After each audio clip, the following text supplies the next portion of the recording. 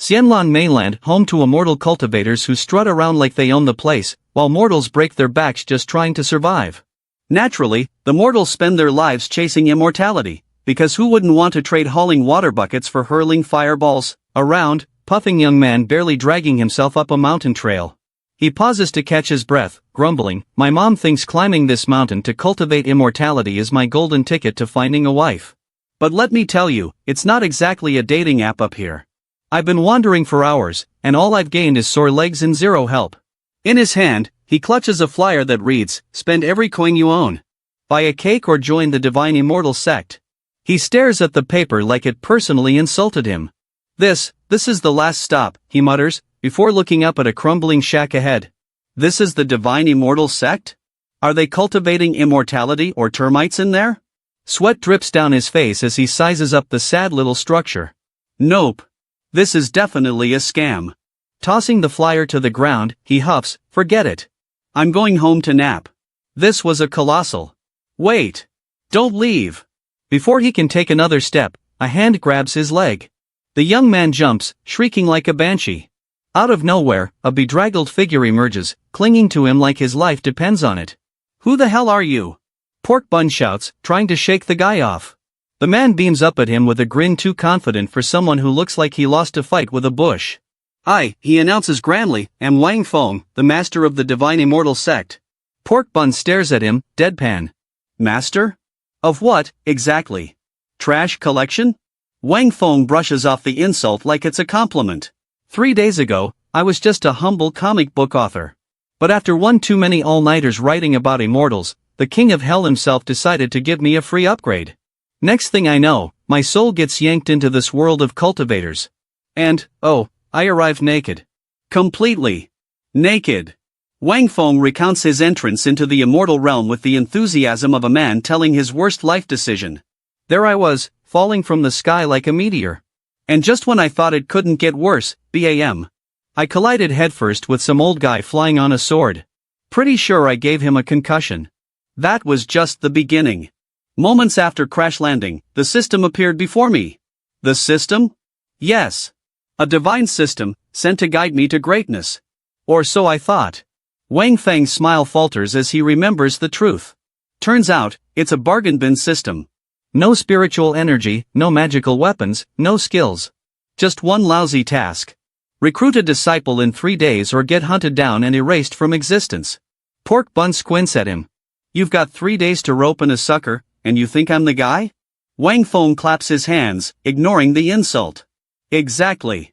I saw you, and I knew immediately you're the chosen one. Your bone structure is unparalleled, your potential unmatched." Pork Bun takes a step back, his face twisting in disgust. "Chosen one? Bone structure? You're making me sound like livestock." He points at the dilapidated shack. "And this so-called sect of yours? It's a dump. You look like you crawled out of a compost heap. Who'd fall for this scam?" Wang Feng doesn't miss a beat. "Ah, but looks can be deceiving, young man. Grand sects with towering temples? They'd take one glance at you and laugh you out the door. But me? I see potential." "Potential?" Pork Bun throws up his hands. "You mean potential to get scammed blind?" Wang Feng sidles up to him, throwing an arm around his shoulder. Now. Think about it, who else would offer you a chance like this? Other sects want perfection. I want you. That's called vision." Pork Bun rolls his eyes, muttering, more like desperation. "And thus begins the most unlikely partnership in the history of immortal cultivation, or the fastest way to end up broke and regretting life choices." Wang Feng had to admit, for a chubby guy, the kid was surprisingly emotional. As soon as Wang Feng praised his so-called extraordinary abilities, the young man's eyes went misty, and his voice cracked. "Can I really cultivate immortality? Can I become a deity?" Wang Feng, ever the con artist, visionary sect master, immediately whipped out a flyer like he was selling snake oil. "Do you know why our sect is called the Divine Immortal Sect? Because the name says it all. Join us, and you'll be a deity in no time." At that moment, the young man's mind wandered off into a vivid daydream. He saw himself lounging on a mountain of gold, saving damsels in distress, and marrying the most beautiful wife in all the land. Drooling at the thought, he fumbled with his money bag and held it out, trembling with excitement. "Is it true? Will I really become a deity? Wang Feng's eyes lit up like lanterns at the sight of the money. His hand shot out faster than a lightning strike. "That's right, darling," he cooed, already mentally spending the cash. The chubby young man hesitated for a moment, pulling the bag slightly back. "But what if I don't become an immortal?" Wang Feng slapped on his most sincere smile, which was about as trustworthy as a street magician. "Don't worry. A 100% guarantee. If you fail, I'll refund your money, find you another sect, and hey, I'll even throw in a good wife." The young man squinted at him, half believing and half doubting. "You're serious?" "Serious as the sky is blue." Wang Feng beamed, though his inner monologue was less charitable. This kid actually believes this nonsense? He's either my first disciple or my personal curse. The young man pondered for a moment, then said, "Fine. But I have conditions. I can't diet or do hard training. I need meat and fish every meal, my clothes must be washed by someone else, and if I'm tired, I'm taking a nap." Wang Feng froze for a second, forcing a grin. Of course. Small matters for a grand sect like ours." Meanwhile, inside, he was screaming, "Is this a disciple or an ancestor? If it weren't for this damned system threatening to wipe me out, I'd have sent you straight to your forefathers by now." The money bag dropped into Wang Feng's palm, and his system notification chimed in like a game-winning jackpot. "Congratulations, host, on successfully recruiting your first disciple. The strongest sect system is now activated. Please check your rewards." Wang Feng barely contained his excitement. "Rewards," he muttered, hurriedly opening the system panel. But before he could even glance at it, the chubby disciple launched himself at him in a bear hug. "Sect Master, you're amazing. Not only did you accept me, but you're treating me so well. Even my family doesn't spoil me like this. Can I call you Brother Wang Feng from now on?" "Brother?" "My head." Wang Feng shoved him away. "Don't disturb me. I'm checking the rewards." The young man pouted. "Fine. But I'm starving. When's my welcome feast?" Wang Feng rubbed his temples, muttering, "I'll make something now," all while planning his escape. Outside the dilapidated house, he finally opened the system panel in peace. Host, Wang Feng. Cultivation, none. Physique, none. Lineage, none. Wang Feng groaned. "Great. I'm the immortal equivalent of a broken broomstick." Sect, Divine Immortal Sect. Disciples, 1, Li Qing. Rewards, 1 summoning opportunity, 1 prize chance. The system elaborated. The summoning opportunity allows the host to summon a celestial realm powerhouse who will join the sect and assist in teaching disciples. Wang Feng perked up. A celestial realm powerhouse? Finally, some actual help. He closed his eyes, recalling his pitiful first 3 days in Xianlan mainland. Day 1, wandering alone in the cold. Day 2, gifted a house barely standing on its own. Day 3, curled up in despair, wishing he could return home. System, he shouted dramatically, thrusting his hand toward the panel. "Summon the strongest champion you've got." The air crackled, and a portal opened. Wang Feng's shack lit up like a fireworks display. A pair of feet emerged, descending from the swirling vortex of light. "Please," Wang Feng whispered, staring at the portal, "don't let this one be another idiot." As Li Qin lay outside the decrepit house, lazily swatting at butterflies like an overgrown child, the sudden beam of light from the heavens sent him flying backward. "Mom, is there an earthquake?" he screamed, flailing in the dirt like a turtle on its back. The ground trembled, the sky darkened, and Li Qin's survival instincts kicked in though, admittedly, they weren't very good. "Help! Something's falling from the sky. Somebody call the Immortal Fire Department." The light engulfed Wang Feng's dilapidated shack, which, miraculously, remained completely intact. Terrified and now curious, Li Qin scrambled to his feet and bolted toward the glowing house. What in the world is going on? That thing should have been reduced to splinters. Bursting through the door like a panicked bull, he found Wang Feng casually sipping tea, looking utterly unbothered, as if he weren't sitting in the epicenter of a cosmic event. Li Qin dashed over and, in his haste, managed to spill the entire cup of tea onto Wang Feng's face. "Sect Master. What's happening?" Wiping the tea off with the grace of a man used to disappointments, Wang Feng glared at him. "What's happening is you just ruined my tea. Can I not have one moment of peace around here?" Li Qin, wide-eyed and trembling, pointed to the door. "Forget the tea. The sun's gone. The sun." Sighing dramatically, Wang Feng followed Li Qin's gaze. Outside, the silhouette of a man descended through the torrent of spiritual energy, enveloped in a blinding light. His every step seemed to quake the ground, his presence almost suffocating. Li Qin screamed in pure terror. An immortal. No, a monster. The end is near. Wang Feng slapped him on the back of the head.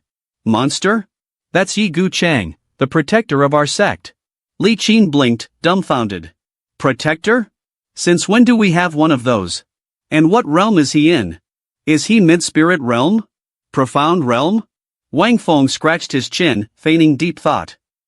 He's in the, nobility peak realm. Li Qin's jaw dropped so hard it practically hit the floor. And nobility peak? Sect master, are you speaking the human language? The nobility realm is practically god tier. People like him are the strongest in the empire.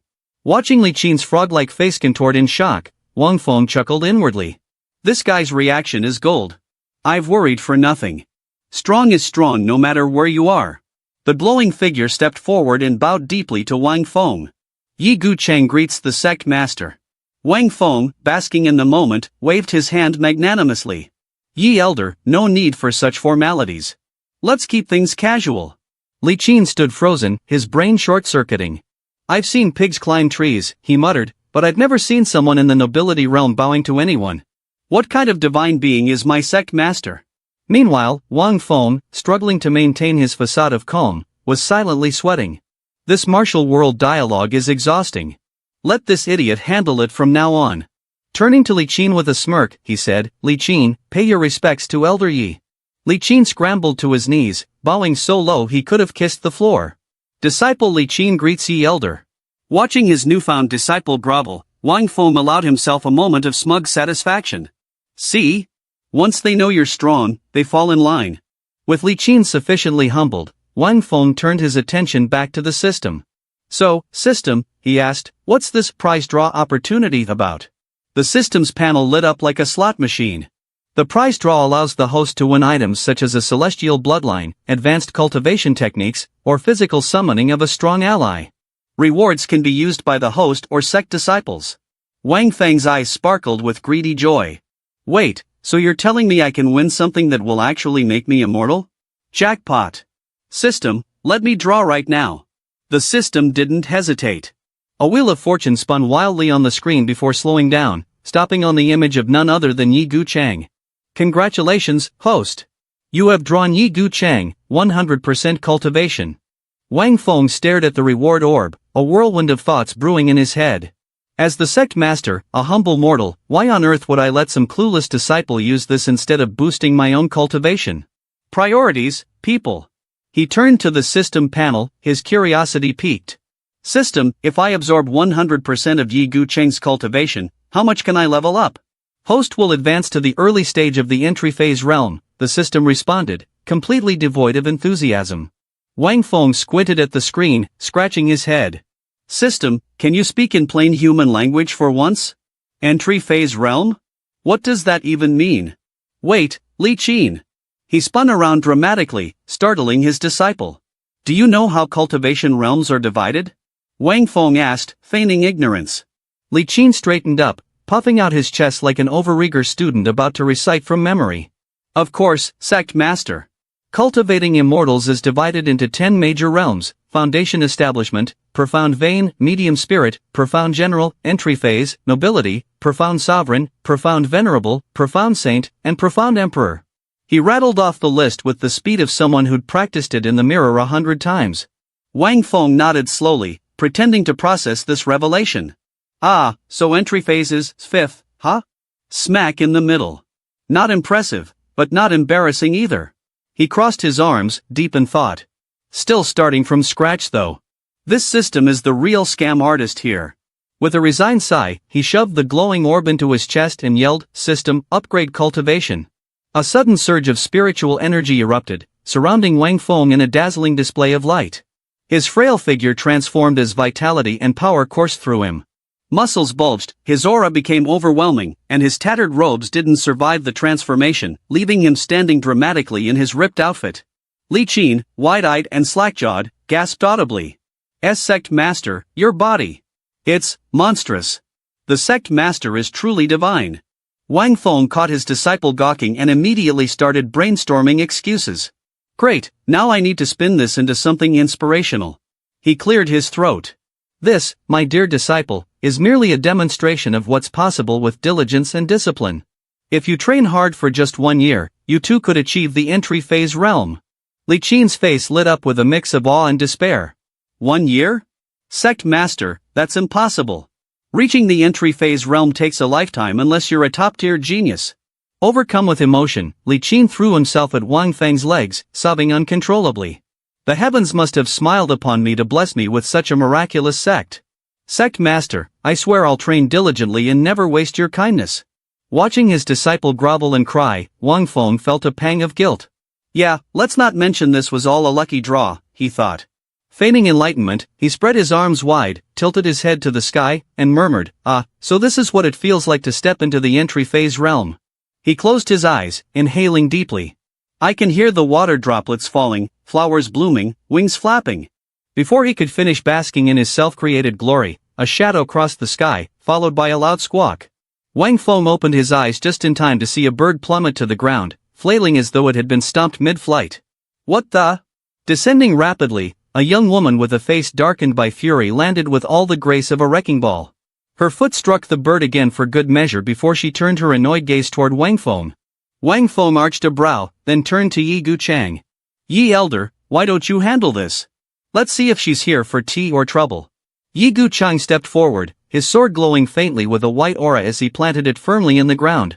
His expression was stoic, his voice hoarse. May I ask, friend, where you hail from? Before the woman could respond, the ground beneath Yi Guchang rumbled ominously. A whirlwind erupted, knocking his sword skyward and sending him tumbling like a ragdoll. Yi Elder! Li Qin shrieked. The whirlwind grew stronger, tearing through the surrounding area and sweeping up a stack of Wang Feng's Divine Immortal Sect recruitment flyers. The three of them stared helplessly as the papers were flung into the sky, scattering like desperate confetti. My flyers! Wang Feng groaned, clutching his head. The woman remained unfazed, her expression as sulky as before. The girl from earlier fell out of the vortex. She gaped, frowning as she stared ahead. Immediately after, the poor bird was again stepped on by her wicked foot. Is your back a temple or what, stepping on it like that? She used all her strength to kick the bird, then slowly descended. She shot a piercing glare, staring intently ahead. As she landed, suddenly a flyer fell right in front of her. Startled, she quickly drew the sword from her waist. Without the slightest hesitation, she swung at the flyer with a deadly strike. Yi Gucheng's expression darkened upon seeing this. Gripping his sword tightly, he growled, "Don't destroy the items of our sect." As soon as he finished speaking, he immediately drew his sword. The blade emitted a blinding light. Yi Gucheng raised his sword behind his neck, showcasing its dazzling brightness. A wave of spiritual energy wrapped around the blade of Yi Gucheng's sword. Then, he unleashed a stream of sword chi forward with an icy expression. The airflow released from his sword directly attacked the piece of paper. At the same time, the paper accidentally got hit right in front of that girl. In the blink of an eye, the paper had fallen straight onto the girl's face, causing her to blink in surprise. Not only that, the paper was sticking increasingly tightly to her face. In a panic, she tightly embraced the paper, losing her balance and falling from above. The girl hit the ground, creating an explosion right in front of Wang Feng. Seeing this, he pointed ahead and said in confusion, "With this way of greeting from Yi Guchang, if someone is a friend, it might just turn into an enemy. Li Qin, why don't you go greet her?" At that moment, the mist gradually dissipated, and the girl appeared flattened on the ground, her body covered in injuries, still holding tightly to the paper on her face. Li Qin timidly approached and said, "Miss Fairy, are you alright?" Meanwhile, Yi Guchang had sheathed his sword. Then, he turned to glare sharply behind him. That was also when the paper on the girl's face was unsealed, and she pulled it down, staring blankly as she looked over. Li Qin opened her eyes wide in fear upon seeing that face, sweating. "It has nothing to do with me, Mom, boo-hoo-hoo." The younger sister gritted her teeth in anger, then slammed her hand down hard on the ground with a dark expression, her whole body filled with evil energy. "Who littered?" Seeing this, Li Qin panicked, tears streaming down her cheeks, and ran away with her legs curled up to her neck. Hearing her sister's words, Wang Feng chuckled, "This is not trash, what you're holding is a flyer from our Divine Immortal Sect." The younger sister, upon hearing this, unfolded the paper, furrowed her brow, and stared wide-eyed. "A flyer?" After looking at it for a moment, she raised her head, her eyes wide in confusion. "Is this the Divine Immortal Sect? What else could it be? I am the sect master of the Divine Immortal Sect from the flyer. My name is Wang Feng." As soon as he finished speaking, the system suddenly appeared with a notification: you have a new message. Congratulations, host, you have found a genius.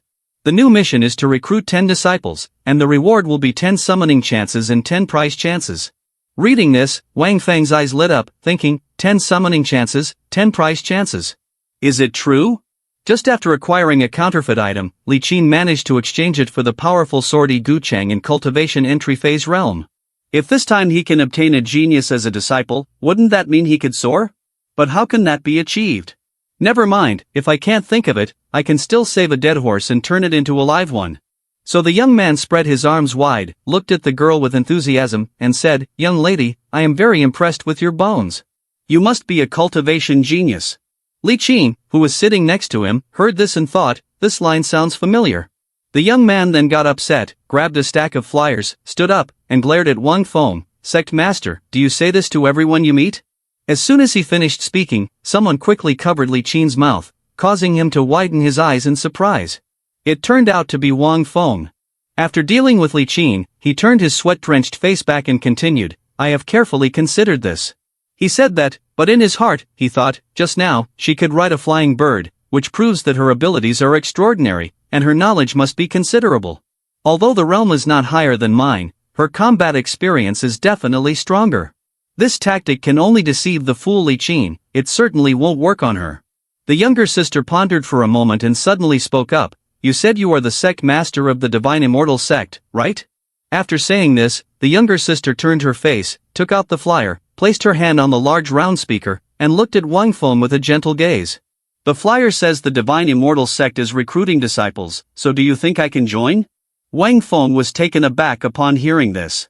Both teacher and student were thrilled, their eyes sparkling with thoughts of, I never expected a sweet treat to fall from the sky and land on my head. I never imagined that this fairy could become my junior sister fellow disciple. Just as they were enjoying the moment, a warning from the system appeared, detected that the host is in an excessively joyful state. A gentle reminder for the host, do not celebrate too early. If the other party does not pay the entrance fee, they will not be considered a disciple. After reading this, he was furious and shouted, damn, does this damned system have so many rules? Wang Feng raised his hand in front of his face, closed his eyes tightly. The regulation of our Divine Immortal Sect requires you to voluntarily submit all the money you have on you as the sect fee. Upon hearing Wang Feng's words, the girl suddenly ran over and grasped his hand tightly. She took his hand and placed it against her chest, closing her eyes tightly and making a cute face. I rushed out without any money on me, can I make up for it later?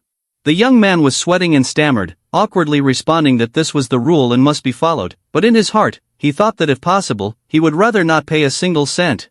But how could he do that? This was a mandatory requirement of the system. Hearing those words, Li Qin was struck dumb and thought to himself that even someone like Ling Fei Wu wanted to accede to the sect, and the sect master also wanted to collect money. I have truly made a lot of money already. At that moment, a group of strange people suddenly appeared behind Ling Fei Wu. Hey beauty, do you really think you can escape from the palm of the marquis? Hearing this, the girl opened her eyes wide in panic, and the young man with white hair glared, wearing a sinister smile. Ha, even your father can't protect you. What can these monkeys in the mountains do to help you? Ling Fei Wu turned around, pointing his sword forward, frowning in anger. Lin Yuni, I am now a disciple of the Divine Immortal Sect. In front of my sect master, you won't easily destroy your humanity. The guy standing next to him, after hearing this, felt like, I thought desserts would fall from the sky, but it turns out I am the dessert for someone else. Lin Yuni jumped down from the tree, leaping forward, looking up at the sky with a strange expression, gathering energy in his hands. You dare to steal the prey of the Marquis? The Marquis does not mind giving you a strike. Although the lackeys raised by the Marquis have all reached the profound general realm, Wang Feng, after hearing this, rested his chin on his hand, closed his eyes and pondered. The profound general realm is only one level below me, but they have 5 people. Moreover, I don't know what level the captain is, it seems this disciple recruitment has some danger. Ling Fei Wu stared intently at her shining sword, trembling all over. At the same time, Li Qin walked straight up to Ling Fei Wu and pointed forward. Ha ha ha, little junior sister, you don't have to be afraid.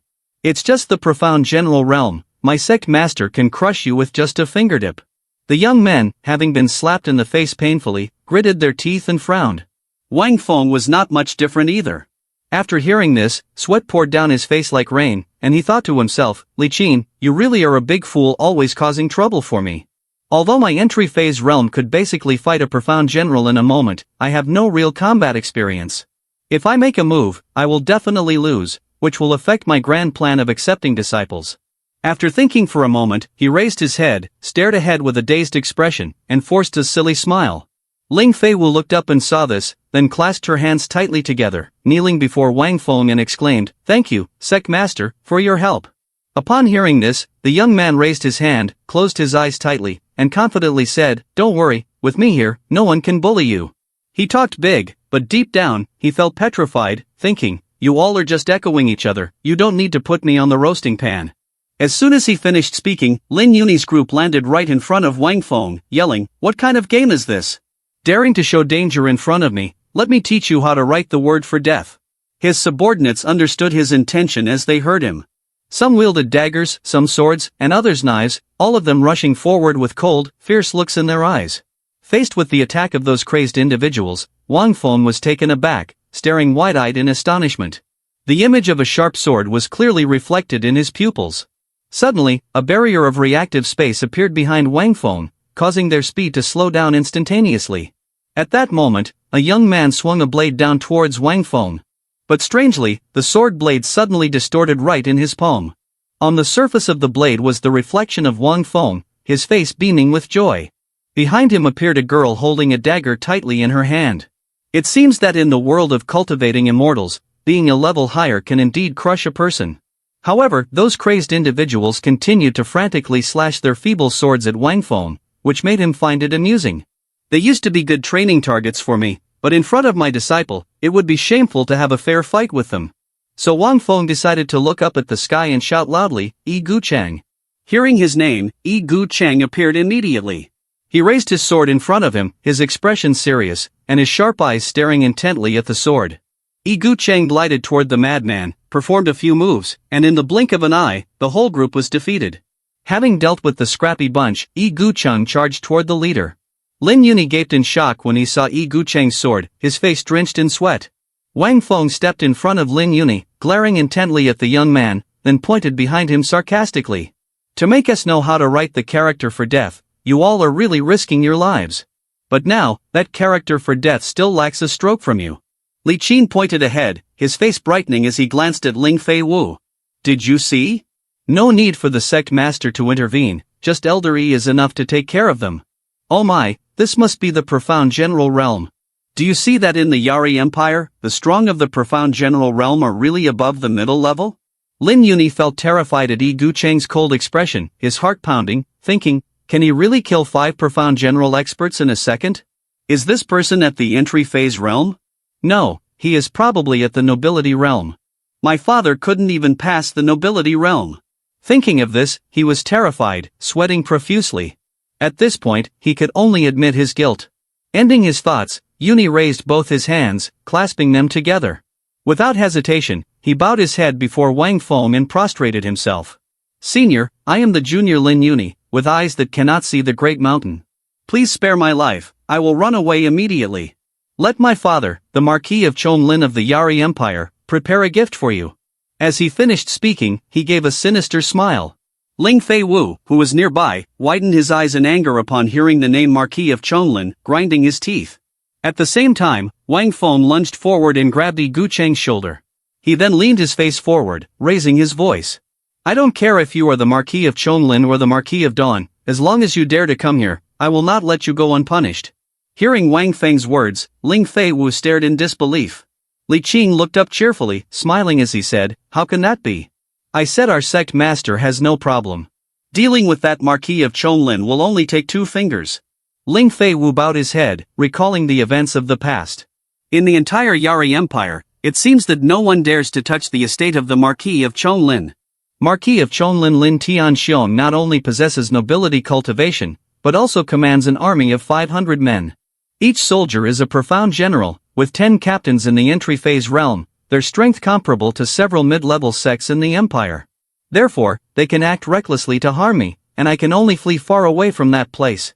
However, the sect master of the Divine Immortal sect doesn't even pay attention to the existence of the estate of the Marquis of Chonlin, perhaps he can protect me. Finishing his thoughts, Ling Fei Wu knelt down and prostrated himself before Wang Feng. He glanced at his sister's stunned expression, and after a moment, he opened his mouth to speak. "What's wrong with you? Why are you suddenly performing such a ceremony?"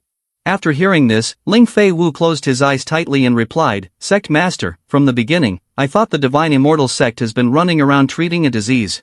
His sister looked up, glaring at Lin Yuni, and shouted, "But now, I firmly believe that the Sect Master can uphold justice for the Ling family master." Wang Feng, seeing his sister's anger, widened his eyes in surprise. "What exactly is the grudge between you and Lin Yuni?" His sister glared, clenching her teeth, her whole body trembling. "During a time when the disciples were sent out for cultivation, I encountered Lin Yuni, the young Marquis of Chonglin's estate. He was captivated by my beauty and tried to violate me. It took all my strength to escape from his grasp. I thought that ordeal was behind me, but when I returned to the Ling family, as soon as I stepped through the door, I discovered that Lin Yuni had brought the strongmen from the Marquis of Chonglin's estate and slaughtered hundreds of people from the Ling family. If it weren't for my father's desperate protection, I fear I wouldn't have lived to meet the Sect Master." After speaking, she lifted her head, her face darkened, her whole body trembling. Wang Feng gently approached her to comfort her, saying, "Don't worry. Whether you're my disciple or not, I intend to see this matter through." From a different perspective, upon hearing these words, Lin Yuni's eyes widened, and he gritted his teeth in discomfort. He dug his fingers into the ground, then, using all his strength, he sprang up and fled. "Sect Master, Lin Yuni has escaped." Wang Feng was a little surprised when he saw this. The villain in a comic doesn't directly resist, then they directly kneel down and beg. Why isn't this guy following the usual script? Seeing the terrified expression on Ling Fei Wu's face, Wang Feng boldly patted his sister on the shoulder, smiling, "Don't worry. With Yi Elder here, he won't be able to escape." As soon as he finished speaking, Yi Gu Chang, who was standing aside, also understood the intent and drew out his sword, which emitted a dazzling light. Then, he unsheathed the sword entirely, its blade gleaming, while his hair stood on end. Waves of spiritual energy continuously poured out from his body. At that moment, the crazies who had been beaten up just moments ago were suddenly sent flying by Yi Gu Chang's sword chi. Not only that, but Wang Feng, Ling Fei Wu, and Li Qin were also simultaneously lifted into the air. The girl and the frightened little disciple clung tightly to Wang Feng, making him helplessly think, why does Yi Gu Chang always want to create such a grand spectacle whenever he makes a move? Luckily, my cultivation in the imagery realm is stable, otherwise, both I and the disciples would be in the same dire situation. The sect master's face would be completely gone. At this moment, someone's foot stomped the ground and jumped up. That foot stepped on the corpses hanging in the air one by one, and it turned out to be the foot of Yi Gu Chang. Thanks to the grace of those crazies, Yi Gu Chang quickly soared upward, just in time to catch up with Lin Yuni. The unfortunate young man raised his face and saw Yi Gu Chang, his mouth agape in panic, running away desperately. Yi Gu Chang glared with narrowed eyes, staring straight ahead. Then, he used the ultimate technique, immortal flying from heaven, launching a stream of sword chi towards Lin Yuni. The stream of sword chi struck directly into Lin Yuni's face, causing him to open his eyes in pain. Immediately, blood flowed from his face without stopping, even making him cry blood. The immense force knocked him backwards. Yi Gu Chang retracted his sword. As the sword was withdrawn, the crazies fell from the sky, blood splattering everywhere. Yi Gu Chang turned to leave, not forgetting to send them another wave of sword chi as a parting gift. At that moment, as Lin Yuni collapsed to the ground, something fell from his neck. It turned out to be an emerald pendant, engraved with mysterious images. Ling Fei Wu's eyes widened as soon as he saw the jade pendant. His younger sister rushed over to grab the pendant, holding it tightly in her hands. The unfortunate young man looked up at the sky, trembling all over. He knelt among the corpses of his subordinates, shouting loudly. Yi Gu Chang glanced over and said in a low voice, "According to the sect master, Lin Young Master has stayed here." Ling Fei Wu glared at Yi Gu Chang, secretly sweating and thinking, from the very beginning, I knew this person's martial arts were extraordinary, but I never expected them to be this outstanding. Especially the move, immortal flying from heaven, just now. Even if the Marquis of Chonglin had acted directly, he probably wouldn't have been able to escape unscathed. With a character like this as an elder in the Divine Immortal Sect, sooner or later their reputation will be known throughout the world. Why have I never heard of them before? Am I really that shallow? Lost in thought, he suddenly heard Wang Feng glance over and speak, causing his sister to jump. I know about your desire to join our Divine Immortal Sect, but it was only to protect yourself that you had to act this way. Ling Fei Wu felt exposed, his face darkening, a drop of sweat rolling down his cheek as her bit his lip in silence. Wang Feng placed his hand on his chest, closed his eyes tightly, and smiled. But I truly want you to become my disciple. However, my sect is a big hidden sect. You will understand this better in the future and can decide then. Fei Wu, upon hearing this, smiled brightly like a blooming flower. Wang Feng saw this and thought to himself, no wonder I am the famous comic book author, this dramatic moment is what I call pure emotional fire. At this point, Ling Fei Wu presented the jade pendant that had been mentioned earlier. This is a jade pendant, a treasure passed down from the Ling family. Today, having received great kindness from the sect master as revenge for me, I am willing to offer it as a fee to join the sect. Wang Feng raised his hand to touch the jade pendant, smiling brightly. I don't even know if the system accepts jade as a fee, but it doesn't hurt to try. Then, Wang Feng opened his eyes halfway and looked up, surprised by something. At this time, the younger sister frowned, her eyes clearly showing sadness, deep in thought as if she was contemplating something. Wang Feng saw this and gasped, whispering to himself, oh, why is her face suddenly so red? Ling Fei Wu pondered and recalled the past. Xiao Wu, did you always scream for a piece of jade like this before? In the blink of an eye, you have reached this age. Today, father will give it to you, take it. It might even turn out to be a love token. At that moment, she held the jade pendant and said, this is the heirloom jade of the Ling family, Xiao Wu will definitely not give it to anyone. After thinking for a while, the younger sister turned her face away sadly. On the contrary, Wang Feng held the pendant between his fingers and gazed at it with bright eyes. At this moment, the system displayed, congratulations host for completing 1/10 of the task of accepting a disciple, the rewards are 1 summoning opportunity and 1 prize draw chance. Wang Feng slapped Ling Fei Wu on the shoulder, startling her. The younger sister looked up, confused. Wang Feng cheerfully said, now you are a disciple of the divine immortal sect. He widened his eyes and smiled confidently, your enemy is also considered our sect's enemy. After saying that, he pointed at Lin Yuni, you can take a share of the profits from that useless person. Upon hearing this, Fei Wu's eyes suddenly widened, she noticed a piece of wood by the roadside and without hesitation walked over to pick it up. Then, the younger sister strode directly toward Lin Yuni with a face filled with evil energy. Exterminate the enemy clan, like a ship sinking into a sea of blood. This grudge cannot go unavenged. She raised the sharp branch, her eyes full of hatred, gritting her teeth and shouted loudly, if I don't kill you, it would be a waste of my status as the great lady of the Ling family. Without hesitation, Ling Fei Wu delivered a fatal stab to Lin Yuni, causing blood to splatter everywhere.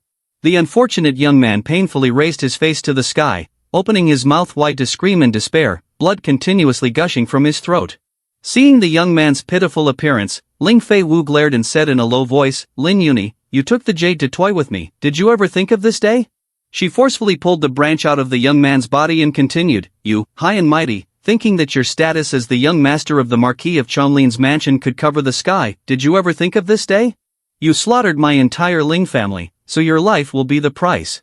Finishing her words, the younger sister continued to deliver a powerful stab to his chest, blood pouring out incessantly, the branch being pulled out and dripping drop by drop. But it wasn't over, the younger sister rushed straight in with her elbow sideways, the branch piercing into his chest again. I ask you once more, have you ever thought of this day? Li Qin, witnessing the scene before him, trembled and pointed at Ling Fei Wu. Secretary Master, little junior sister, she. One phone snickered after hearing this, interrupting the chubby guy's words. Let her vent and find satisfaction. At this moment, Lin Yuni's eyes widened, slowly closing them, finally reaching the moment he turned his neck to the side and met his end. No matter how powerful the force is, at the moment of death, one could only lie among a group of useless subordinates. The system displayed, you have a new notification, congratulations to disciple Ling Fei Wu for taking the life of a strong profound general realm, receiving 300 Sect points. Ling Fei Wu tightly grasped the blood-soaked branch in her hand, walking forward to kneel right in front of Wang Feng. Thank you, Secretary Master, and Elder Yi for helping Fei Wu take revenge. From now on, Fei Wu lives as a member of the Divine Immortal Sect, and in death, she will also be a spirit of the Divine Immortal Sect. Wang Feng smiled and responded. I self can provide you with a good foundation for practice, but whether you become truly strong or not depends on yourself. Wang Feng stepped forward to grasp Ling Fei Wu's hand.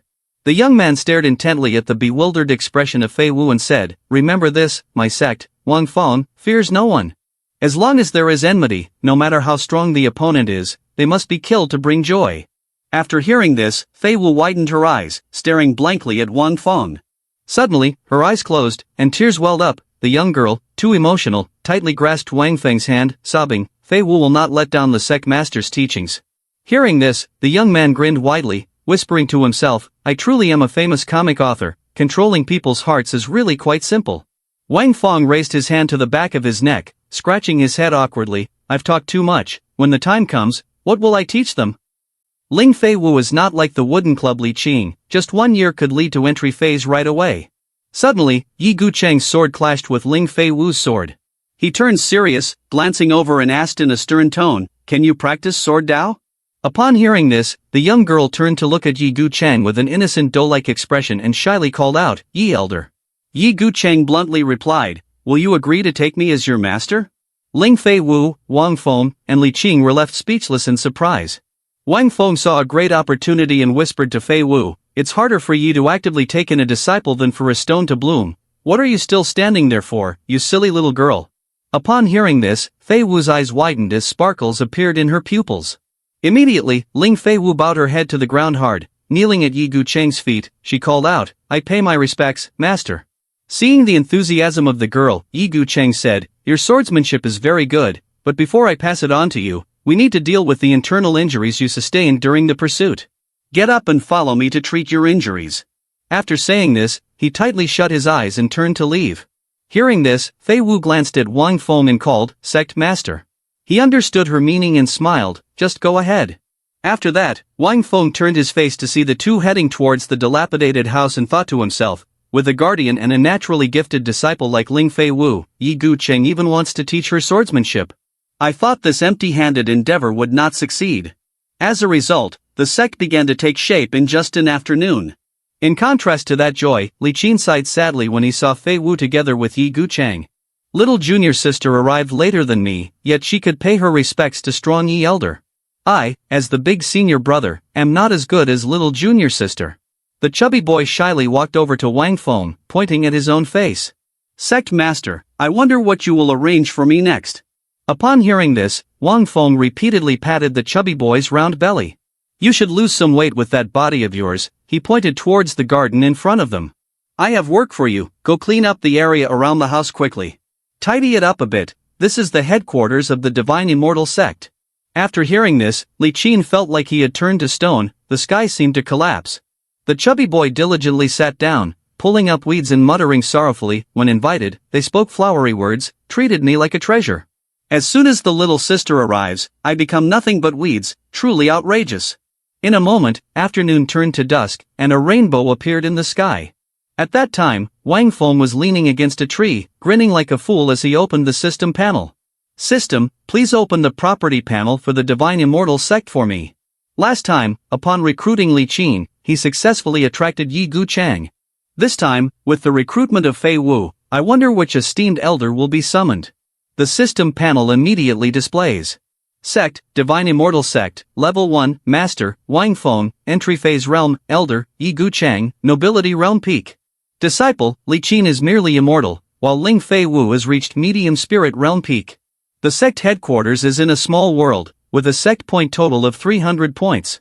Wang Feng, feeling curious, pointed at the system panel and asked, what are these sect points used for?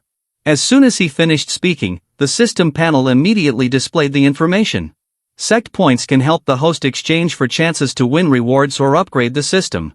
Upgrading the system allows the host to summon stronger beings and powerful spells, and can accommodate more disciples. After reading this, his eyes lit up, and he clenched his fists with an excited expression. Wow, so how can I earn sect points? The ways to earn sect points are as follows. First, complete the tasks assigned by the system, with higher difficulty yielding higher points. Second, eliminate the enemy. Eliminate as many enemy points as possible. Third, recruit top geniuses into the sect. The higher the genius's ability, the more points earned. Wang Feng was wide-eyed and dumbfounded after hearing this. Isn't that right, system? Ling Fei Wu, at 18 or 19, has reached the medium spirit realm peak, so she must be considered a top genius. Why didn't her points increase after joining? The system replied that although Ling Fei Wu has potential, she does not possess a special constitution or comprehension of intent. Therefore, she has not yet reached the top genius ranking. Upon reading this, The young man felt a headache coming on and thought, so Fei Wu is not considered a top genius. What does a top genius with high abilities look like? System, do you think my sect master can be considered a top genius? The system promptly displayed a response. The host's own talent is ordinary. However, as the system master, you will become a top genius. Suddenly, Wang Feng burst into tears and exclaimed, what about Li Qing's talent? Searching for Li Qing's talent requires a fee of 100 points. Does the host wish to proceed? The young man was left in a daze upon hearing this. That's too much, searching for an ordinary person who needs 100 points. Never mind, just keep looking. Having paid the fee, the system began to display images, Disciple Li Qing, Supreme Monster. Upon seeing this information, Wang Feng was stunned, and he imagined the face of the chubby guy, along with the phrase Supreme Monster and a loud laugh, ha that scared him. He glanced over with a startled face, and what caught his eye was the alluring backside of the chubby guy. Seriously, this fat guy could also be ranked as a supreme monster. At this moment, the chubby guy was still unaware of what was happening and was diligently pulling weeds. After a while, the hefty brother finally used all his strength and managed to pull up the weed clump. Wang Feng, seeing this, turned pale, sweat pouring down his face as he screamed, oh my god, this fat guy can be ranked as a supreme monster. The system, sensing the owner's panic, displayed, the system is not wrong, Disciple Li Qing possesses a black spirit tortoise body, it's just not activated yet. Wang Feng, hearing this, instinctively pointed his finger forward and asked, wait a minute, what is the body of the black spirit tortoise? The body of the black spirit tortoise is a special physique at the level of a cheat, which includes two types of abilities, absolute defense and absolute vitality. Forming the body of the black spirit tortoise ensures that one does not harm their life. The heavens and earth do not age, and neither does he. As all things wither away, he still remains, with boundless longevity. The defense is incredibly strong, even if the heavens and earth were to shatter, he could remain at ease. After hearing this, Wang Feng turned to Li Qing with a surprised expression. That damn fat guy Li Qing unexpectedly has such a terrifying physique. If that's the case, if he can successfully cultivate the body of the black spirit tortoise, wouldn't he be immortal? No matter what, he must successfully train Li Qing. What is the system method to activate that body of Li Qing? As soon as he finished speaking, the system panel displayed an image of Li Qing. At that moment, the fat guy was holding a ring of grass and smiling. Oh grass mirror, do you know who is the strongest person in Xianlan mainland? The strongest man in Xianlan mainland is none other than Li Qing. The fat guy raised his face to the sky and flared his nostrils upon hearing this. Oh grass mirror, I never expected you to be as knowledgeable as Balu. Hearing those cold words, the system asked, host, do you think Li Qing deserves to be beaten? Well, I think so too, Wang Feng said, lowering his head in contemplation. But what does Li Qing deserving to be beaten have to do with the tortoise body? Because the method to activate the black spirit tortoise is to be beaten. Wang Feng widened his eyes in surprise upon hearing this. At that moment, the phrase, beaten, kept replaying in his mind, causing him to frown in annoyance. What the hell? The black spirit tortoise body needs to be beaten from the outside without stopping, so that the blood vessels within can be activated and fully revived. Upon hearing this, Wang Feng realized something and smiled brightly, thinking, if I can't find some legendary treasure to activate Li Qing's body for now, then beating him is way too simple. After all, as long as he doesn't get beaten to death, right? With that thought, Wang Feng envisioned the scene of Li Qing hanging in the air while Fei Wu continuously hit him with a stick with perfect accuracy. The tortoise body is strong like that, it should be fine. At that moment, Li Qing was playing with his grass mirror when a gust of wind suddenly swept by, causing him to fearfully cover his head and run away. Why is there such an inexplicable chill? While running, he suddenly noticed something and stopped, squinting his eyes and asking, grass mirror, do you know what is in the sky? A fierce whirlpool appeared in the sky, surrounded by rumbling lightning strikes. Li Qing, terrified, rushed to hug Wang Feng, crying uncontrollably, Sect Master, what is happening in the sky? Don't worry, everything is in my hands. In fact, it was just a spontaneous boast. A moment later, he immediately turned to question, what is happening with the atmosphere in the sky? Disciple Ling Fei Wu is about to break through to the profound general realm, that is a sign during the level up. Wang Feng looked at it in astonishment. I really didn't expect that Yi Gu Chang would help Ling Fei Wu heal and ultimately cause her breakthrough. With this information, he turned and pointed his finger at the whirlpool, saying to Li Qing, your junior sister Fei Wu is about to break through to the profound general level, that's a sign during the level up. The chubby man was very surprised after hearing this, secretly thinking, the junior sister just entered the sect. Not only has she been accepted by the Peakstrong Elder as a master, but she is also breaking through her cultivation. In contrast to me, he is still completely mortal, and at this rate, I'm afraid my status as senior brother won't last. Lost in thought, someone's finger poked directly into the chubby cheek of the fat guy. Wang Feng glanced over at Li Qing and smiled, no need to be disheartened, tomorrow I will teach you how to cultivate, just give it some time, and you will definitely surpass your junior sister Fei Wu. It's not impossible, you just have to be able to endure it. After hearing those words, the fat guy was extremely excited and full of energy, thumping his chest boastfully, thank you, Sect Master. Don't worry, Li Qing can endure. After hearing this, he released his 2 fingers from the chubby cheek, I also believe your body can endure. After saying that, the master and disciple turned their eyes toward the light from the vortex. I am really looking forward to the moment you break through to the profound general realm, will the sign be greater?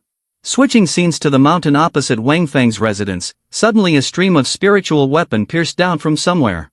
A moment later, a slender man appeared, his whole body continuously emitting streams of hidden weapons. The young man opened his eyes wide with deep red pupils, grinning menacingly.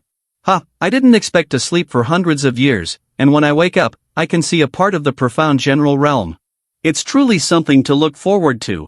He stared intently at the swirling vortex in front of him, grinning mischievously. It's just that, the profound general realm can become my meal, which is also your honor. With that, he kicked hard against the cliff, then dashed straight down without a moment's hesitation. Moreover, he looked incredibly cheerful, smiling brightly like a flower. From another angle, we can now clearly see the speed of his altar as he searches for a tasty prey. At this moment, the swirling vortex in the sky gradually dissipated, and strange red cracks appeared on the mountaintop. For unknown reasons, in the blink of an eye, a large explosion occurred, causing the cliff to shatter into pieces. Once the mountain shattered, another vortex appeared in the sky, even more powerful than before. Lightning bolts continuously struck down, and from the vortex accumulated a spiritual weapon ball. That spiritual weapon ball struck directly into Wang Feng's dilapidated house, and the sky immediately turned dark. After a while, the sky returned to normal, and a foot belonging to someone appeared. Fei Wu stepped out with Yi Gu Chang, her entire body brimming with accumulated spiritual weapon energy. Congratulations to the disciple Ling Fei Wu of the Sect Master for breaking through to the profound general realm. This time the reward is 1,000 Sect points. Wang Feng grinned widely upon receiving the announcement. This young girl is truly a genius, she is just one realm away from me. Luckily, I have the system, otherwise, I'd be left behind and wouldn't know how to face everyone.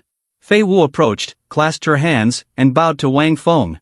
Thank you, Sect Master, for giving Fei Wu this opportunity. Li Qing, standing aside, felt a bit jealous and turned to bite the young man, then whispered, this tiny profound general realm is nothing. Just wait a year, my entry phase will truly be called genius. Wang Feng extended his hand towards Yi Gu Chang. Fortunately, we have Yi Elder beside us, I hope that in the future, you can take the sect's reputation and bring it to greatness.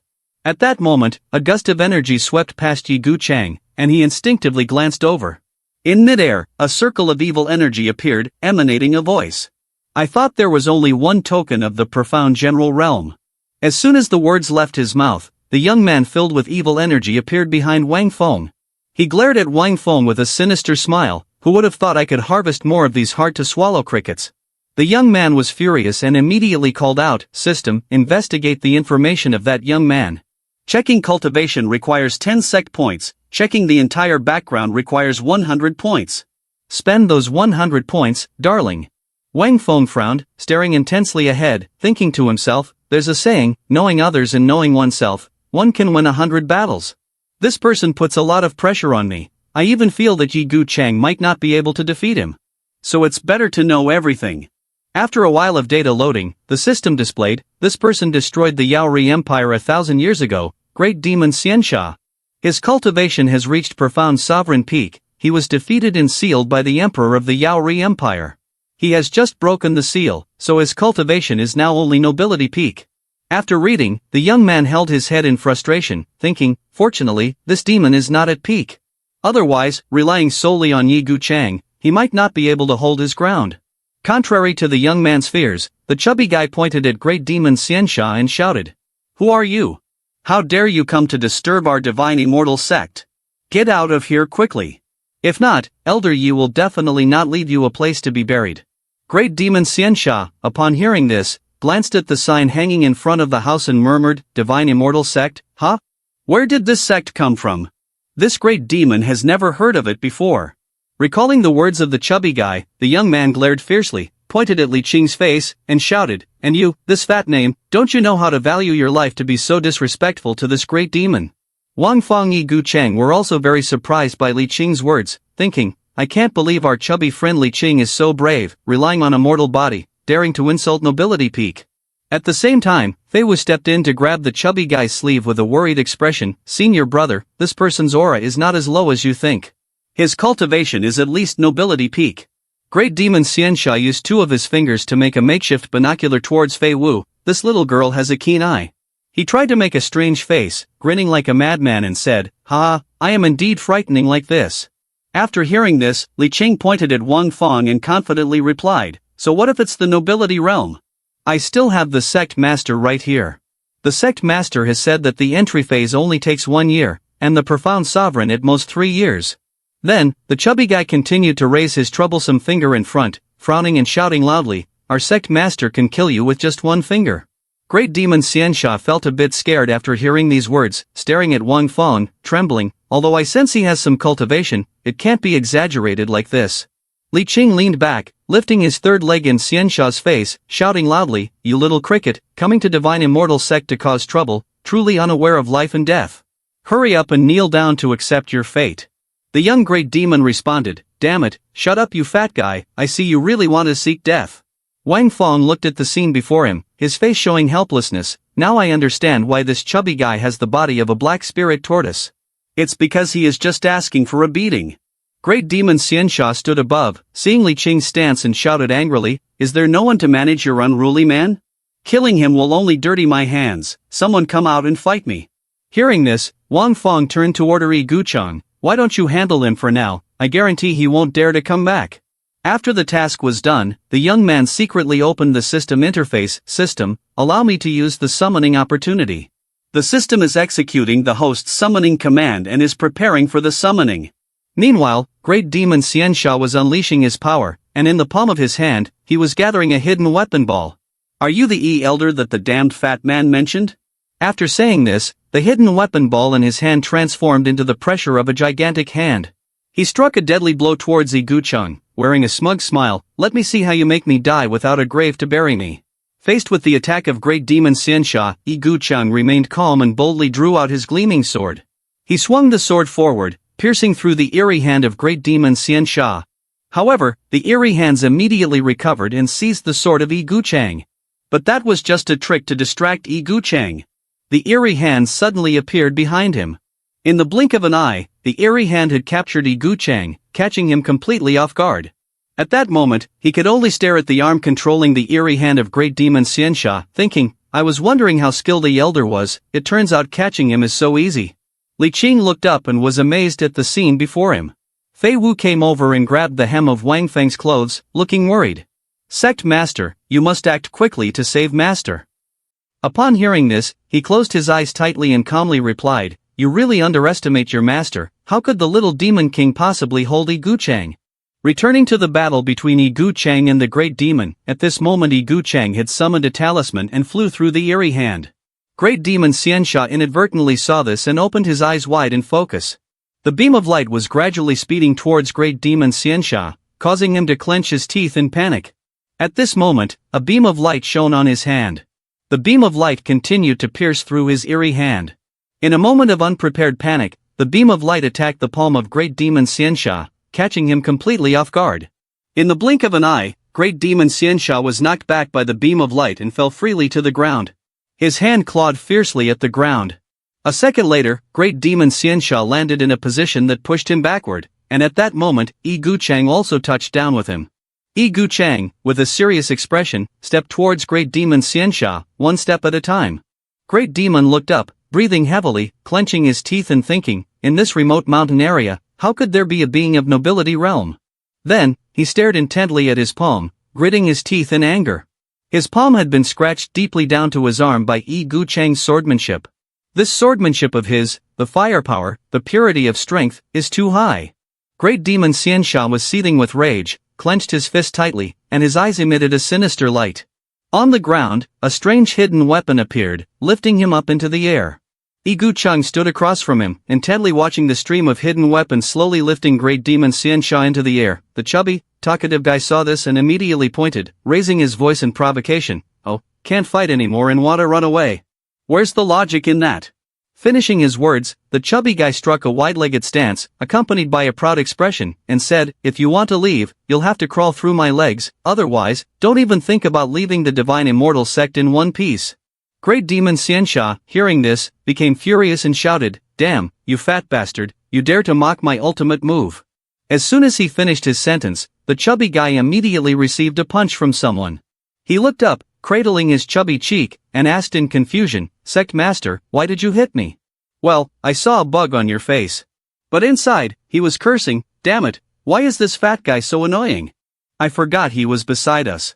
Great Demon Xianxia stared intently at Gu Cheng, breaking into a sinister smile. "After breaking free from the seal, you are the first one who can stimulate my appetite. To show respect for our exquisite dish, I will tear you apart with my own hands." As soon as he finished speaking, a massive concealed weapon gathered in the sky. Along with it, a strange hand was aimed directly at Gu Cheng's head. When Gu Cheng looked up, that strange hand was already very close. Ling Fei Wu, seeing this from a distance, was extremely shocked and shouted loudly, "Master, be careful." Gu Cheng gripped his sword tightly. The blade was wrapped tightly in a white aura of spiritual weaponry. Gu Cheng stomped down hard on the ground for momentum, then soared into the air. The white aura of spiritual weaponry from Gu Cheng's sword spread out, covering the area. He stared fiercely ahead, using the ultimate technique, immortal flying from heaven, delivering a fatal strike toward the concealed weapon of Great Demon Xianxia. From this angle, we could see the beam of light emanating from Gu Cheng piercing through the palm of Great Demon Xianxia. Everything around began to turn chaotic. Fei Wu sensed that the situation was not right and tightly grabbed Li Qing's hand, pulling his inside. Gu Cheng's spiritual weapon launched a direct attack on the mysterious palm, seemingly trying to tear apart the giant eerie hand of Great Demon Xianxia. Blood splattered continuously, and that was the finishing blow that ended the battle. As the battle concluded, the sky turned blue again. Outside Wang Feng's dilapidated house, thick clouds of smoke appeared. He and Fei Wu opened all the doors and peeked outside, showing expressions of astonishment. "Wow, the entire valley has been flattened." The yard had been completely stripped of all its plants and flowers after just one battle. Gu Cheng's feet touched the ground, while Great Demon Xianxia collapsed in a position of defeat. Gu Cheng raised his sword behind him, glaring intently at Great Demon Xianxia. The Great Demon clenched his teeth, thinking to himself, "Gu Cheng's strength is only slightly inferior to mine. If I exert all my effort, I might be able to kill him. But he will definitely realize that I am breaking my seal, and at that point, I can only flee."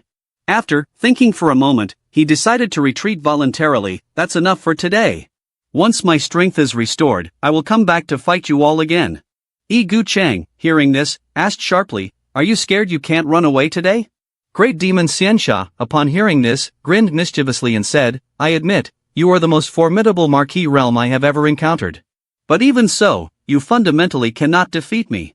Upon hearing this, Gu Cheng put away his sword and said, "The sect master instructed me to hold you back. Defeating you is someone else's job." As soon as he finished speaking, a gentle breeze blew in, and snowflakes began to fall from the sky. Wang Feng looked up and smiled upon realizing something, as objects descended from above. "It seems he has arrived." Great Demon Xianxia raised his hand to catch the snowflakes, wondering, why is it suddenly snowing? At this moment, Gu Cheng suddenly closed his eyes tightly and firmly said, "I actually don't know anything at all." Then he opened his eyes, frowning in discomfort. "But now, my sword tells me that he might be the enemy of my lifetime." As soon as he finished speaking, suddenly a foot from someone approached. At this moment, a man appeared behind Great Demon Xianxia, a thin figure with long hair. This man with gray eyes was the sword god Chimen Chushu. Great Demon Xianxia turned around and saw Chushu, beads of sweat pouring down like rain. He thought to himself, just one Gu Cheng is already a headache, and now there's another strong one like him. It seems I have no chance to escape. Among the 36 strategies, running away is the best option. With that thought, he recklessly turned and bolted away like a madman, racing past Chushu. Observing this, the sword god Shushu immediately gathered a wave of spiritual energy at the tips of his 2 fingers and then lightly struck towards Great Demon Xiansha as a greeting. However, it seemed that Great Demon Xiansha did not sense the attack and continued to run away frantically. A moment later, blood gushed violently from his neck for reasons unknown, and he began to feel the pain, opening his mouth wide and screaming "Aaa!" The blood flowed from his body like a stream. At that moment, an invisible blade stained with red streaks of blood appeared in Shushu's hand. Great Demon Xiansha glared down at his sword and gritted his teeth, shouting, "Swordsmanship without form or shadow, swordsmanship based on light that can kill. What kind of swordsmanship is this?" Shushu, after hearing this, raised his 2 fingers and retracted the invisible sword. He stared intently at the face of Great Demon Xiansha and said, "I only casually slashed a line, it does not count as swordsmanship. Therefore, it is not worth naming." At that moment, the 3 young men stood silently, staring at each other without saying anything. Yi Guchang raised his sword to cover half of his face, intently looking at Sherman Shushu. In contrast, Sherman Shushu focused his gaze on the ground. Wan Fong, standing to the side, saw this and squinted his eyes, thinking, "I didn't expect this time to summon Yi Guchang's only rival, Sherman Shushu. If Yi Guchang is the fairy of swordsmanship, then Sherman Shushu is the sword god." 2 strong swordsmanship, both serious and sincere, had reached a level where only the sword existed in their hearts. After thinking for a moment, he turned to open the system panel, but according to the theory, Yi Guchang should be stronger than Sherman Shushu, right? The system panel immediately opened the character attributes. Sherman Shushu has a cultivation level of mid-profound sovereign realm, his profound skill is Blossom Lightsword Dao, peak royal grade, and his profound weapon is a fake royal peak. During this summoning of Sherman Shushu after the Forbidden City battle, Sherman Shushu had truly emerged victorious.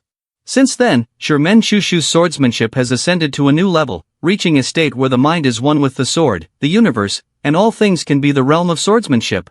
Wang Feng felt incredibly excited after reading this. If that's the case, then it makes sense. I've heard that the profound sovereign realm and Emperor Yao Ri are both pinnacle levels. Not bad, not bad. From now on, the Divine Immortal Sect will also have a profound sovereign realm expert in charge. Suddenly, Yi Guchang swung his sword forward, pointing it directly at Sherman Shushu's face. With a frosty expression, he said, "Since the Forbidden City battle, I never expected we would meet again." Sherman Shushu immediately raised 2 fingers, brushing the sword aside. He replied coldly, "Wait until you break through to profound sovereign, then we'll fight again." Yi Guchang was taken aback, his eyes wide. Then, he frowned in annoyance, gritting his teeth and glaring ahead with icy eyes. Okay, having resolved the matter, Sherman Shushu stepped up to Wang Feng and clasped his hands in salute. Having met the sect master, Sherman arrived late. The young man Xiansha Great Demon sat in pain to one side, gritting his teeth in anger but unable to do anything. He glared at the 3 of them, thinking to himself, if the elder takes action, I will definitely run with all my might. If Sherman Elder acts, I still have a chance to survive. But if the sect master takes action, I will certainly die for sure. Although his strength was not immediately discernible, even someone at the strong profound sovereign realm must respect him. This suggests that his true power is immeasurable. After pondering for a moment, he realized he was out of options, so he clutched his head and burst into a sinister smile. "Even if I am destined to die here today," he said, raising his eerie hand towards the chubby kid Li Qing, angrily shouting, "If I must die, I will definitely drag this annoying brat down with me to pay the price." The chubby kid, faced with the attack of Xiansha Great Demon, could only cover his face and cry bitterly, loudly exclaiming, "Although they say I can reach entry phase in a year, my current cultivation is just that of an ordinary person. You can't hit me with your strength, but if you use me, you really are a foolish rabbit." Ling Feiwu looked up, and upon seeing the scene before him, he opened his eyes wide and shouted, "Senior brother, are you okay? But how could anything have happened?" Yi Guchang had drawn his shining sword, easily creating a protective barrier with his spiritual weapon around the chubby boy. While Yi Guchang was using his sword to create the protective barrier, he inadvertently ripped Li Qing's pants, revealing his underwear. The Xiansha Great Demon, seeing this, clenched his teeth in anger and shouted, "If I catch him, I will surely smash this brat's face in." Suddenly, Yi Guchang retracted his sword, causing the chubby boy to fall from the sky and hit the ground hard. Lying on his back, water spewed from his throat as he sobbed and thought, "Even though the Divine Immortal Sect is powerful, if I run into someone who wants a life for a life, I could die young, no matter how talented I am. It seems I can't venture out anymore." Someone raised two fingers, gathering an invisible stream of spiritual weapon energy. It was sure Men Shu Shu. He pointed his two fingers at the head of the Xianxia Great Demon and then, making a cool face, glanced to the side and asked in a serious tone, Sect Master, how should we deal with him? As soon as he finished speaking, someone raised two fingers. Wang Feng held his two fingers up in front of the Great Demon, grinning slyly. I give you two choices. One is to hand over all the wealth on you as a fee to join the Divine Immortal Sect. The other is to be used as fertilizer for the flowers in my garden. After saying this, the young man's expression suddenly changed, as if he was contemplating something. If I can recruit the Great Demon into the sect, then I can gain the opportunity to summon and points for the sect. Let's see how it goes, whether he is truly capable or just blundering about. If he is, then he can be killed later. The Xianxia Great Demon, upon hearing these words, became extremely angry, glaring and shouting loudly, this demon can be killed, but cannot be humiliated. At this moment, Li Cheng, who was standing next to Fei Wu, couldn't help but point at the Great Demon and say, Sect Master, he chose the second option. Before he could finish, the chubby man continued to thrust out his belly, cheerfully pointing down at the ground with his two fingers. Soon I will personally bury him in the ground, then water him with some holy water to ensure the flowers of the Divine Immortal Sect bloom beautifully. Upon hearing these words, the face of Li Qing clearly appeared in Wang Feng's mind. This damned fat name, this pain I will not forget. In the future, I will definitely beat you into a black spirit tortoise. Just as the thought crossed his mind, someone punched him hard on his chubby cheek, leaving him flat on the ground. He glanced over to see Ling Fei Wu with an evil energy-filled expression and asked, Junior sister, why did you hit me? Fei Wu, upon hearing this, tightly closed her eyes, trying to suppress her emotions. Senior brother, there's a mosquito on your face, I'm just swatting it for you. Upon hearing this, he immediately took out a grass mirror and wildly waved it in the air. Why do these mosquitoes like to suck my blood so much?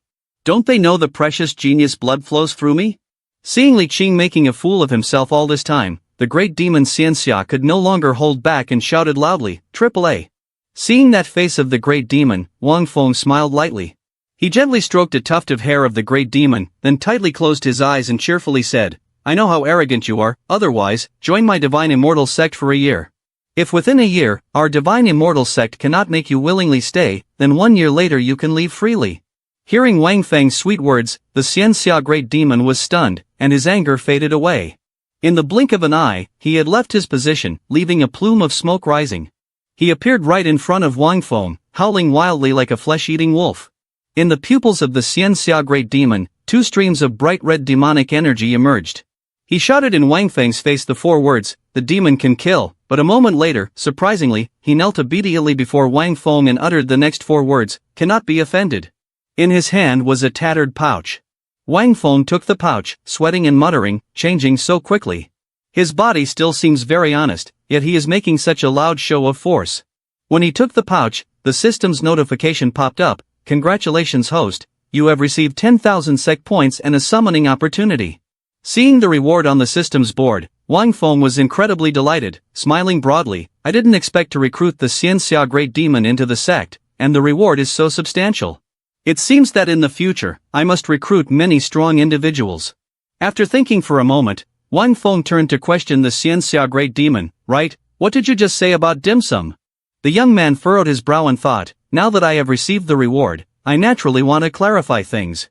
If this demon is truly a great demon harming the human world, how can I, Wang Feng, escape from this demon today? As he was deep in thought, the Xianxia Great Demon suddenly coughed twice. He scratched his head and smiled, this is just a hobby of the great demon. I'm just used to scaring others, I didn't expect it to be so much fun. The young man was taken aback upon hearing that. Just as the system was about to turn off, he suddenly spoke up, System, is everything the Xianxia Great Demon said true? The system immediately displayed, true. Seeing the result, the young man gritted his teeth, his expression extremely ugly. Wang Feng stared intently at the dazed expression of the Xianxia Great Demon, remaining silent. After observing for a moment, he looked up at the sky, so it was a misunderstanding. That's right, just a misunderstanding, hee. The young man stared at the face of the Xianxia Great Demon, secretly thinking. Damn it, no matter how good or bad you are still the Xianxia Great Demon, once at the profound sovereign peak. Yet you still want to intimidate others to satisfy yourself. Only someone with a screw loose could do such things. If it weren't for the fear that you would kill me right away for being repulsive about breakfast, I definitely wouldn't reveal the truth even if I was crushed to death. Ling Fei Wu stood to the side, watching the boy and the great demon laughing like two crazy people. I didn't expect that just a few words could convince the Xianxia great demon at the nobility realm to join the sect. What kind of secret technique is this? The chubby guy exclaimed. Indeed, the sect master is the real big shot. After laughing for more than 10 minutes, Wang Feng turned to look behind, pointing forward with a smile. That's enough laughing, don't just stand there with a blank face anymore, everyone follow me. Wang Feng walked straight to his dilapidated house, and Fei Wu curiously asked from behind, Sect Master, where are you going? He opened the door and put his hand inside the house. Of course, I'm bringing everyone to the real headquarters of the Divine Immortal Sect. Fei Wu and the chubby guy were extremely excited after hearing this, shouting loudly, I knew it, the sect's headquarters can't just be a thatched house. Finally, are we really seeing the actual headquarters? The great demon Xianxia followed closely behind, and upon hearing those words, his expression darkened. He looked ahead with a dazed gaze and a foolish smile, sweating nervously as he thought, indeed, I have unintentionally stumbled upon an ancient mysterious big sect. If not, how could this shabby house have profound sovereign realm and nobility realm? Let's see what this divine immortal sect really is, what kind of mysterious big sect it truly is. After a while, Wang Feng's group arrived at a small room. The young man closed his eyes tightly and smiled slightly. Everyone was crammed into a tiny room, feeling extremely cramped. Seeing this, Wang Feng said, the room may be a bit small, but don't crowd together so much anymore. As soon as he finished speaking, Wang Feng gathered a flow of spiritual weapon into his palm. Suddenly, a golden token appeared in his hand, and the spiritual weapon poured out continuously. The young man read the command open. Hearing the command, the token of the Divine Immortal Sect flew up into the air, and at that moment, Wang Feng's shabby house emitted a strange light. Li Qin and Fei Wu were stunned to see the streams of qi emanating from that brilliant light. Meanwhile, Xianxia the great demon screamed loudly upon witnessing those streams of qi, as if he had never experienced anything like it before. In the blink of an eye, a hidden realm appeared before him, radiating a dazzling light. Just seeing it, Xianxia the great demon's eyes widened in shock, and he thought to himself, what kind of sect is this divine immortal sect? Its headquarters is inside a hidden realm. What kind of realm can establish a sect headquarters within it? This mysterious big sect has so many terrifying aspects. Now, here is a bit of information about the hidden realm. Hidden realms are extremely rare in Xianlan mainland. Whenever a hidden realm appears, it always leads to a bloody battle because only those at the profound emperor realm or higher can open a hidden realm. Inside a hidden realm, there may be treasures stored by the profound emperor realm, or even inheritance. Upon hearing this, Xianxia the Supreme pondered, but I never expected this sect to directly occupy a hidden realm. This means the sect master must be at least at the profound emperor realm, which also indicates that the divine immortal sect has inheritance in the profound emperor realm. If we can inherit the profound emperor realm, then we. Before he could finish speaking, he saw Wang Feng stepping into the secret realm. As he crossed into the secret realm, abundant spiritual weapon currents rushed into Wang Feng's nose. Then he widened his eyes in surprise as if he was witnessing some mysterious scenery. Before us was a magnificent, bustling hall, with smoke and mist swirling like a fantastical fairyland. In front of the hall was a stone bridge connecting to the rushing river below, along with a stone tablet carved with the three characters Divine Immortal Sect. Ling Fei Wu and Li Qing, upon seeing the scene before them, gaped in astonishment, exclaiming "Oh wow" several times. The Xianxia great demon was also incredibly surprised, living in darkness for so many years, now I can finally broaden my horizons. Divine Immortal Sect, with a view like this, the two words Divine Immortal truly deserve it. Wang Feng took the lead, stepping onto the stone bridge to guide the way. Seeing this, Fei Wu and the chubby Li Qing happily followed behind him. After walking for a while, they finally arrived in front of the Grand Hall's gates. Before entering, Wang Feng turned to remind them, you can choose any tower here to stay in. After selecting, you may also tour the sect headquarters. But there are a few forbidden areas that must not be trespassed. The three disciples, upon hearing this, joyfully replied in unison, yes, Master Sect. After finishing his words, Wang Feng turned to open the gates wide and stepped into the main hall. He noticed small chairs made of stone arranged in rows on either side of a large chair with intricate carvings. The large chair was enveloped by a rich flow of spiritual energy. Wang Feng approached and sat on the chair with a satisfied expression. His gaze was fixed on his hand resting on the armrest. Then he clasped his hands together, half closing his eyes while intently staring ahead. He mused, one day, I want this hall to be filled with the profound Emperor realm, so he cheerfully opened the system panel and wanted to use the summoning opportunity. Immediately, the system announced, congratulations, host has summoned Palace Master of Shifting Flowers Palace, Yao Yu. The young man was taken aback upon seeing this. He pinched his cheek to check if he was dreaming. What, finally, this time I have summoned a once-in-a-lifetime beauty. Out of intense curiosity, Wang Feng immediately called up the system panel to display Yao Yu's character attributes. Instantly, the system showed the image of a stunningly beautiful girl with an exceptionally voluptuous figure. Yao Yu is a character from the novel X-Dragon, the Grand Palace Master of the Shifting Flowers Palace, renowned as the most beautiful woman in the world. Her martial arts skills are on par with Warrior Yen, the world's greatest divine swordsman. She is the strongest among women, with a cultivation level at the early stage of the profound sovereign realm.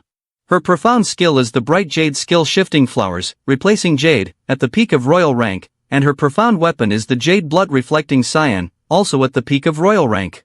After reading this, Wang Feng clapped his hands repeatedly, his face lighting up with joy, as expected of the number one expert, the heroine from the Legend of Flowers and the 10 Gentlemen, truly powerful. Suddenly, flowers began to emerge slowly from the ceiling above him. A moment later, a glowing circle opened right in front of Wang Feng, and from that circle, a fair, delicate foot stepped out. Following that, the beautiful face of a woman, her eyes tightly closed, appeared. At that moment, a stunningly beautiful girl with a perfectly curvaceous figure and full, ripe features came rushing straight towards Wang Feng. He was utterly shocked, his eyes wide open in surprise. The girl landed on right in front of Wang Feng. Upon seeing her, he smiled slyly, drooling with delight. This beautiful girl was none other than the Palace Master of Shifting Flowers Palace, Yao Yu. Wang Feng was startled when he heard her name, widening his eyes and opening his mouth in disbelief. Is this really the number one beauty in the world? He was so captivated by her beauty that his divine soul was in turmoil, and he murmured, even if I broke my arm painting, I still wouldn't be able to capture her beauty. The girl clasped her hands together, lowered them to her waist, and then knelt to pay her respects before the confused Wang Feng, saying, Yao Yu pays her respects to the Sect Master. Seeing this, he widened his eyes and broke into a pleased smile. To have the number one beauty in the martial world bow before me is truly marvelous. No need for such politeness, just follow me from now on. After hearing this, the girl stared blankly at Wang Feng, her face showing no other expression, and replied, yes, Sect Master. With that, Yao Yu walked over and sat down on the stone bench. As her hand touched the surface of the bench, suddenly, icy flower branches sprouted up from nowhere. Wang Feng stood beside, feeling cold from the gusts of wind emanating from his younger sister, and he spat out water. He shyly turned to her and gently said, why don't you step back for now, and when my true self goes outside, you can follow me. Hearing this, the younger sister immediately left her position, knelt down, and declared, I obey the order of the Sect Master. After saying this, she instantly disappeared, leaving behind icy smoke. Wang Feng could only smile wryly at this. Moments later, he curled up on the chair, trembling and biting his teeth tightly. Yao Yu's bright jade skill was truly frightening. What scared him the most was when she unknowingly used her energy. Just being beside her made him feel like he was about to freeze to death. Outside the main hall of Wang Feng, there was a slightly large but not too big arena in the courtyard. Inside a corridor of the hall, Yao Yu is currently using her spiritual energy to fly through. At the same time, Xiansha, the great demon, was walking along the corridor, looking around as if searching for something. After searching for a while and feeling tired, he raised his face to the ceiling, clenched his teeth, and thought to himself, how strange, isn't the Divine Immortal Sect a big ancient hidden sect? Why are there only a few strong ones? Where is everyone else? Could it be that the Divine Immortal Sect is just an empty shell? After thinking for a moment, he inadvertently kicked a door hard with his foot. The door creaked open, and a gust of air rushed out from inside, attacking the evil foot of the Xiansha Great Demon, causing him to flinch in panic. The Xiansha Great Demon stared down, beads of sweat pouring down his face. What is this? What is behind that door? In the blink of an eye, the Xiansha Great Demon's foot was frozen by that gust of air. He gasped and realized, that's the freezing energy. At this point, he was stunned and collapsed to the ground, his hair standing on end like Goku resurrected. The Xiansha Great Demon looked inside the door and saw Yao Yu lying on a bench with a dark, evil energy-filled expression. Yao Yu sat inside, looking out with an expressionless face, her voice low and fierce, if you dare to break in again, don't blame me for granting you death. After saying that, she raised her face, and two beams of light appeared in her pupils, her face darkening, filled with evil energy. Seeing this, the Xianxia Great Demon hurriedly slammed the door shut and quickly sidestepped. He looked up to the sky, clenched his fists and thought, again, is it another strong profound realm? The young man sat alone, helpless with his frozen leg. It seems that the great powers in the divine immortal sect are all asleep. This person must have been disturbed by me earlier and just woke up. The act of probing every corner of me before was clearly looking for death. He then pulled his frozen leg up, leaning against the wall as he hobbled away. I am the great demon Xianxia, and right after my emergence, I was pinned to the ground by someone. It's really infuriating. Thinking of this, he suddenly opened his eyes wide as if realizing something. He pictured himself hugging Wang Feng's thick thigh and smiled foolishly. But being able to hug a leg is also a skill of this demon. Others want to hug it but don't get the chance. The next morning, in the main hall of the Divine Immortal Sect, Fei Wu appeared with a sad face and a vacant look in her eyes. The chubby guy appeared in surprise, eyes wide open. At this moment, Fei Wu was standing in front of Li Qing's room. I wonder what Fei Wu junior sister is looking for senior brother about. Fei Wu quickly placed her hand on Li Qing's cheek. Senior brother, I'm sorry. After saying this, she unexpectedly slapped the chubby guy, distorting his facial features to one side. She slapped him so hard that the chubby guy was thrown up, blood pouring from his mouth. But painfully, the chubby cheek that had just been slapped was still bright red, and it continued to pound against the floor. The impact was so strong that the tower trembled violently as if an earthquake had just passed by. At this moment, the chubby guy fell face down on the floor, and Fei Wu looked at him with some guilt. Then, the chubby guy raised his head, his face completely distorted, his nose and mouth bruised dark purple and red. Fei Wu was startled and panicked, jumping back and asking, what the hell is that? Li Qing held his cheek with his hand, tears trembling in his eyes. Junior sister, what have you done? Fei Wu was surprised to see the chubby guy sit up after such a blow, and she thought to herself, the sect master really didn't deceive me. Senior brother has an incredible physique. I used 1/10 of my strength from the profound general realm just now, but senior brother can still stand up. Impressive, impressive. Fei Wu placed her hand on her chest, making an apologetic face. Senior brother, I did this for your own good. You hit me because you wanted to do good for me. The chubby brother was furious after hearing that, pointing at his cheek and shouting loudly, Junior sister, is this what is good? Clearly, you want to kill to take the position of the great senior brother of the Divine Immortal Sect because you crave that position. Fei Wu stood straight and timidly explained, Senior brother, the sect master asked me to train with you, and as long as I don't kill you, it doesn't matter how I fight. Because the sect master said you have an extraordinary physique. Hearing this, the chubby brother was stunned, his eyes wide open. What extraordinary physique? How come I don't know about it? He was determined not to believe it, yelling loudly, Junior sister, is there something wrong with you? Fei Wu, after hearing this, closed her eyes and chuckled. A moment later, unable to hold back, she put on an icy expression, furrowing her brow in annoyance, and said, Senior brother, you really do have an extraordinary physique. Seeing Fei Wu's expression, Li Qing was startled and panicked, sweating profusely. Could it be that I really am a peerless genius? Then why am I still a mortal? A peerless talent should be as easy as drinking water, right? In response, Fei Wu gently clarified, it's because your physique hasn't been activated yet. The chubby guy still didn't understand how the activation worked, so he excitedly asked, so, how do I activate it? At this point, the junior sister turned her face away and kicked him square in the face with a hefty stomp. Getting hit will activate it. Now, the chubby guy's face had the full imprint of a shoe, and his mouth was turned upward toward the sky, giving him a rather handsome look. Struggling to sit up, he pleaded, Junior sister, maybe we should wait for the sect master instead. At this rate, I'm going to be completely wrecked. Fei Wu closed her eyes tightly, raised a finger, and responded, the sect master fears that with one careless strike, you might end up meeting your ancestors. She then lowered her head and softly said, that's why the sect master asked me to practice with you first, to ease you in. After saying this, she clasped her fingers together, gathering all her energy into the palm of her hand. Seeing this, the chubby guy screamed in terror, Aya, junior sister. A second later, he let out a frantic yell, go easy on me, show mercy, please. Junior sister, stop beating me. Meanwhile, One Phone was standing outside the main hall, intently watching the chubby guy's room. Smiling with his eyes half closed, he whispered to himself, having a junior sister who helps senior brothers this diligently is truly a blessing. 4-0, Li Qing can definitely activate his physique and achieve extraordinary genius. If I were not concerned about the image of the sect master, I would want to take matters into my own hands and turn Li Qin into a black spirit tortoise physique. After thinking this, he turned and left, ignoring Li Qin's cries of, "Sect master, help me."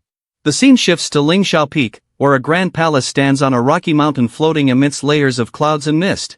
Entering Lingxiao Peak, around the various halls, dense spiritual weapon energies gather before the entrance of the Lingyan sect. Inside the hall, the elders are seated in front of a man. That man is Qin Feng, master of the Lingyan sect. One elder turned and said, "Master, the demon sealing gathering is about to begin, but young Master Qin Xian cannot break through to the profound general realm in a short time. This time, it seems our Lingyan sect will not be able to make it onto the demon sealing list." He is Zhou Wanfeng, grand elder of the Lingyan sect, and when he looked over, he saw two elderly elders, one wearing an eye mask and the other grooming his dentures. Our sect really does resemble a retirement home. Old Qin Feng's face darkened as he fixed his gaze ahead. The demon sealing gathering is very important. Our Lingyan sect must strive to compete regardless of the circumstances. After saying this, Elder Qin Feng took out a book titled Demon Sealing List. The Demon Sealing List is related to the ability to join the Yaori Academy, and we, the Lingyan sect, cannot miss out on this opportunity.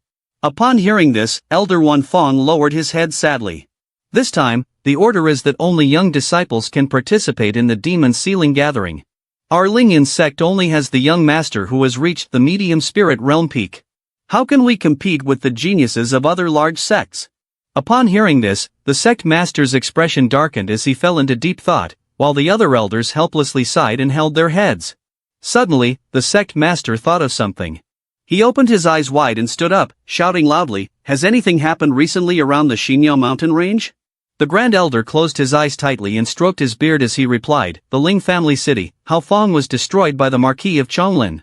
The eldest lady of the Ling family escaped to the Xinyao mountain range and was pursued and killed by the young lord of the Marquis of Chonglin. The outcome is still unclear." Upon hearing this, the sect master looked very sad and gritted his teeth, saying, "The matter of the Ling family is related to someone with high authority in the Yaori Empire. It is not something we can get involved in. As for the noble lady of the Ling family, she is currently a disaster. Our Lingyan sect cannot get entangled in this." While speaking, the grand elder interjected, "Besides this, there is another strange matter. Tell me, last night, in a small canyon near the Xinyao mountain range, an aura of the profound general realm was sensed. According to what the sect disciples have investigated, this profound heaven realm aura likely indicates a recent breakthrough." Upon hearing this, the elder widened his eyes and frowned, saying loudly, "Could it be that there are young casual cultivators nearby, seeking opportunities around the Xinyao mountain range, and then breaking through to the profound general realm?" The grand elder then raised his hand and replied, "I don't know." At that time, the disciple did not dare to approach to investigate, he only sensed this aura from a distance. At this point, the sect master was filled with energy, clenched his fists, and grinned with delight. "Perhaps we can have this unfamiliar genius represent our Lingyan sect to participate in the demon sealing gathering, and then compete for a quota for our Lingyan sect." Hearing this, the elders murmured, "Master, this idea is good." The young profound general, although not considered the top genius, still had the potential to make it onto the demon sealing list. Indeed, the heavens are helping our Lingyan sect. After a brief silence, the grand elder stepped forward and shyly asked, "Master, what if that person already has a sect?" The sect master turned his face away. If the person is a disciple of a major sect, then it's fine, but if they are a disciple of a minor sect? At this point, his expression suddenly darkened. "In that case, we will destroy his sect, ensuring he stays completely with our Lingyan sect. You will handle this personally." The grand elder's expression also darkened, and he clasped his hands together to accept the order. Back in the grand hall of the Divine Immortal sect, the system display showed using 10,000 sect points to draw 10 times. After 10 draws, Wang Feng received 1/10 of Yaoyu's cultivation, the self-created swordsmanship of Yi Gu Chang, immortal flying from heaven, 1/5 of Shimen Chushu's cultivation, the profound skill of Shimen Chushu, Blossom Light Sword Dao, as well as 2/10 of Yaoyu's cultivation and Yaoyu's profound skill, Bright Jade skill. Having obtained all the rewards, he was incredibly delighted. The system transfers all the cultivation and profound skills received into the host. As soon as he finished speaking, all the spiritual weapon orbs created from the reward sequentially flowed into Wang Feng's body. He tightly closed his eyes, relaxed, and slowly absorbed all the essence of power into his body. After a while, he had absorbed all the power and opened his eyes with a smile. Then, Wang Feng immediately raised 2 fingers, generating a stream of sword qi. Without hesitation, Wang Feng unleashed an immortal flying from heaven attack forward. Since this was a profound skill of Yi Gu Chang, as he executed the move, an image of Yi Gu Chang appeared beside him. From the sword qi released, sharp swords emerged, which meant he had successfully tested Yi Gu Chang's technique. Next, he used the profound skill Blossom Light Sword Dao of Shimen Chu Shu. Thousands of invisible swords shot up into the sky, and beside him was also the figure of Shimen Chu Shu. Then, on his 2 fingers pinching an ice flower, Wang Feng thrust forward. Instantly, huge blocks of ice shot out in succession, which was the profound skill of Yaoyu, Bright Jade skill. Wang Feng stood on top of the chair, spreading his arms wide. The young man used a stream of ice spiritual weapon, causing shards of ice to shatter and fly into the air. After trying all the profound skills and with spiritual energy continuously surging, Wang Feng smiled. From now on, my master will be the strongest in the entire Divine Immortal Sect. The scene shifted to Wang Feng's dilapidated house, where the Grand Elder of the Lingyan Sect sat on a cliff, staring down at the white aura surrounding the house. He smiled, there is indeed the breath of a strong profound general realm early stage in this mountain valley. After saying that, the Grand Elder jumped from the cliff down to the young man's house. He approached the door, stared at the sign, and murmured, Divine Immortal Sect, ha! Our Lingyan Sect is the largest sect outside the Xingya mountain range, yet we wouldn't dare use the name Divine Immortal. His face darkened and he grimaced in displeasure. This tiny sect has actually taken this thatched house as their stronghold and dares to commit such a great taboo. They truly do not know how to live or die. While murmuring, something suddenly attacked, shattering a large stone. Next, suddenly, the monstrous hand of Xianxia the Great Demon appeared, breaking through the house and aiming directly at the Grand Elder. Caught off guard, he stood frozen for 5 seconds. The Grand Elder stared intently at the punch. A moment later, he was struck squarely by the eerie hand, flying away several dozen meters. But it was not over. The eerie hand continued to attack him, punching a massive rock in front of him. The eerie hand used all its strength to press the Grand Elder against the rock, the immense force causing the rock to crack gradually. Moments later, the Grand Elder was completely buried in the rock. After that, the air slowly dissipated, leaving only a dense white mist surrounding the Grand Elder. He was in pain, his eyes rolling back as he screamed like a madman, Hey, why is my body on this side but my head on the other? The Grand Elder shouted angrily, Impudent, I am the Grand Elder of the Lingyan Sect. If you dare to touch me, Lingyan Sect will definitely make it so you can't die and can't live. As soon as he finished speaking, Wang Feng and Xianxia the Great Demon stepped forward together, gritting their teeth and saying, Lingyan Sect? I have never heard of it. Tell me, why do you insult our Divine Immortal Sect? The Grand Elder clenched his teeth, beads of sweat pouring down his face, and angrily shouted at the young man, Divine Immortal Sect, huh? You people are from a sect as insignificant as this bite of food? A small sect, with a thatched house as its base, how can you be strong enough to injure me severely with just one palm strike? At the very least, you must be at the entry phase realm. Wang Feng, seeing the bitter expression of the Grand Elder, smirked and said, Our Divine Immortal Sect always relies on virtue to win over others, allowing them to submit willingly before we even speak. Finishing his words, the Xianxia Great Demon summoned his eerie hand and shouted loudly, TSK, dare to insult my Divine Immortal Sect in front of the Sect Master. Truly unaware of your own mortality. After saying that, the Great Demon placed his hand over the Grand Elder, causing him to flinch in fear. The Great Demon exerted a bit of strength, lifting both the boulder and the Grand Elder into the air. If you don't want that stone to become your grave, I suggest you obediently submit and speak. The Grand Elder heard this and was terrified, grinding his teeth so hard that he felt his molars might break. Speak of winning people over with virtue, and remain silent means submission. This is clearly a threat. My name is Qiu Wan Feng, the Grand Elder of the Lingyan Sect, the largest sect outside the Xingya mountain range. I am here because I want to investigate the aura of the profound general realm, which had previously appeared in this mountain valley. Wan Feng was taken aback upon hearing this, thinking to himself, isn't this the aura of the profound general realm when Ling Feiwu broke through to the profound general realm before? What do you need to investigate that aura for? The Grand Elder frowned at the question and replied with some effort, the demon sealing gathering is approaching, and our Lingyan sect still does not have a disciple at the profound general realm, so we cannot compete for a position on the demon sealing list. Therefore, we can only seek talented disciples from outside and bring them back to the sect. Wan Feng's eyes widened in surprise, demon sealing gathering. What is that?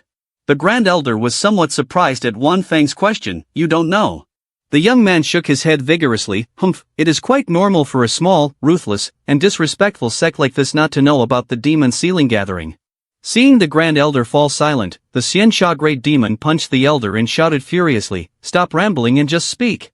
The demon sealing gathering is a convention organized to suppress the seal of the Xiansha Great Demon, who slaughtered the Yaori Empire 1,000 years ago. The gathering is also known as the 10-year festival of the Yaori Empire, because the Xiansha Great Demon is extremely terrifying. The demon energy emanating from him is very pure. Even though he has been sealed, he still exudes demon energy, causing the area where the Xiansha Great Demon is sealed to be contaminated with demon energy. Therefore, the Yaori Emperor organizes the gathering and calls for all strong sects within the empire to eliminate the demon beasts that have been contaminated by demon energy. This is a move to weaken the power of the Xiansha Great Demon. However, this time, the Yaori Emperor has decreed that only young disciples should participate. As a result, all the sects are frantically training their disciples to identify geniuses and compete for top ranks on the demon sealing list. Upon hearing this, Wang Feng tightly shut his eyes and chuckled. It must be said that your gaze is indeed sharp. In a sea of people, you immediately identified the main participant of the demon sealing gathering. What do you mean by the main participant? At that moment, the great demon sat down next to the Grand Elder, placed his hand on his chest, and clarified, the demon sealing gathering is organized specifically for me. The Grand Elder was a bit surprised when he heard, "What organization is for you?" As soon as he finished speaking, he realized, widening his eyes, "Could it be that you are?" Before he could finish, the Xiansha Great Demon sat down, bringing his face close to the Grand Elder's, and grinned maliciously. "That's right, I am the Xiansha Great Demon for whom you are organizing this special gathering." Wang Feng chuckled at the scene before him and thought to himself, to make a person, the master of a great empire, so apprehensive, even going so far as to organize a demon sealing gathering once every 10 years, it's clear that the Xiansha Great Demon is certainly not as simple as he appears. After pondering for a moment, Wang Feng glanced over and asked, "How could you escape the seal of the Yaori Emperor?" Upon hearing this, the Xiansha Great Demon turned and smiled confidently. "Over the years, I have created a splitting spell. What he sealed now is merely a clone that I made." "So what is the demon sealing list?" The Grand Elder was startled when he heard the mention of the demon sealing list and immediately explained. The demon sealing list is the ranking of the demon sealing gathering, based on the number of demon beasts killed that were invaded by demon energy. The demon sealing list used to consist of older strong individuals, but this time it is only the ranking of the younger generation. Upon hearing this, the young man widened his eyes in surprise. As he suddenly came up with an idea, he snapped his fingers and whispered, "Is it a competition among young disciples? Then perhaps this demon sealing gathering can help me complete my mission of taking on an apprentice." Thinking of this, Wang Feng turned to the Grand Elder and asked in a low voice, "How much longer until the demon sealing gathering?" "Less than a month." Upon hearing this, the young man looked up at the sky, tightly closed his eyes, and smiled slightly. "Less than a month. That should be enough." At that moment, the Grand Elder suddenly put on a gentle expression and grinned. My friend, everything that should be known has been known. Can you let me go now?" As soon as the Grand Elder finished speaking, Wang Feng stepped in front of him, glaring and grinning slyly. "This deity asks you, what will happen if you find that young man of profound general realm?" Upon hearing this, the Grand Elder broke out in a cold sweat. Two teeth clashed repeatedly, struggling to utter each word. "Take him back to the sect." At this moment, Wang Feng's gaze slowly closed. What happens next? The Grand Elder felt a pang of anxiety upon hearing this question, sweat pouring down like rain. After a while, the Grand Elder still did not speak. The Xiansha Great Demon pressed his eerie arm down, exerting force on the man. "Are you going to speak or not?" At this point, the Grand Elder was in a difficult situation. Speaking would mean death and not speaking would also mean death. So he looked up, tears streaming down, and said, "If he belongs to a small sect, we will destroy his sect and then cut off his future."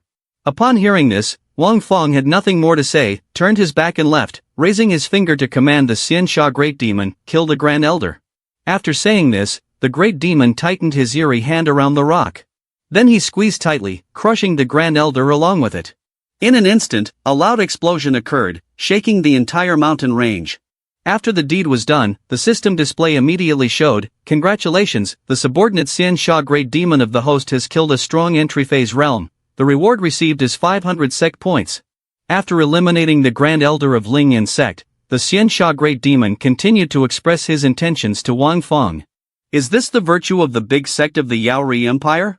It's even worse than us. Sect Master, since we have this feud with the Lingyan sect, why don't we just strike directly at his sect? Upon hearing Xian Xia Great Demon's suggestion, the young man pondered with his eyes half closed. If Lingyan's sect is capable of doing such things, then they aren't good people either.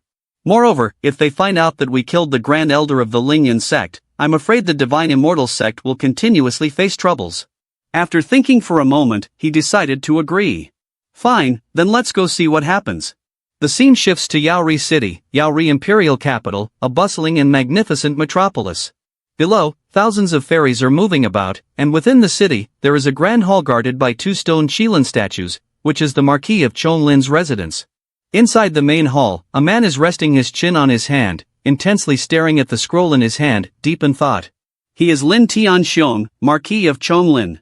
An old man with white hair and beard approaches, and upon seeing him, Lin Tianxiong immediately asks, "Wang, old man, why hasn't that kid Lin Yuni returned yet? I told him to go kill the remnants of the Ling family, so why is he taking so long?" Hearing Lin Tianxiong's question, the old man Wang bowed his head, closed his eyes tightly, and replied, "Report Marquis, the subordinate has already sent someone to inform young Master Yuni. Young Master Yuni must be indulging in play, he may already be on his way back." Suddenly, the token on the old man Wang's body emitted a stream of golden light. He took the token, held it up in front of him, and happily said, "Marquis, news has come in. It must be that young Master Yuni is afraid you would wait too long, so he has sent a message to report to you first." Hearing Wang old man's words, Lin Tianxiong frowned, feeling a bit relieved. Looks like this little guy still has a bit of conscience, knowing that I worry about him. Quickly see what the talisman order has transmitted, what the little guy has said. As soon as he finished speaking, Wang old man smiled joyfully, using spiritual energy to activate the token to see. What he saw seemed to petrify him, his eyes wide open in shock. He stared at Lin Tianxiong, trembling and awkwardly called out, "Marquis, what's the matter that you are so flustered? Has that little brat done something foolish? Young Master Yuni is dead." Upon hearing this, Lin Tianxiong felt as if struck by lightning, stunned in disbelief. He erupted in a fit of rage, striking a powerful sword blow. His sword severed the dragon's head, blood splattering everywhere, dyeing the entire chamber red. After dealing with the dragon, his face was filled with evil energy, his sharp gaze staring directly ahead. The scene shifts outside Yaori City of the Yaori Empire, a massive fortress surrounding small houses.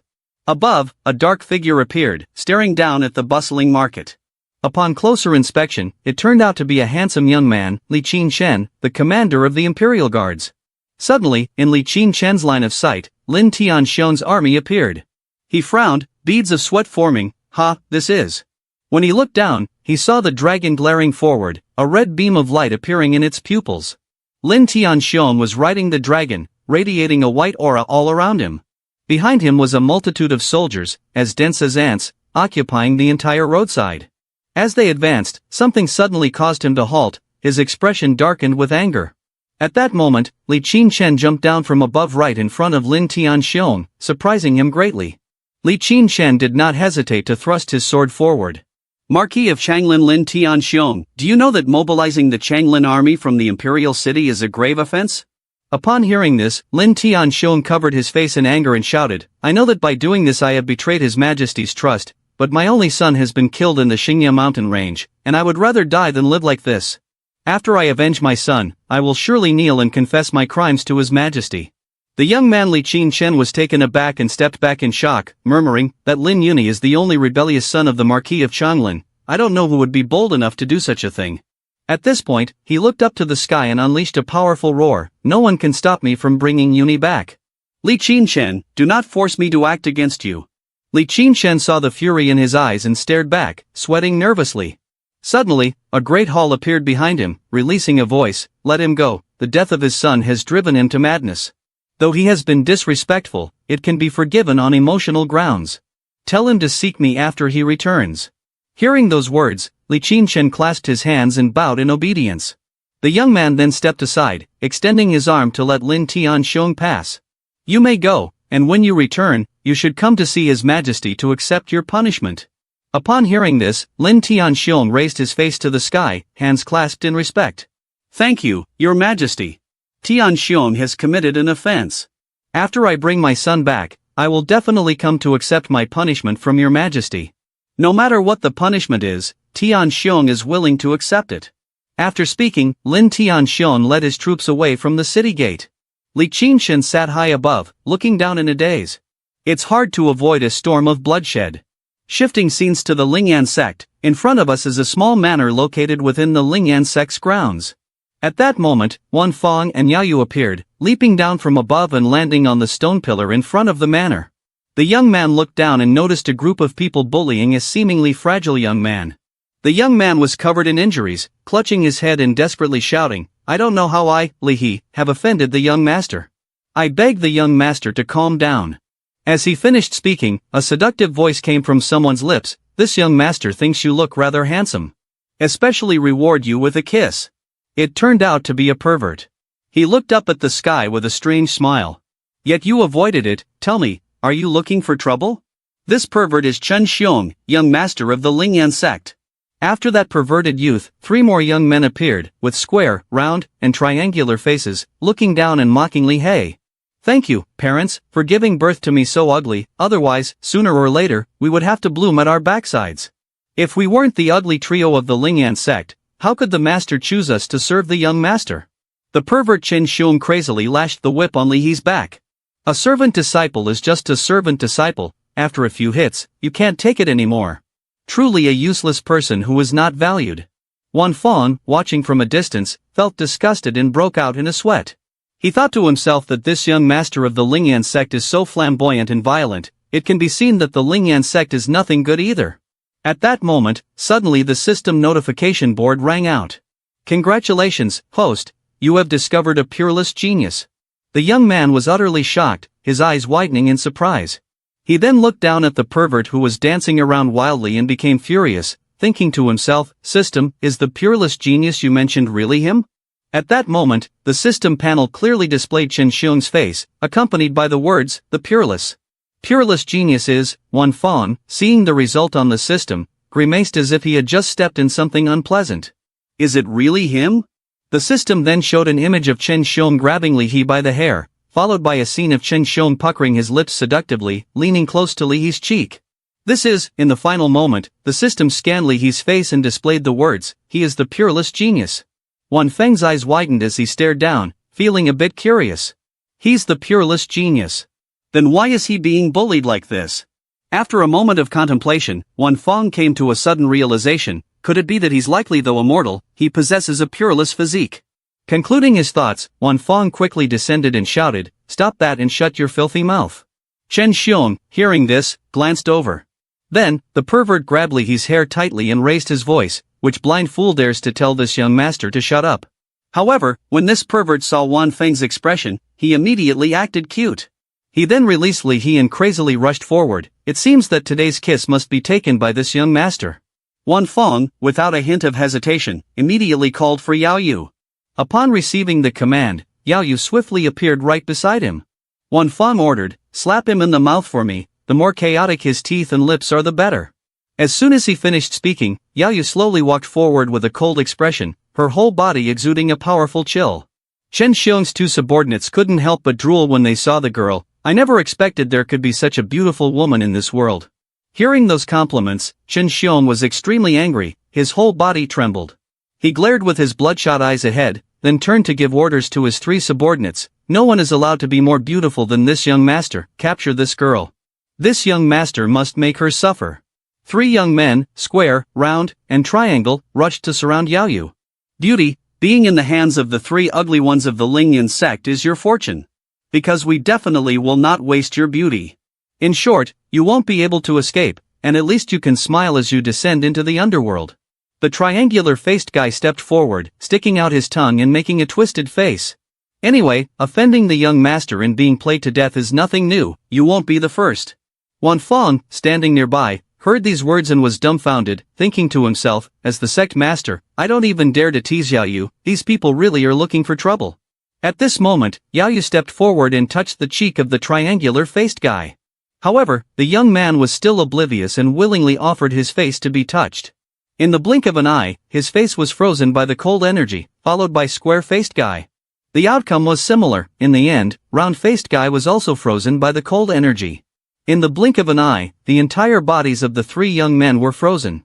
But that wasn't the end. Yayu generously bestowed a sword chi upon the three, causing their heads to be severed from their bodies. The three headless young men staggered and fell forward. 3 heads fell in front of Chen Xian, causing him to panic and shout, You dare to kill the disciples of my Lining sect." As soon as he finished speaking, Yayu lunged forward, glaring coldly at the pervert. Then, with a light touch on his cheek, he was immediately frozen. "Let me tell you, they are just dead things along with you." The pervert, with half of his face frozen, opened his mouth in fear. Just as Yayu was about to give another light touch to finish him off, suddenly a hand from someone blocked the attack. It turned out to be Li He. Unexpectedly, even with just a light touch, Li He's arm was already half frozen. One phone was amazed at the sight. Li He's solemn expression showed that the ice on his arm had been shattered by Yayu and fell away. Yayu frowned, staring intensely at Li He, and pressed, "You would save him after he insulted you like that?" The pervert looked up, putting on a noble-looking sneer. "Li He, hurry up and kill them. This young master will reward you with 10 kisses." As soon as he finished speaking, Li He suddenly grabbed the pervert by the throat, and he immediately coughed up blood. Without a moment's hesitation, Li He tightened his grip, lifting the pervert high, causing his eyes to bleed and his veins to show clearly in red.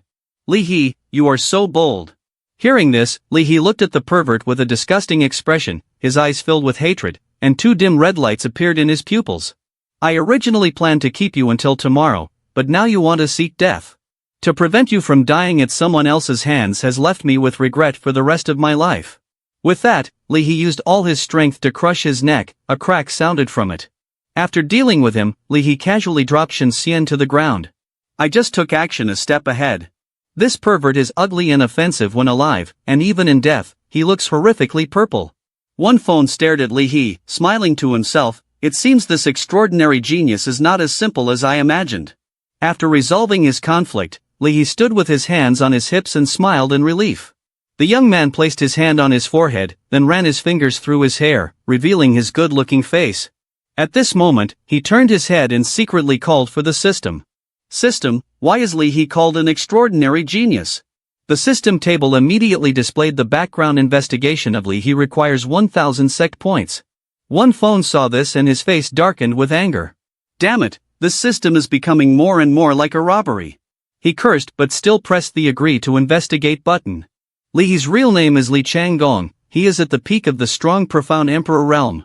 After an unexpected death, a remnant soul fused with a supreme treasure, gaining rebirth. Seeing the result, one phone pondered, "I've heard that a strong profound emperor realm expert can defeat an entire empire alone. If his previous life had such strength, why didn't he fight back when he was bullied?" The system table displayed the people who bullied him will mysteriously disappear the next day, and the entire Lingyan sect will not notice. After reading these lines, one phone realized, the so-called inability to judge others by appearances, the sea cannot be measured. Li He is indeed a ruthless person. After thinking, one phone continued to ask the system, "So what is his current cultivation level?" After Li He's rebirth, due to the remnant soul fusing with the supreme treasure, his talent has significantly increased.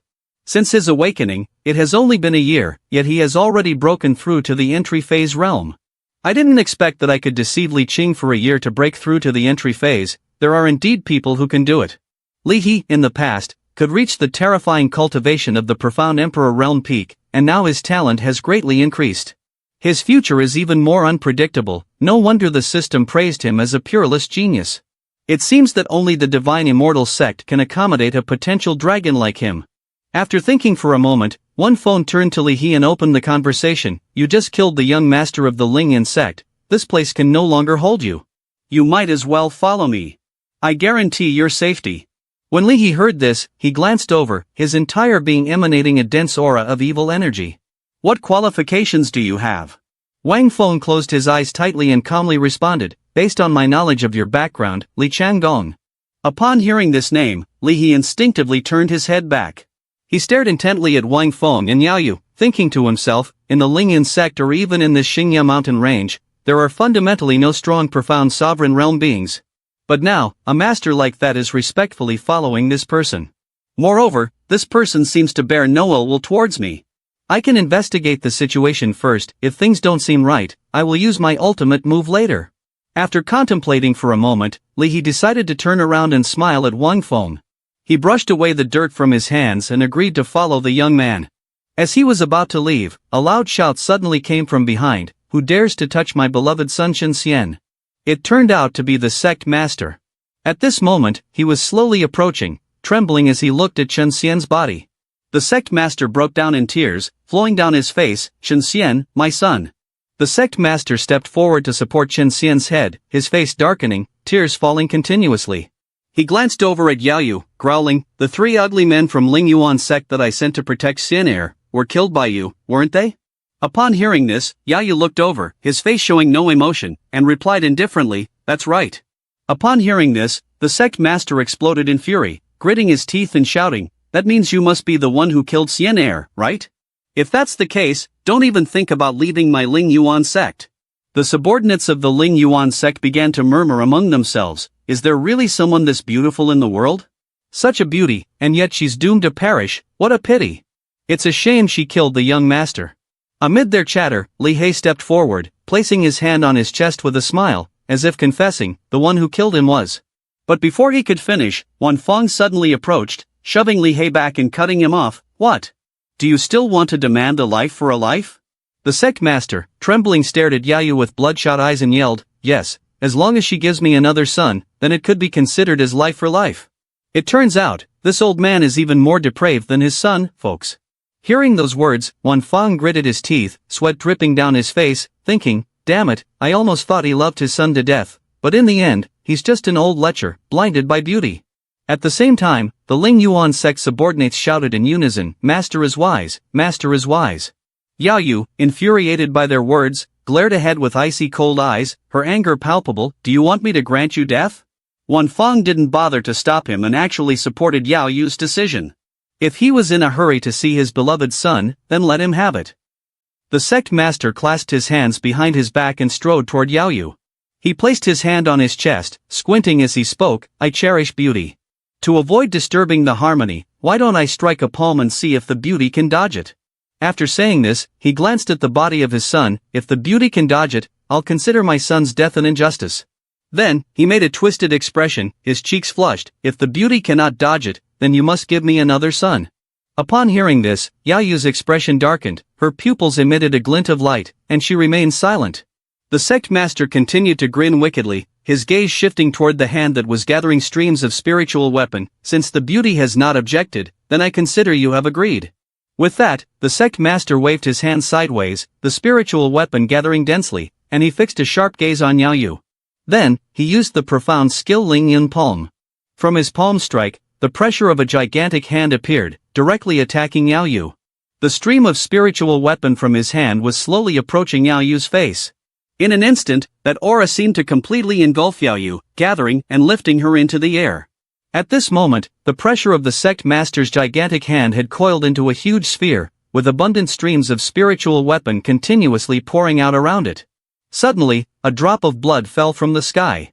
More and more drops of blood appeared, a rain of blood with drops sharp as needles, continuously falling into the Sect master's spiritual weapon sphere.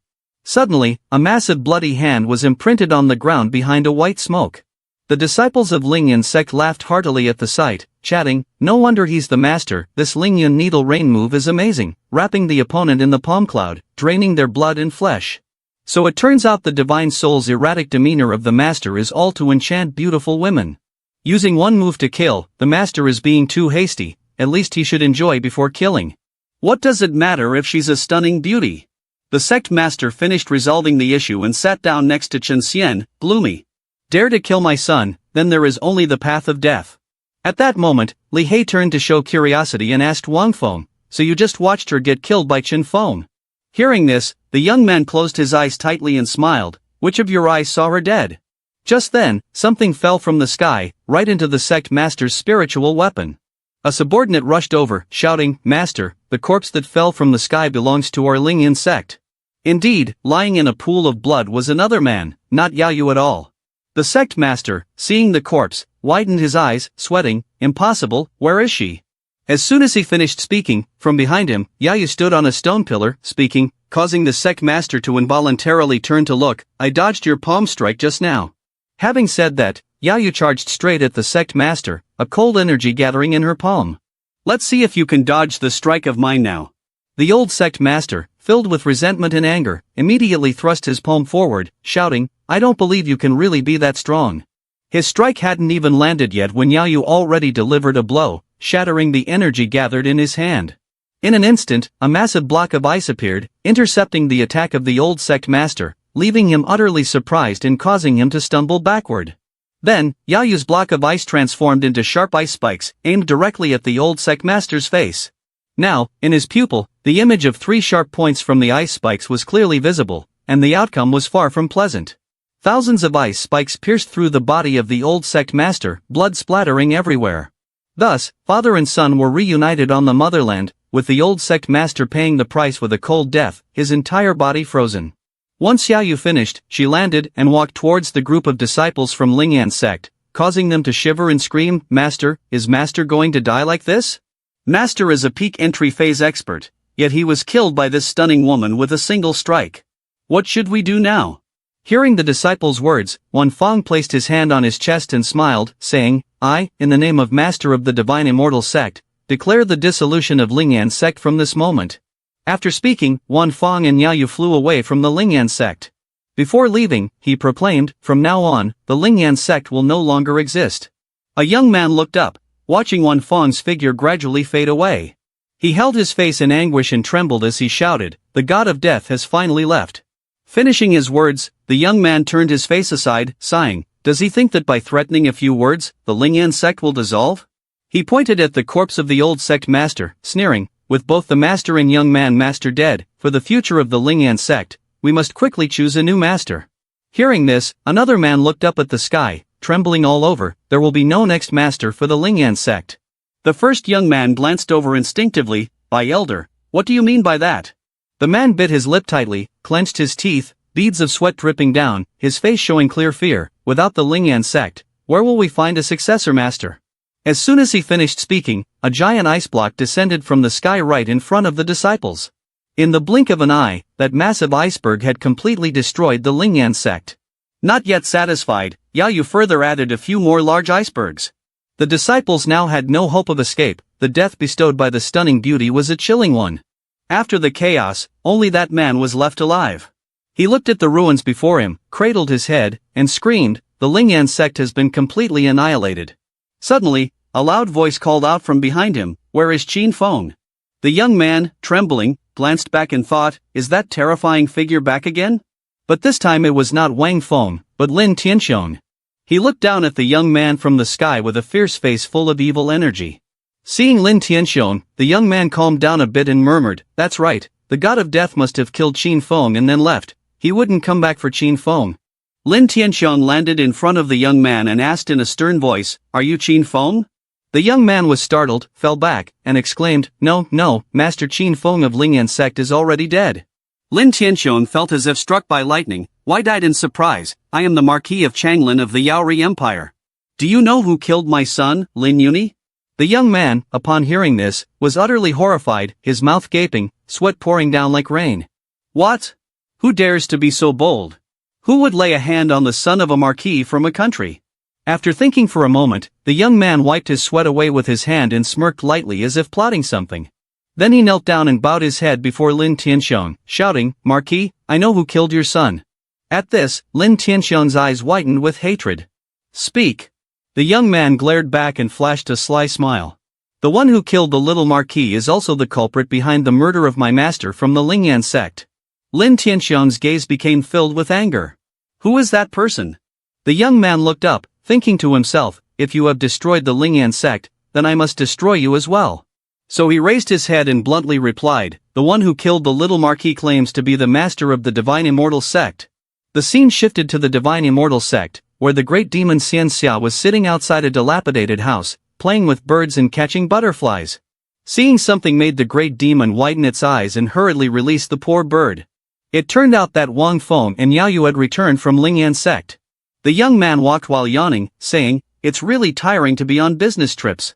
Xian Xe great demon was fearless, but upon seeing Wang Feng, he clasped his hands and bowed in respect, welcome, sect master, back from destroying the Lingyan sect in triumph. As soon as he finished speaking, a foot landed on the ground. It turned out to be Li He, who also returned with Wang Feng from Lingyan Sect. The young man glanced over and smiled, asking, Li He, what have you thought about? Do you want to join my divine immortal sect? Li He looked closely at the signed divine immortal sect of Wang Feng, and secretly thought, even though in my previous life I was a great power at the profound emperor realm peak and established a sect, I wouldn't dare to claim the name, divine immortal. Yet this little sect in such a remote place dares to carry such a name. It's ridiculous. After pondering, Li He opened his eyes, smiled at the young man, and said, TSK, can a sparrow and a little swallow understand the will of a swan? This trip with you is indeed a waste of my time. Shen Xa the great demon exclaimed little guy after hearing this. A moment later, he used his eerie hand to grip Li He's face tightly, shouting, I advise you to speak properly with the sect master. The eerie hand completely covered Li He's face, leaving only one eye visible, filled with evil energy. Wang Feng smiled and said, even if your past life was at the peak of the profound emperor realm, in the end, you are still just at the entry phase realm. Engaging in a fight here won't benefit you at all.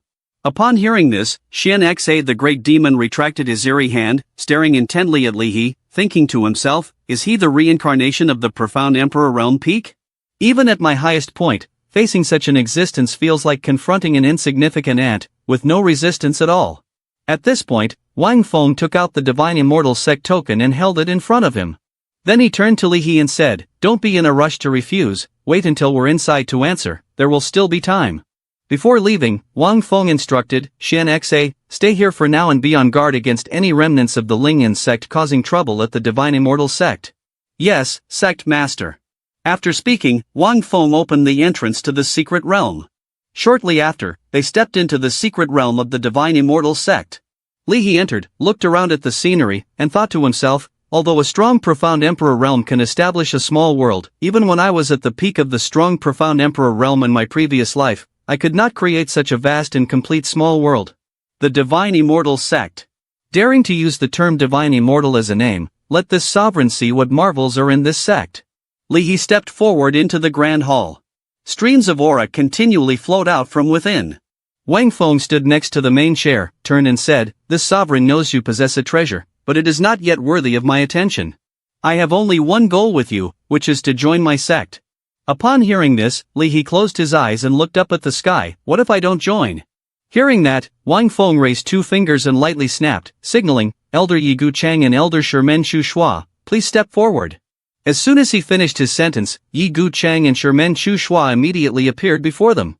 Li He was taken aback and exclaimed, are you trying to use numbers to pressure me into joining? The man lowered his head, closed his eyes tightly, and smiled, I just want to show you the strength of the divine immortal sect. Upon hearing this, Li He raised his hand in front of him and smirked with a mischievous smile, using treasures to create ultimate techniques, even if three strong profound sovereign realm experts teamed up, I could still retreat safely. As soon as he finished speaking, a blade suddenly appeared, scraping against the floor, producing a spark. Yi Gu Chang and Sherman Shu Shua both felt a shiver run down their spines. Li He instinctively glanced over and was taken aback in shock. A young man was dragging his sword, slowly making his way towards Li He. So what if four strong profound sovereign realm experts teamed up? This young man was the sword demon Yan Shi-san. He stepped forward, clasped his hands, bowed his head, and greeted Wang Feng. Yan Shi-san pays respects to the sect master. Character traits of Yan Shi-san, peak cultivation in profound sovereign realm, profound skill is the 15 killer's sword ultimate technique, profound weapon is the 13 Ningzhu sword ultimate grade. I never expected that this random summoning opportunity would summon this sword demon. Yan Shi-san is the #1 swordsman, Sword Dao Demon Ceiling. In the ancient novel X, the Sword of X young master, his wish while alive was to have a decisive duel with the Sword Emperor Xie Xiaofeng. Yan Shi-san's lifelong ultimate skill is the 13 Swords of Death. Later, he not only created the 14th transformation but also established the 15th sword move representing destruction and death when seeking to duel Xie Xiaofeng. He could originally have killed Xie Xiaofeng with the 15th sword move, but he realized that this sword move only brought destruction and death. To completely eradicate this terrifying sword move, he chose to cut his own throat. As soon as Li He saw Yan Shi-san, his face lit up with excitement, staring wide-eyed, wow, is that the profound sovereign realm peak? After saying this, the young man turned to mock Wang Feng, you are a master but only have cultivation in the profound sovereign realm, do you deserve to be a master? As soon as Li He finished speaking, a sharp sword point emitted a golden light aimed straight ahead. It turned out that the blade originated from Yan Shi-san, pointed directly at Li Hei's head. It seems the 15th sword of death needs to be unleashed now. At the same time, Wang Feng stepped forward and placed a hand on Yan Shi-san's shoulder. Yan Elder, don't be hasty. It's not just the peak of the profound sovereign realm, is it? As long as I want it, I can have it at any time. Now, Wang Feng's Sect points have reached a total of 40,000 points. The young man looked at the result, smiled, and thought, I never expected to accumulate 40,000 Sect points so quickly. This time I can spend freely. So Wang Feng immediately said, System, use 10,000 Sect points to exchange for a chance to draw 10 times. Start the draw directly.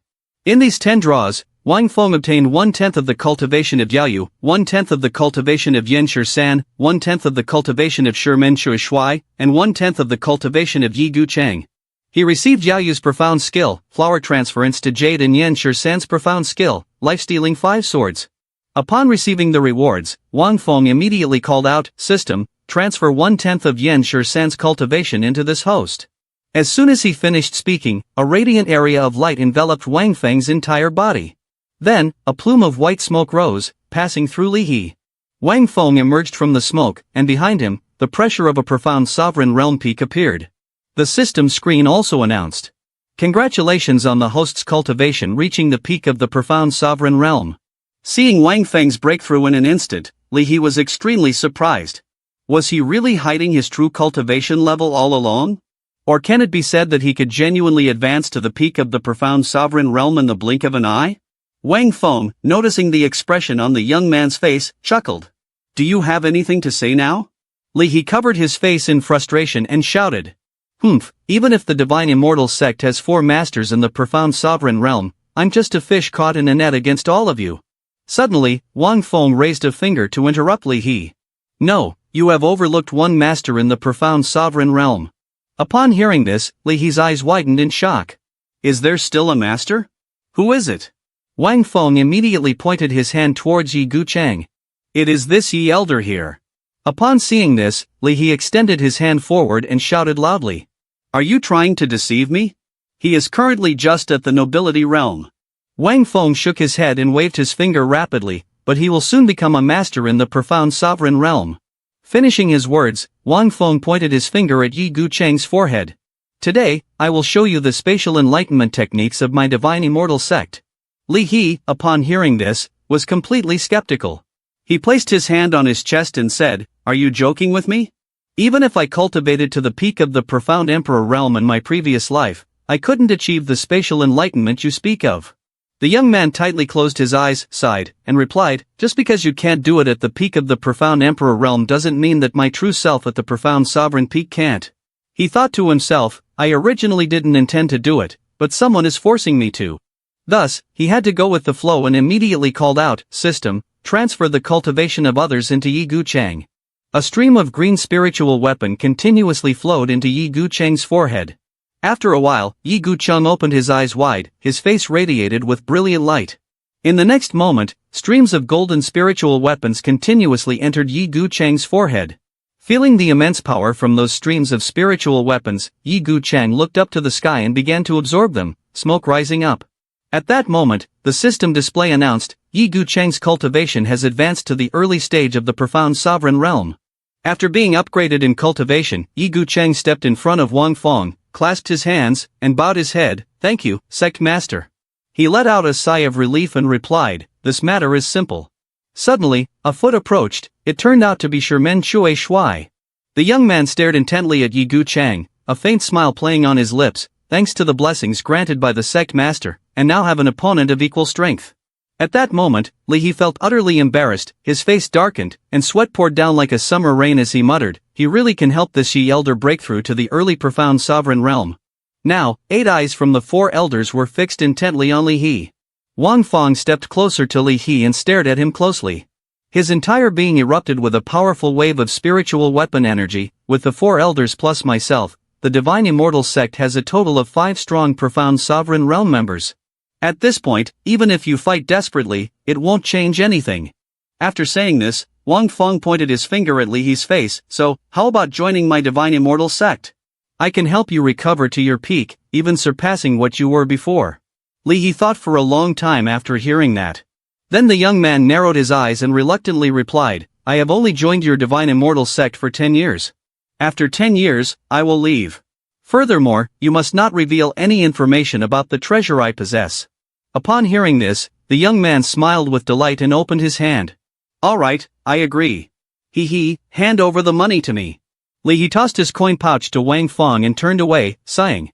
Immediately, the system announcement chimed in, Congratulations, host has recruited an extraordinary genius. The reward received is 30,000 Sect points and one opportunity for a random summon.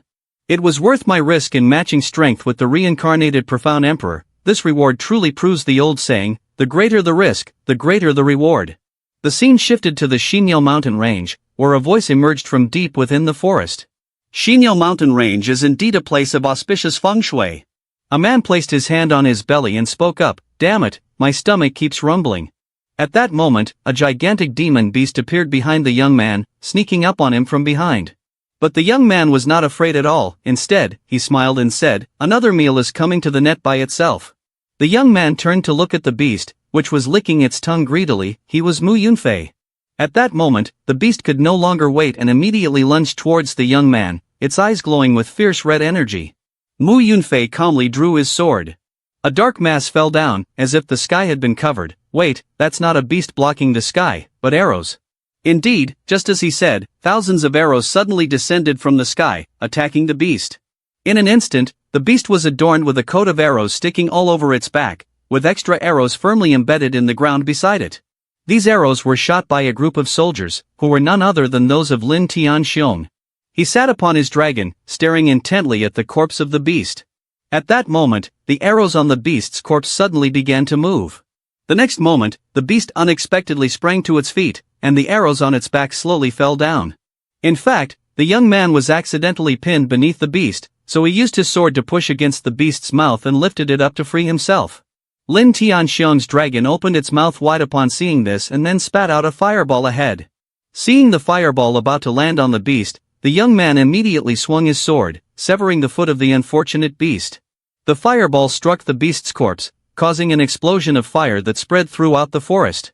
From within the flames, the foot of the beast emerged. The young man stood amidst the fire, firmly holding the sword that was embedded in the beast's foot, smiling. He took a bite of flesh and then looked up, staring at Lin Tianxiong. Thank you, you have roasted the meat for me. Upon hearing the young man's teasing, old Tianxiong smacked his hand down on his dragon's head. Without hesitation, he pulled the dragon's head down, shouting, Consider this a reward for you. Soon as he finished speaking, dragon scales appeared around his hand.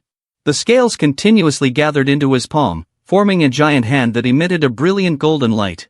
Seeing this spectacle, the young man hurriedly withdrew his sword from the meat. The sword of the young man emitted a stream of energy. This energy spread over an area in the forest. Mu Yunfei placed two fingers together, murmured a spell, and pointed the sword up to the sky, using the profound skill Heavenly Crimson Sword. Immediately, a sword chi was unleashed, aimed directly at Lin Tianxiong's face. The sword chi from the young man clashed violently with Lin Tianxiong's dragon-scaled hand. Lin Tianxiong exerted all his strength to press down on Mu Yunfei's sword, causing the young man to widen his eyes and sweat. The force from Lin Tianxiong's hand was overwhelming, and in the blink of an eye, Mu Yunfei's sword was completely deformed under the pressure. But that was not all. Lin Tianxiong added a powerful punch that sent the young man flying several dozen meters away.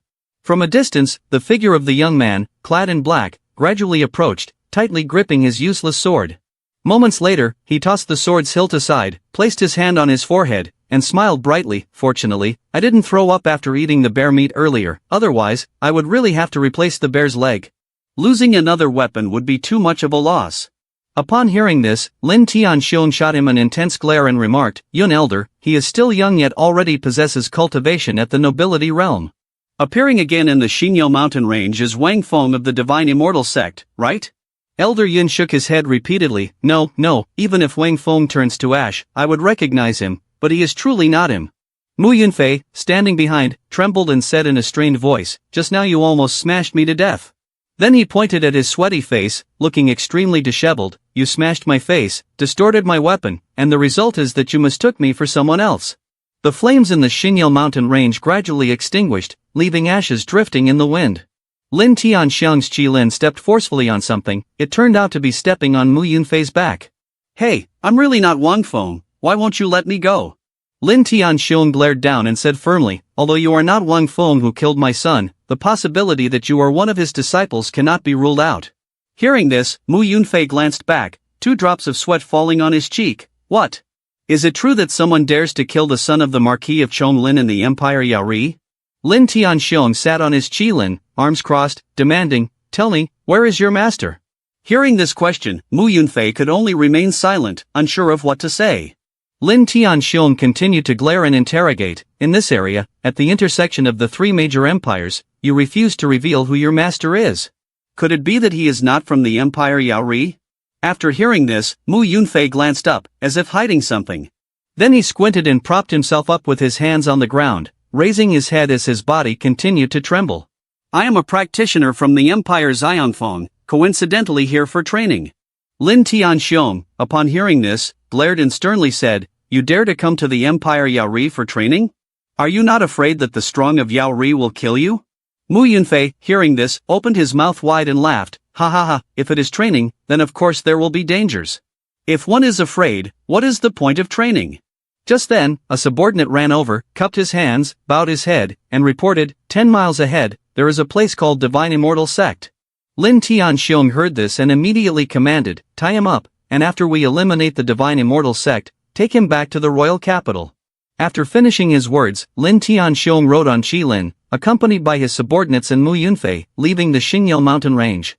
A while later, at the territory of the Divine Immortal Sect, Lin Tianxiang dropped Mu Yunfei from above, wanting him to be severely injured.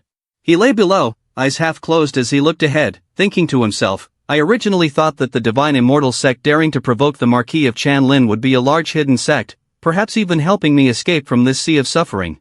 He helplessly sweated as he looked at the hustle and bustle of the Divine Immortal Sect. Is this really all there is? Lin Tianxiang, with his body continuously releasing spiritual weapons, stared intently at the sect of the male lead. Then, he raised his hand to signal his elite troops below, waving the spearheads towards the sect. The elite soldiers gripped their spearheads tightly in their hands, and then, in unison, they threw the spearheads towards Wang Feng's sect. At that moment, just as the spearheads were about to pierce into the sect, there was a sudden disturbance around them, and the Xiansha Great Demon leapt up from the rooftop. He then landed back on the rooftop, looking ahead with fiery red eyes, his body continuously erupting with powerful strength. He summoned his treasure mace, gripping it tightly in his palm. The Xiansha Great Demon slammed the treasure mace down, glaring at Lin Tianxiang and his group, revealing his white teeth in a sinister grin. Then, he swung the mace, unleashing a powerful spiritual weapon. The spiritual weapon gradually accumulated into a large area, forming a strong barrier that rendered the spears unable to penetrate. The Xiansha Great Demon stood on the rooftop, single-handedly withstanding thousands of spears impaled on the barrier. The elite soldiers looked at the scene with their mouths agape, sweating profusely. What is that? It clearly looks like a snake but possesses such abilities. Hearing these words, the Xiansha Great Demon became furious and glared back. Not only do you dare to attack my sect, but you also dare to say that my supreme self resembles a snake. The Xiansha Great Demon, filled with rage, opened his mouth and let out a piercing roar, the oppressive power from his body sending the spears flying back towards Lin Tianxiang and his group. Immediately, the spears shot back, piercing through the chests of the elite soldiers, sending them to meet their ancestors. Xiansha Great Demon used his evil energy to conjure a long staff several hundred meters in length. He then bared his teeth in a sinister smile, and with a demonic face and eyes overflowing with malevolent aura, he struck a lethal blow towards the group of Lin Tianxiang. The elite troops hit by Xiansha Great Demon's attack cried out in pain, their mouths wide open. Stopping there, Xiansha Great Demon turned around and delivered another blow to the remaining elite soldiers, sending them straight to the heavens. After dealing with the Tianxiang minions, the next strike was aimed directly at Lin Tianxiang's face. Who are you to dare invade my divine immortal sect? Lin Tianxiang stared at the long staff about to hit him and shouted, Xiansha Demon Staff, you are Xiansha Great Demon sealed by His Majesty. Xiansha Great Demon stood in a cool pose, his eyes pale, smirking wickedly and said, I am your grandfather, so what? Mu Yanfei looked up at Xiansha Great Demon laughing maniacally on the rooftop and was stunned, thinking, he is the Xiansha Great Demon who tormented the Yaori Empire thousands of years ago. Lin Tianxiang glared at Xiansha Great Demon impressed, how could you escape from the godforsaken land? Xianxia, upon hearing this question, opened his mouth wide and laughed mockingly. Haha, the godforsaken land is so small, how could it possibly trap the supreme being? Mu Yanfei's eyes widened in shock as he stared ahead, quietly thinking, this demonic being was able to escape from the godforsaken land. Could it be due to Wang Feng of the Divine Immortal Sect? I never expected this small house to harbor a peerless expert in hiding. Lin Tianxiong clenched his fist, tilted his head, and glared down below. Wang Feng of the Divine Immortal Sect killed the son of the Marquis of Chonglin. As long as you do not obstruct my revenge, I will consider that I have never met you today. How about that? The Xianxia Great Demon, upon hearing this, smiled widely from ear to ear, laughing, and then took out his demon staff, presenting it before Lin Tianxiong, saying, but we have to see if my Xianxia demon staff agrees. Lin Tianxiong, having caught the gist of it, understood, if that's the case, then today this demon will kill demons even more. With that said, Lin Tianxiong mounted his Qilin and charged toward the Xianxia Great Demon at breakneck speed. Xianxia, the Great Demon, raised his staff and said mockingly, you think you can kill me just by talking? As he finished speaking, Xianxia swung his demon staff fiercely towards Lin Tianxiong. At the moment of life and death, the Qilin rushed in. That's right, but it's not based on my mouth, it's based on Qilin's mouth. Indeed, the demon staff of Xianxia was firmly caught in the mouth of Qilin. After catching it, Qilin tightly closed its mouth. Shortly after, Qilin spewed out a blazing fire, scorching the demon staff of Xianxia. However, that alone was not enough to trouble Xianxia. He infused a tremendous amount of demon energy into the long staff. His demon staff immediately began to grow larger, stretching Qilin's mouth wide open. As it stared with teary eyes, unable to breathe, Qilin had to open its mouth wide and spit out Xianxia's demon staff, then stuck out its tongue to pant like a dog. Seeing that Qilin was of no use, Lin Tianxiong kicked its head hard, leaping up with the spiritual weapon exploding all over his body. He, with his hands covered in Qilin's scales, was incredibly powerful, and he threw a punch directly at Xianxia, the Great Demon. Seeing this, Xianxia quickly kicked his own long staff. His long staff, surprisingly, was aimed straight at the full-force punch of Lin Tianxiong. As the long staff collided with Lin Tianxiong's body, the Qilin fire from earlier began to absorb into his body. In the blink of an eye, Lin Tianxiong's body erupted in a blazing flame of immense power. He glanced at his scaled fist and laughed heartily, ha ha ha, thank you for using the Qilin fire to assist me. After finishing his words, he unleashed a powerful punch towards the Xianxia Great Demon. Seeing this scene, the Xianxia Great Demon grit his teeth, his eyes filled with fierce determination, quickly gathering his strength into his demon staff. Then he unleashed a mighty strike, shattering the Qilin scales covering Lin Tianxiong into numerous pieces. The shockwave from the Xianxia Great Demon's attack forced Mu Yunfei to roll away for several hundred meters. Damn it, how can I get hit while lying still? Moments later, the Xianxia Great Demon landed from the sky, his long staff thrusting forward. He stabbed his long staff directly into the chest of the naked Lin Tianxiong. It seems the answer from the Xianxia demon staff is no. Xianxia narrowed his eyes and stared at Lin Tianxiong, who flashed a faint smile with ketchup smeared all over his lips.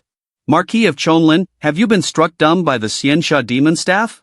You're on the verge of death and still able to smile, old Tianxiong smirked, revealing a smug grin. I smile because, even though you have escaped the godforsaken land, your cultivation has fallen from the peak of the profound sovereign realm to the peak of the nobility realm. Upon hearing this, the Xianxia Great Demon placed his hands on his hips and threw back his head with a loud laugh. Ha ha ha, even if I use my cultivation at the peak of the nobility realm, it is still enough to defeat someone in the mid-nobility realm like you. Suddenly, the Qilin turned and spat out a burst of fire straight at Lin Tianxiong, causing the Xianxia Great Demon to sweat in surprise. What are you doing? If you can't win, there's no need to self-immolate. After the Qilin fire integrated into old Tianxiong's body, his form underwent a transformation. Indeed, my mortal body has the cultivation of the mid-nobility realm, but my Qilin body is not just that. Now, the body of Elder Tianxiong is incredibly strong and tall, wrapped in layers of Qilin scales, with flames raging fiercely. At this moment, the Xianxia Great Demon sees the body of Elder Tianxiong, his eyes bulging in shock and sweat dripping, feeling a bit scared. He clenches his teeth, staring wide-eyed, and as he senses the aura emanating from Elder Tianxiong, he cannot help but be amazed. He is actually at the early stage of the profound sovereign realm. Elder Tianxiong kneels down, forcefully pushing his foot against the ground to gain momentum. Then, with an expressionless face, he glares and charges forward at an incredible speed. Seeing Elder Tian Shung's speed makes the Xiansha Great Demon grit his teeth and stare in astonishment. When Elder Tian Shung reaches in front of Xiansha, he halts, bends his legs, and says, "This time, I won't stop until I crush your face." Elder Tian Shung stomps down with his Qilin legs, causing the ground to explode, leaving behind a tremendous shockwave. After a while, as the dust gradually clears, the stone slabs become visible. Elder Tian Shung glares down and sees that his Qilin legs have been blocked by the Xiansha Great Demon below, who has summoned demon energy to create a shield for protection. Although the Xiansha Great Demon has narrowly avoided a fatal blow, sweat continues to pour down uncontrollably. Not only has the body and strength become much stronger, but the speed has also increased several times compared to before. The Tian Shou offspring who witnessed this scene raised their fists and cheered enthusiastically. No wonder it's the body movement Qilin of the Marquis, even the Xiansha Great Demon and that evil Sect staff can be easily suppressed. After a moment of resistance, the Xiansha Great Demon suddenly turned around. He kicked his own staff hard. After the kick, the staff returned to its original state, but it grew larger and larger, sending Elder Tian Shung flying. The long staff became so enormous that it could be clearly seen from this mountain. The Xiansha Great Demon waved the long staff in front of Elder Tian Shung, opened his mouth wide, broke into a triumphant smile, and shouted, "Hey, little thing, do you think you're the only one who can grow larger?" After saying that, he struck down with the staff towards Elder Tian Shung, causing the ground to sink deep. The formidable pressure created a gust of wind, forcing the elite troops to struggle to hold on, or else they would be blown away. At the same time, the Xiansha Great Demon could not withstand the tearing wind and raised his hand to brace himself. I thought old Tian Shung had vanished, but no, he landed on a large stone. The Xiansha Great Demon gritted his teeth in anger upon seeing this. Old Tian Shung shot him a glare with a grim expression. Seeing this, the Xiansha Great Demon immediately used all his strength to retreat, gritting his teeth and thinking, "I can't confront him directly, I can only create distance and look for openings." Old Tian Shung bowed his head, his eyes tightly shut, tensing his hand. Suddenly, a region of golden light flickered beneath his feet. The next second, he shot towards the Xiansha Great Demon with lightning speed, leaving a trail of dazzling golden light. When he reached the Xiansha Great Demon, old Tian Shung suddenly halted and glared at him. In a moment's hesitation, old Tian Shung slapped the Xiansha Great Demon with such force that it felt as if his eyes were about to pop out. Enduring a devastating blow, the Xiansha Great Demon gritted his teeth and struggled to withstand it, thinking, "Damn it, this can't be true." But a slap like that was nothing serious. Old Tian Shung continued to stomp down hard on the ground and leaped up, his fist already raised, moving smoothly. Every movement is a torment for the Xiansha Great Demon with devastating blows. Damn it, the speed is unbelievable. After taking 749 blows, the Xiansha Great Demon was sent crashing into the rock wall, splitting it in two. In pain, he opened his mouth wide and coughed up blood violently. This demon has not easily escaped from the godforsaken land, and now I have to die like this. Old Tian Shung walked up to the Xiansha Great Demon, looking at him with bright golden eyes. He raised both hands, gripping the two mountain walls behind him. "It's over, this time, I've truly been hit like a snake." Old Tian Shung applied no effort, tightly connecting the two mountain walls together, crushing the Xiansha Great Demon within. After a moment, the shattered rocks slowly began to fall. Something caused old Tian Shung to stare in astonishment. The Xiansha Great Demon was not inside the crevice at all, and there was no sign of him. Where did he go? As soon as he finished speaking, the Xiansha Great Demon shouted, "No need to look anymore." He was sitting on top of old Tian Shung, pointing at his own face. "The Supreme One is still very much alive here." Hearing the voice, the old man Tian Shung turned his head and glanced up. "It seems that your divine immortal sect has some experts, huh?" It turned out that he was looking towards Yi Gu Chang, who was firmly holding a treasured sword in his hand, standing confidently on the roof. Yi Gu Chang, with an emotionless expression, glared down below. He raised his shining, sharp sword and then forcefully sheathed it. Immediately, the spiritual weapon auras dissipated. The Xiansha Great Demon descended from the sky in a cool pose, with the evil energy around him also dissipated. At this moment, Mu Yanfei hid behind a rock, glancing at Yi Gu Chang, thinking to himself, "One Xiansha Great Demon is not enough, and now another powerful expert has come. What kind of divine sect is this divine immortal sect? Why have I never heard of this sect during my training in Empire Yaori?" Yi Gu Chang looked at the Xiansha Great Demon and said in a stern voice, "The sect master is very pleased with your performance, you can go rest over there for now." "Alright, goodbye." However, before leaving, the Xianxia Great Demon did not forget to point at old man Tian Xiong and introduce him, saying, "This person claims to be the Marquis of Chonglin and said he wants to take the Sect Master's life." Yi Guchang was furious after hearing this, looking ahead with sharp eyes and drawing out his gleaming sword. "It's too beautiful to still be dreaming." Yi Guchang forcefully unsheathed his sword, and immediately, powerful sword chi surged forth towards the elite troops. Suddenly, a tremendous force lifted the elite troops into the air. Mu Yunfei was no exception, being suppressed by that force. With just a single draw of the sword, the elite soldiers were controlled and lifted high into the sky. Old Tian Xiong had to struggle against the violent pressure of that force. Unable to contain his impatience, old Tian Xiong stomped hard on the ground, creating an explosion. He charged forward, swinging his fist towards Yi Guchang with an angry expression, his eyes wide and teeth clenched. Immediately, Yi Guchang raised his sword, channeling energy to create magnetic beams. The elite troops of old Tian Xiong were drawn in by the magnetism, becoming firmly stuck to Yi Guchang's sword. He floated in midair, firmly holding his sword aloft and using the skill, immortal flying from heaven. The spiritual weapon radiated abundantly and fiercely. Before the old man Tian Xiong rushed in, Yi Guchang quickly unleashed a combined attack of sword and body towards him. Faced with this brutal assault, old Tian Xiong had no choice but to raise his hands to defend himself. Taking advantage of Tian Xiong's momentary daze from his move, Yi Guchang swiftly jumped from the rooftop behind him. Sensing the incoming attack from behind by Yi Guchang, old Tian Xiong clasped his hands together.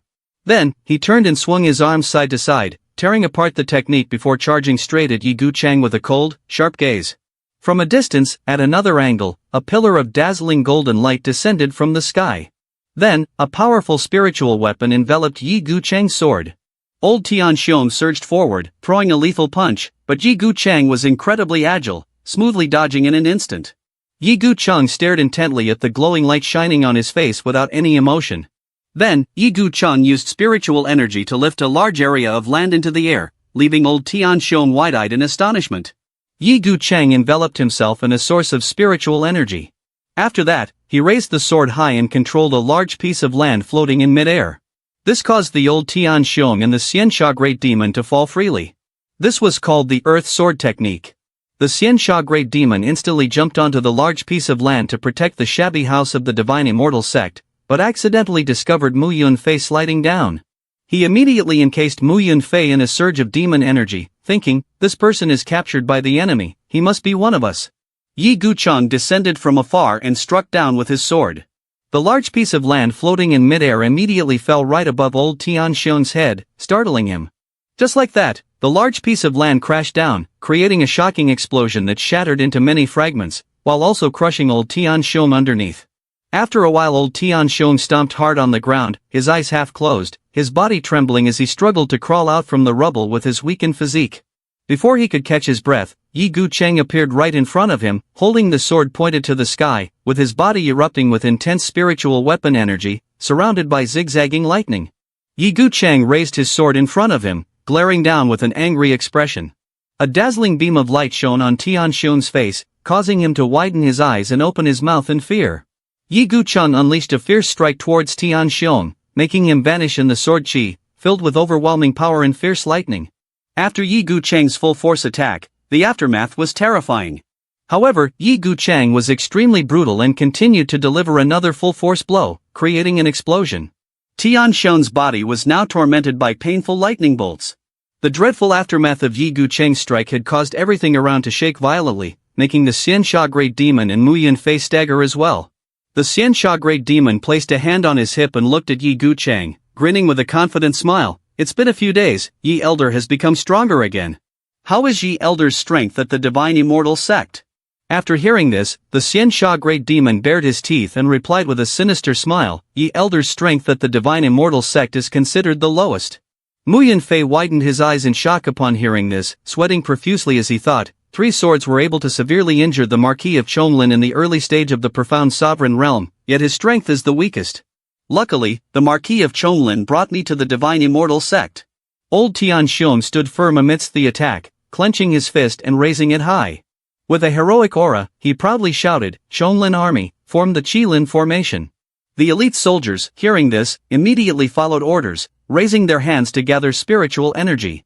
Then, the elite soldiers sequentially touched each other's shoulders to merge their spiritual energy together. When the last person joined, the Qilin stomped its foot against the tree and leaped straight over the heads of the elite soldiers. After that, the last soldier among the elite transferred the gathered spiritual energy into the alluring rear of the Qilin. Once the Qilin absorbed the spiritual energy, the elite soldiers behind were drained and burned to ashes. In this way, the entire elite force of old Tianxiong turned to smoke. The Qilin opened its mouth wide, gathering a fireball inside. Once a large mass of fire was formed in its mouth, the Qilin then spat that fire towards Yiguqing. The fire zone flew through, straight to where Elder Tianxiong was, merging into his body. After absorbing the blazing flames of the Qilin, Elder Tianxiong's entire body glowed a fiery red, glaring with his big round eyes ahead, and swung his fist forward. Then, Elder Tianxiong raised his head, wide-eyed, and opened his mouth to let out a loud shout, causing the flames to burn even brighter, dispersing the lightning bolts. Next came a full-force punch, explosively countering Yiguqing's strike. After the attack, Yiguqing's powerful move gradually faded, leaving only the remnants of the lightning bolts. The Xiansha Great Demon observed from a distance, gritting his teeth, a drop of sweat rolling down his cheek, secretly thinking. The Marquis of Changlin borrowed the fire of the Qilin and the Changlin army, which can clearly elevate cultivation and power in an instant, his strong body constantly erupting with powerful blazing flames. Speaking of this, the Xiansha Great Demon pulled out his long staff from the stream of evil energy. He then swung the long staff back for momentum, his gaze fixed directly on the Qilin below. To prevent future troubles, I will first eliminate this fire Qilin. Elder Tianxiong unleashed a full-force punch, with an overwhelming oppressive power that was incredibly terrifying. With the pressure of the punch, it transformed into a giant hand, aimed directly at Yiguqing. However, in the face of this full-force blow, Yiguqing remained remarkably calm and jumped high, forcefully embedding the sword in his hand into the fist. He and his sword thrust into the blazing fire before him. The hilt of Yiguqing's sword pierced through the area of flames. Unexpectedly, old Tianxiong tightly grasped the hilt of Yiguqing's sword. When old Tianxiong caught the hilt, he smugly mocked, "It's just a hilt, do you think it can harm me?"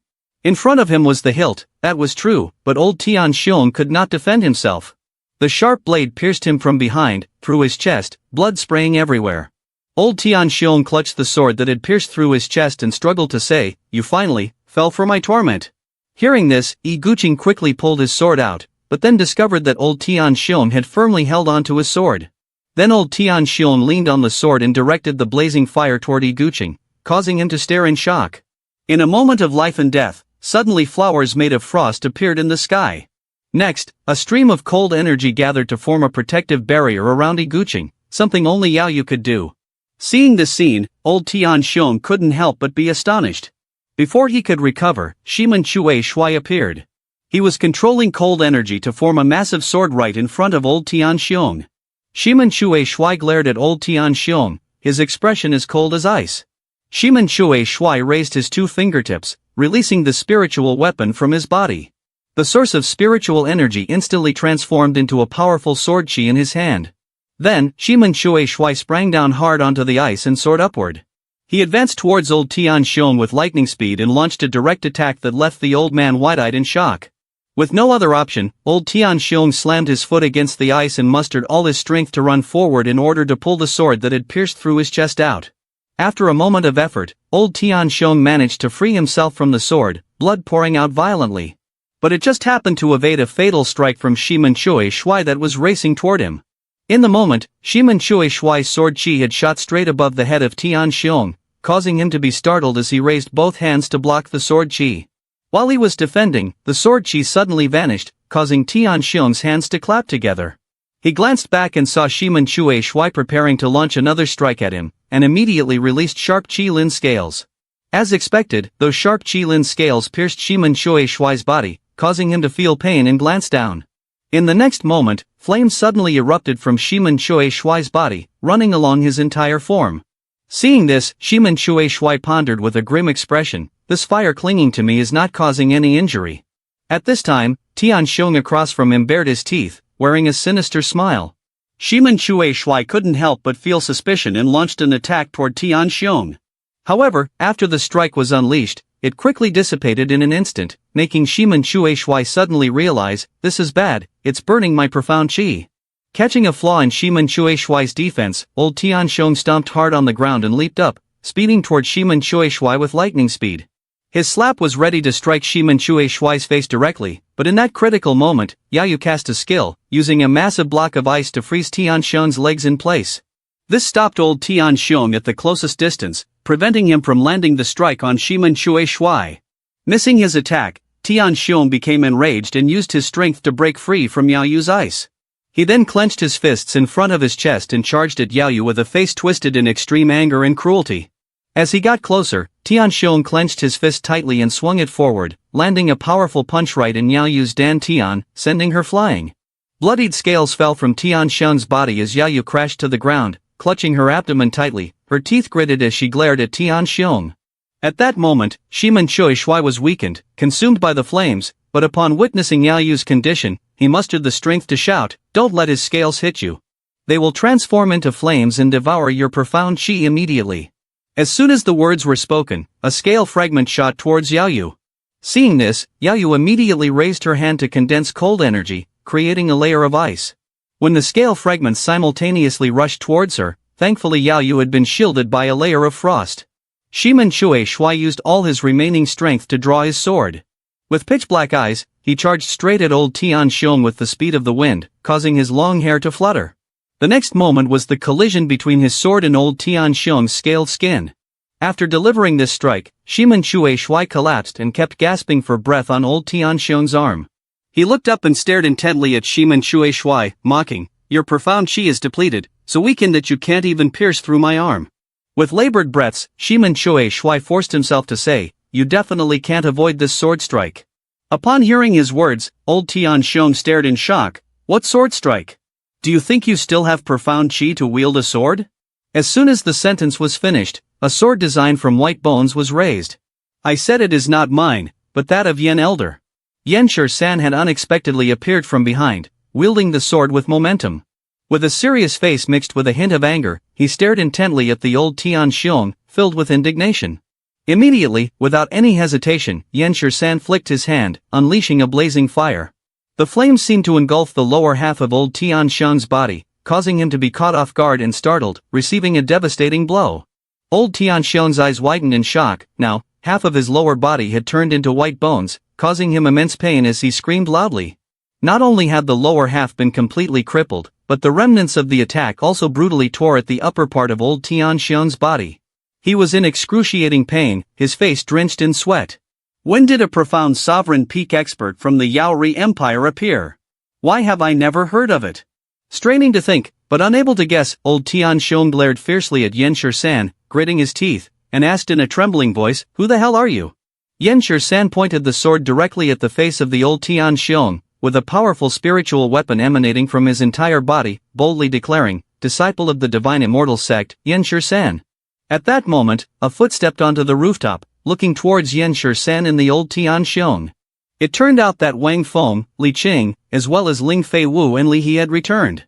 Li Qing, with a surprised expression, thought to himself, "I've only secluded for a short while, and already an elder as strong as this has awakened in the sect."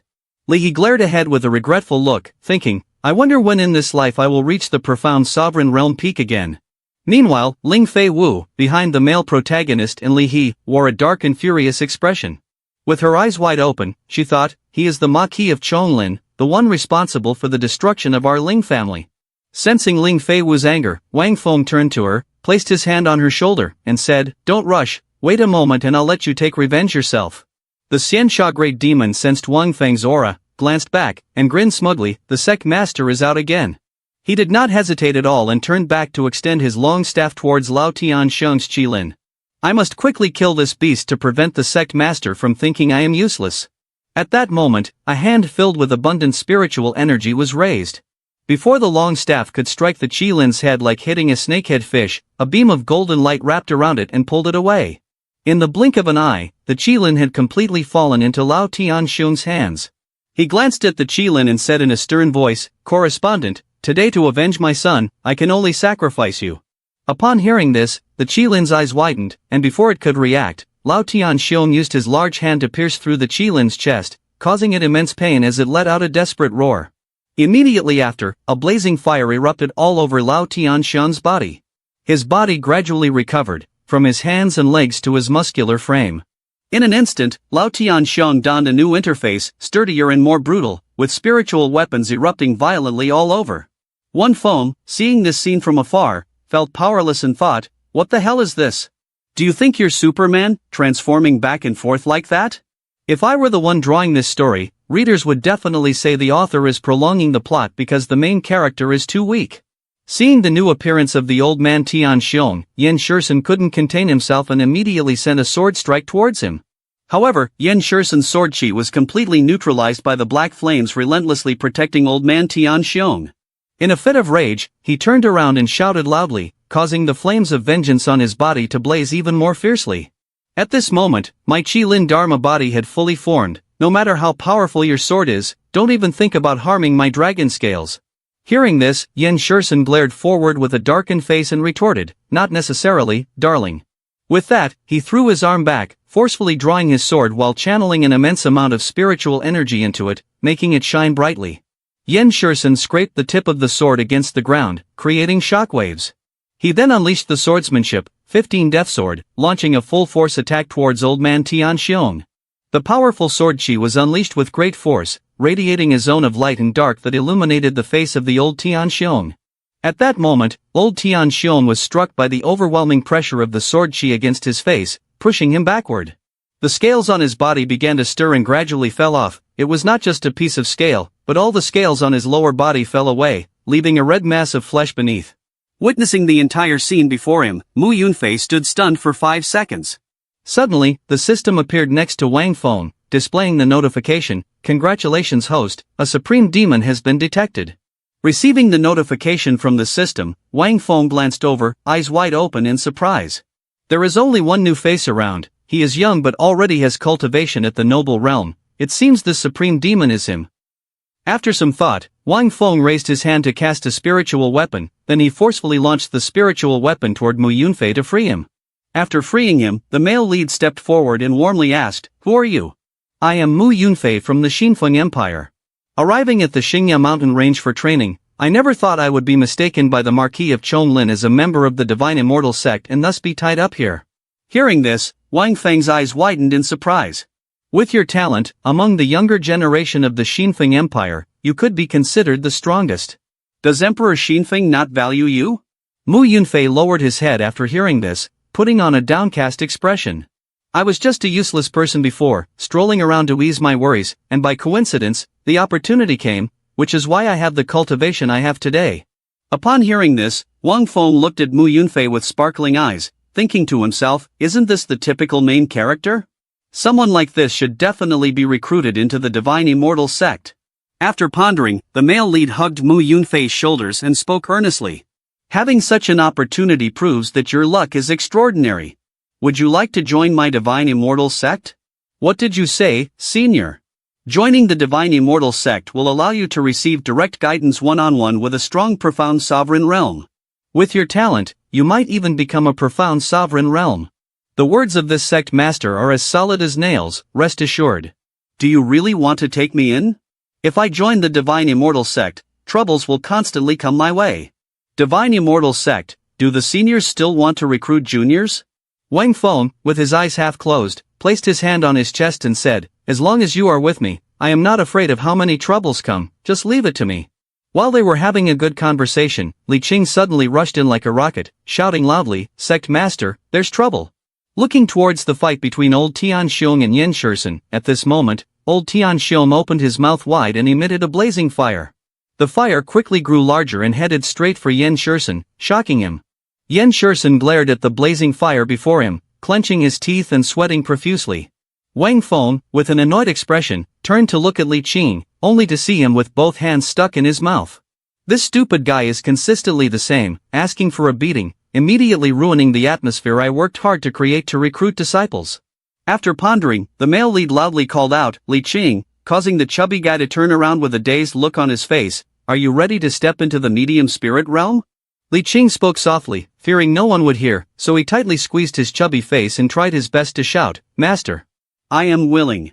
Seeing Li Qing's enthusiasm, the male lead happily knelt down and patted him on the shoulder. "I assure you that today you will definitely get what you desire, trust me." After saying this, Wang Feng glanced at Mu Yunfei and smiled slightly. In order to successfully take on a disciple, it seems I ultimately have to take action. After contemplating, Wang Feng waved his hand, transmitting a stream of spiritual weapon energy to Li Qing, leaving him bewildered. Old Tian Xiong, with an angry expression, turned and shouted loudly, "You are the one who killed my child. Wang something Feng, right?" As soon as he finished speaking, the male lead emerged before old Tian Xiong, surrounded by an abundant source of spiritual energy. Without hesitation, old Tian Xiong charged forward, opening his mouth wide to spit a ball of burning saliva at Wang Feng. In response to old Tian Xiong's attack, Wang Feng unleashed the Skill Blossom Light Sword Dao and Bright Jade skill, which were two skills of Shiming Chuishui and Yaoyu. He used his icy arm to touch the sword Qi, merging the two sources of power to create a gigantic ice sword that swung forward. Right after successfully combining, Wang Feng swung his sword backward to gain momentum. Waiting until the gathered energy grew stronger, he quickly brought down an immortal flying from heaven strike, splitting the blazing fire before him in two. Missing a blow only intensified Elder Tian Xiong's rage. He turned around and launched an attack at Wang Feng's ice mass. With a powerful impact, the main character's ice quickly cracked into multiple shards, then gradually shattered and fell. Moments later, the main character landed from the sky. He gathered a whirlwind of cold energy right in front of him to protect his frail body. A second later, Elder Tian Xiong punched through the whirlwind of cold energy. Following that, Elder Tian Xiong delivered a swirling punch straight into the ground, causing an explosion. After striking, he glared and gritted his teeth, clenching his fist and shouted, "Can't withstand even one blow from me." Ling Fei Wu, observing from a distance, widened his eyes at the sight and muttered, "If even the master can't defeat the Marquis of Chonglin. So when will we be able to take revenge for the Ling family's blood grievances?"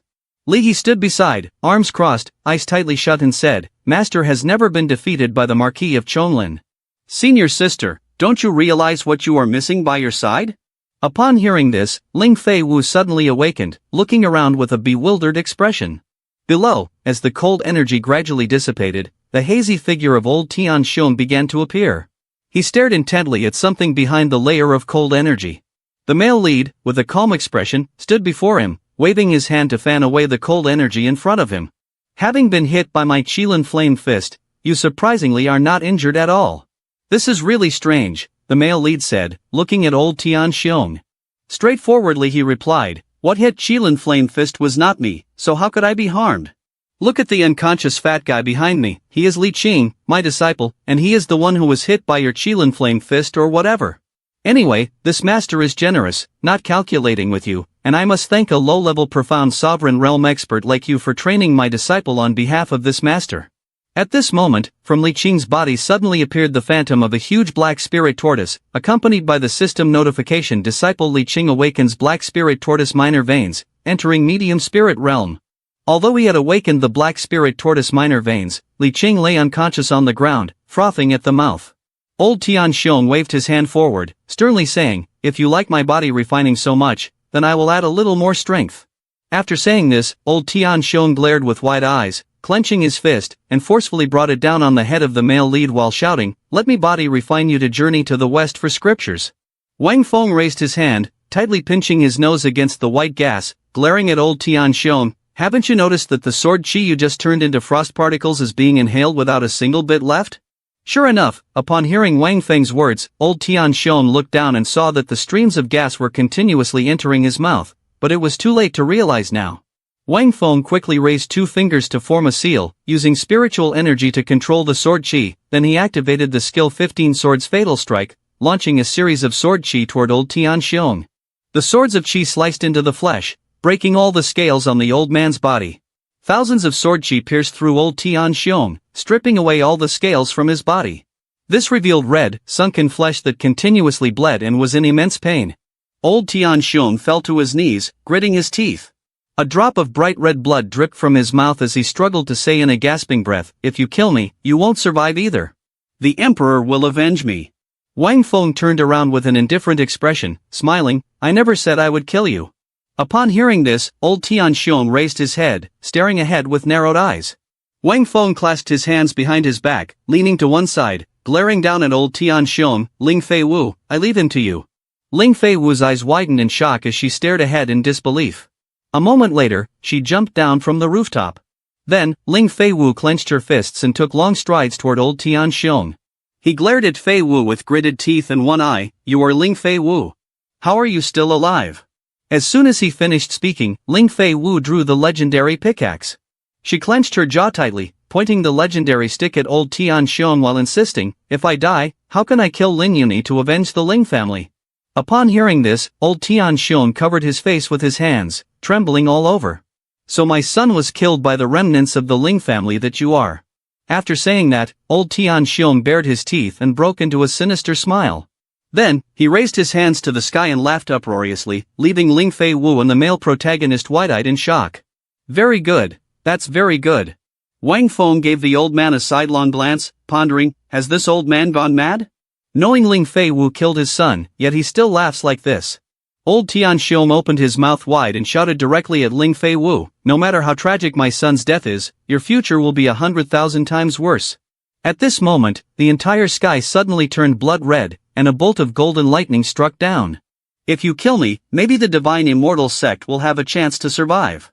But if you dare to take in Ling Fei Wu, the entire sect will definitely perish." Wang Feng, after hearing this, fell silent and pondered. Indeed, as we predicted, the annihilation of the Ling family's sect had hidden reasons. However, looking at the demeanor of the Marquis of Chonglin, it seemed impossible to get him to reveal the secrets of the Ling family's sect destruction. Right, the Xianxia Great Demon is a well-known entity from the Empire of Yaori 1,000 years ago. Moreover, he had once fought against the Yaori Emperor, perhaps he might know some hidden truths. Later, I could ask him a few questions. After hearing those words from the old Tian Xiong, Ling Fei Wu's expression changed, and she trembled as she turned to look at the male protagonist with a visibly sad gaze. "Sect Master, can I really kill him for revenge?" Upon hearing this, Wang Feng held Ling Fei Wu's hand. "What have I told you before?" Wang Feng closed his eyes and focused on the miraculous piece of wood in Ling Fei Wu's hand. "Our divine immortal sect fears no one. If there is a blood feud, even if he is as powerful as the heavens, we must kill him without fail." Upon hearing this, Ling Fei Wu regained her courage and shouted loudly, "Father, if you have any spirit in the underworld." After saying that, the girl immediately ran over and pierced through the body of old Tian Xiong with the magical stick in her hand, blood splattering everywhere. "Father can rest in peace now." Although pierced, old Tian Xiong still opened his mouth wide to reveal a strange smile. Ling Fei Wu's eyes widened, a glimmer of fury appearing in her pupils. Immediately afterwards, she twisted forcefully at the wound on old Tian Xiong's chest so that he could feel excruciating pain. Under the intense force, the stick finally broke in half. Old Tian Xiong's gaze became blurred, and he tightly clenched his mouth. Then he fell freely, causing his hair to flutter in the wind, with blood continuously pouring from his chest. Ling Fei Wu stared intently at the stick in her hand, panting heavily. Meanwhile, the great demon Xianxia approached, raised his hand and declared, "Sect Master, if the Marquis of Chonglin dies, Emperor Yaori will certainly not be willing to let it go." "I hear only fears that he will be willing to let it go," Wang Feng said with his hands clasped behind his back, standing confidently and frankly.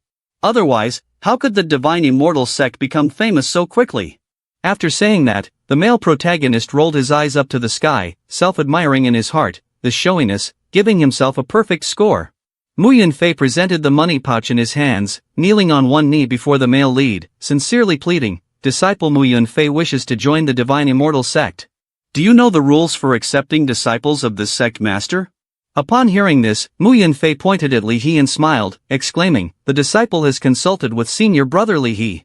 Hearing this, Wang Feng reached out to take the money pouch, thinking to himself, "Not bad, saves me the trouble of having to deceive him."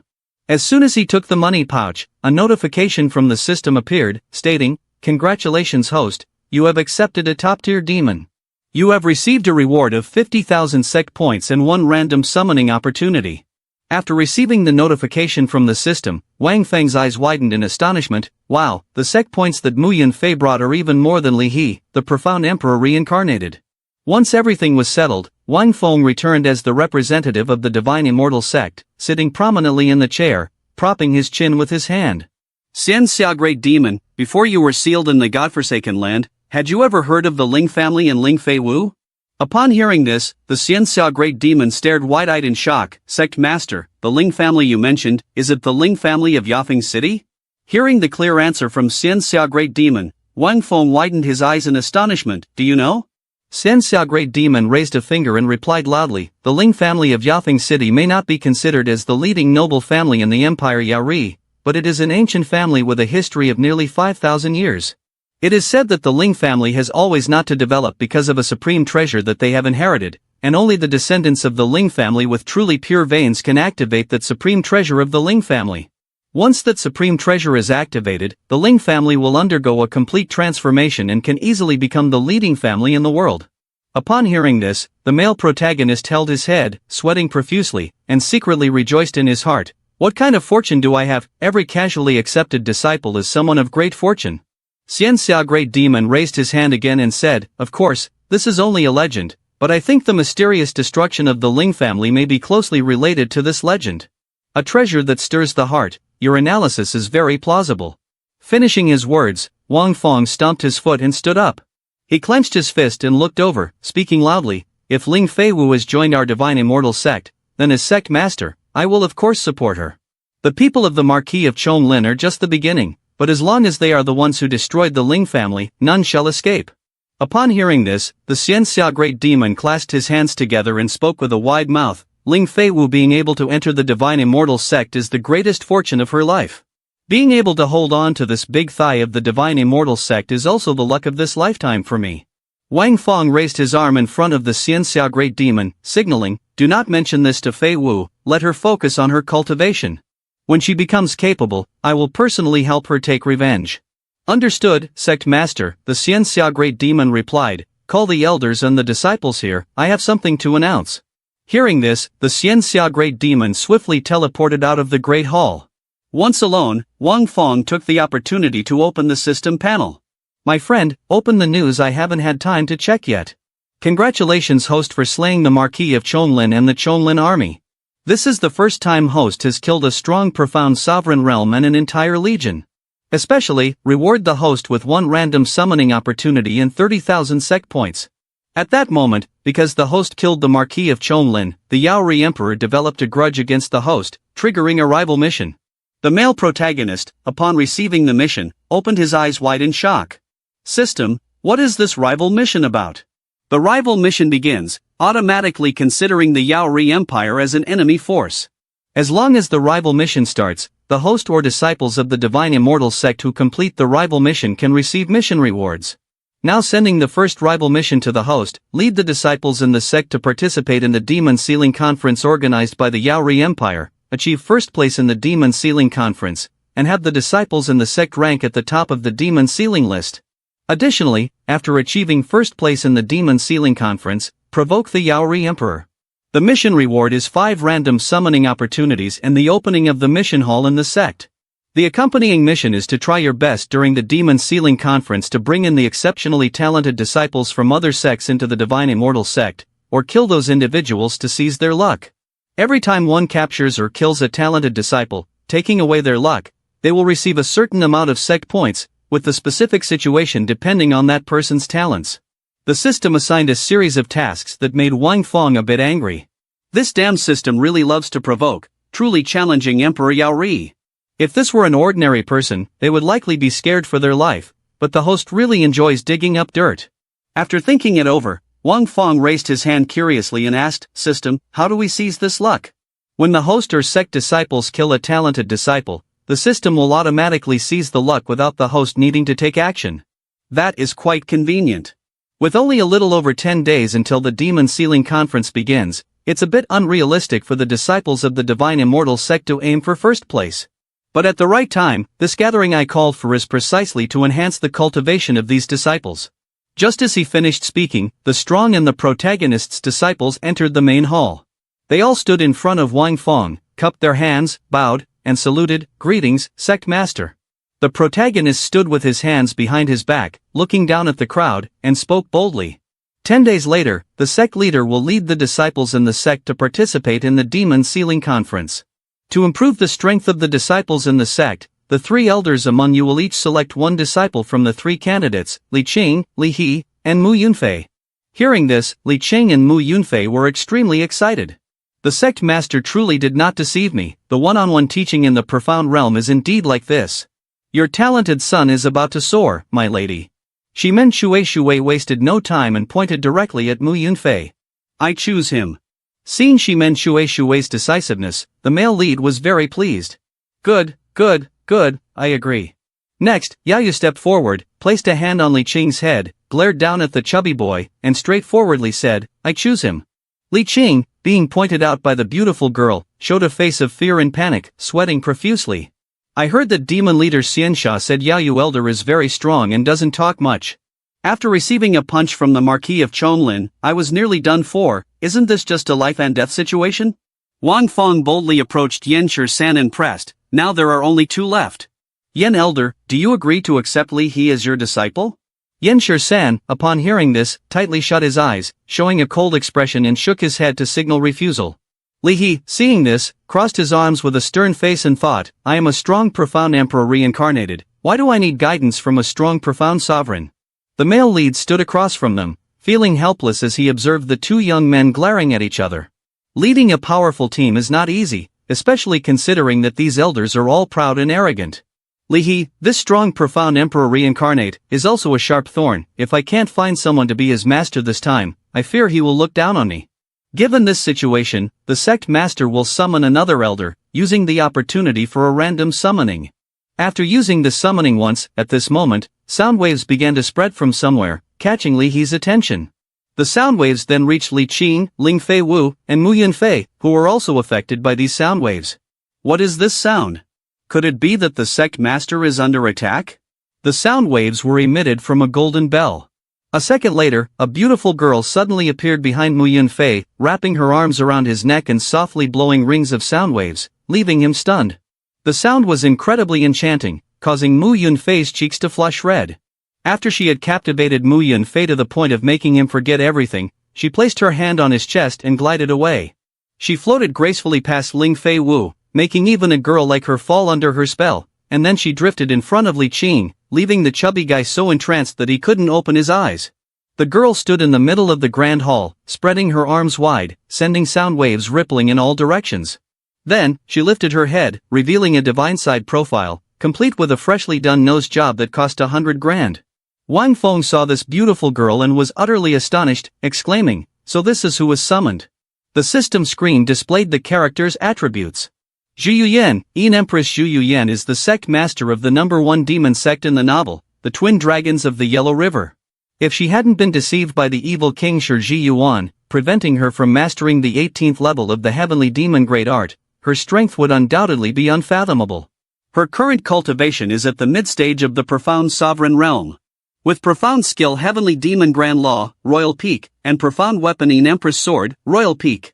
Zhu Yuyan stood before the disciples of the male protagonist, exuding a graceful demeanor and a slender figure that captivated the hearts of many. Li He glanced away, avoiding eye contact with a blush on his cheeks. This voice can use sound to stir emotions and mesmerize the mind.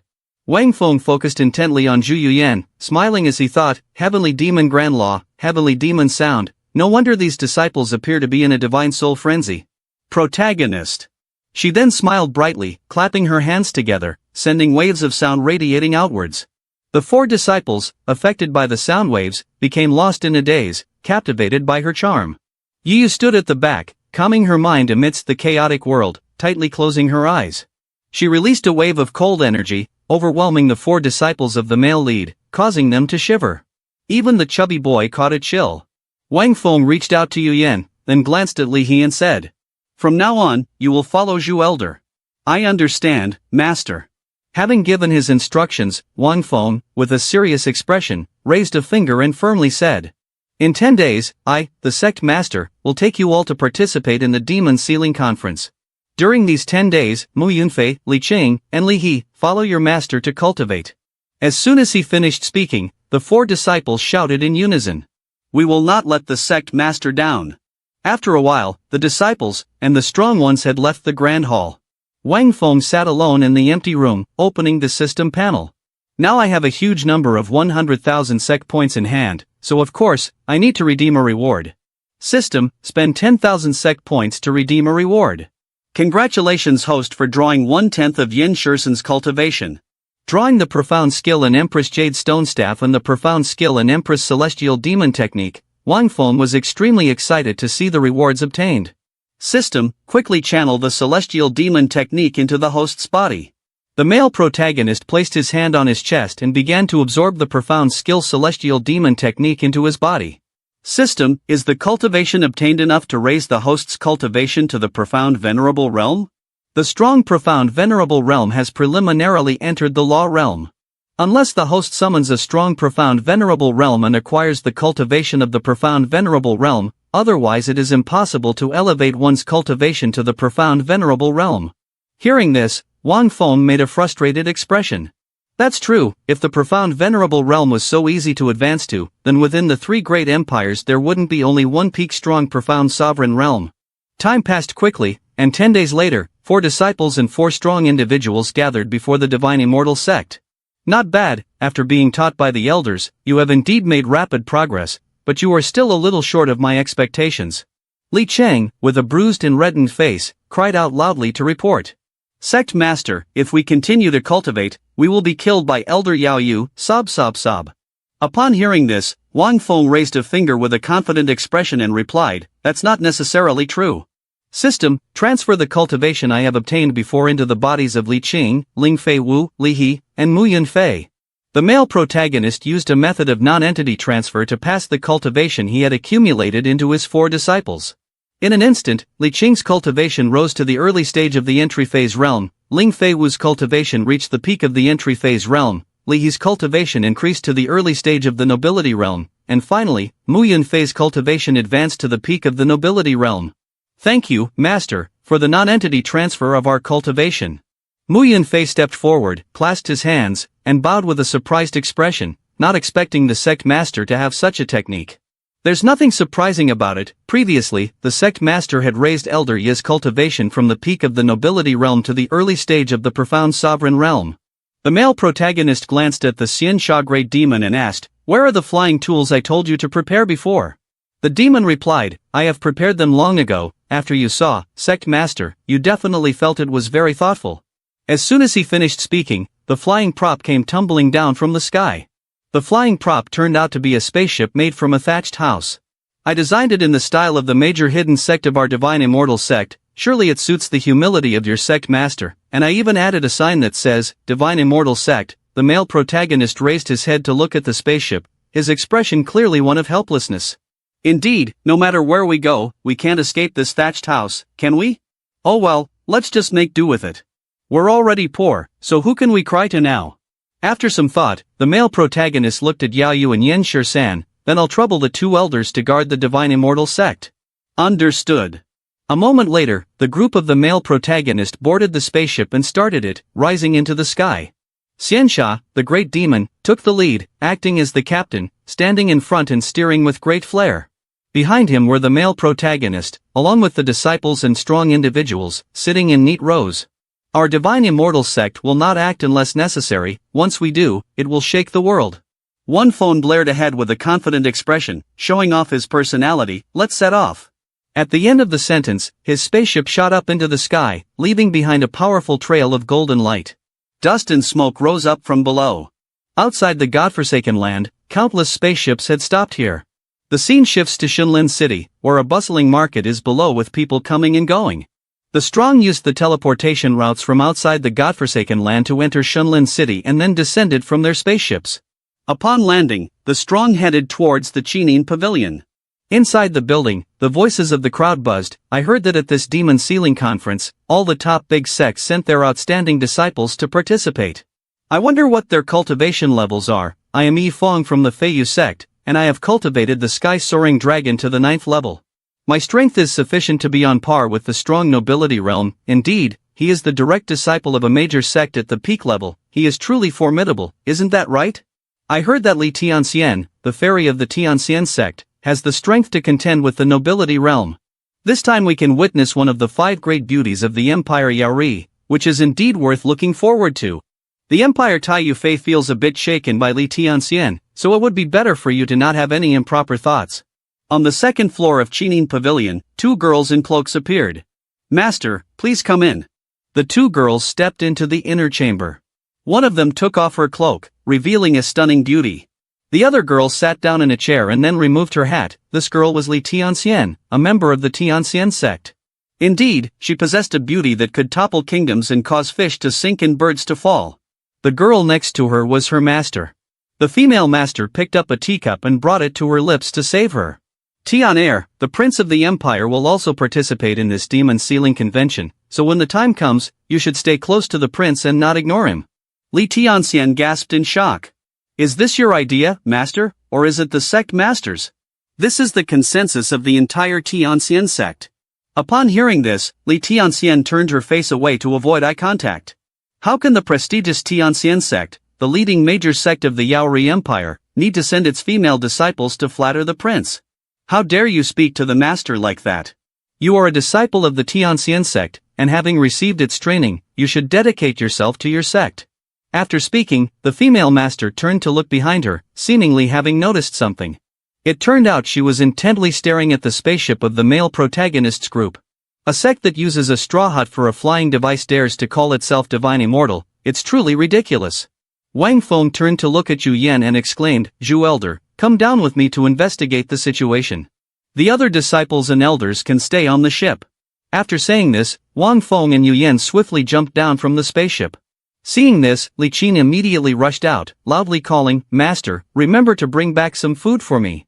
Moments later, the male protagonist and Yu Yan entered the Qin Yun pavilion, their aura immediately attracting the attention of the crowd inside.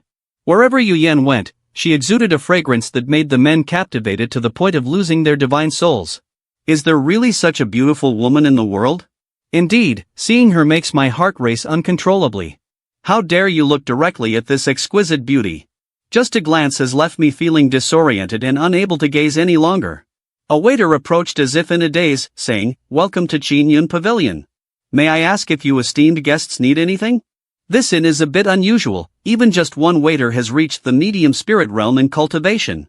We want to stay overnight, the waiter replied cheerfully, quoting the price, causing Wang Feng to spit out his drink. One room is 1,000 lower grade profound stones. How many rooms would the guest like? What? One room for 1,000 lower grade profound stones. Good heavens, is this a black inn? The total amount of profound stones I have is only a few hundred, and that's including what Mu Yunfei gave me as a gift. I'm supposed to be the master of the divine immortal sect, yet I can't even afford a single room. Wait, I should have plenty of money.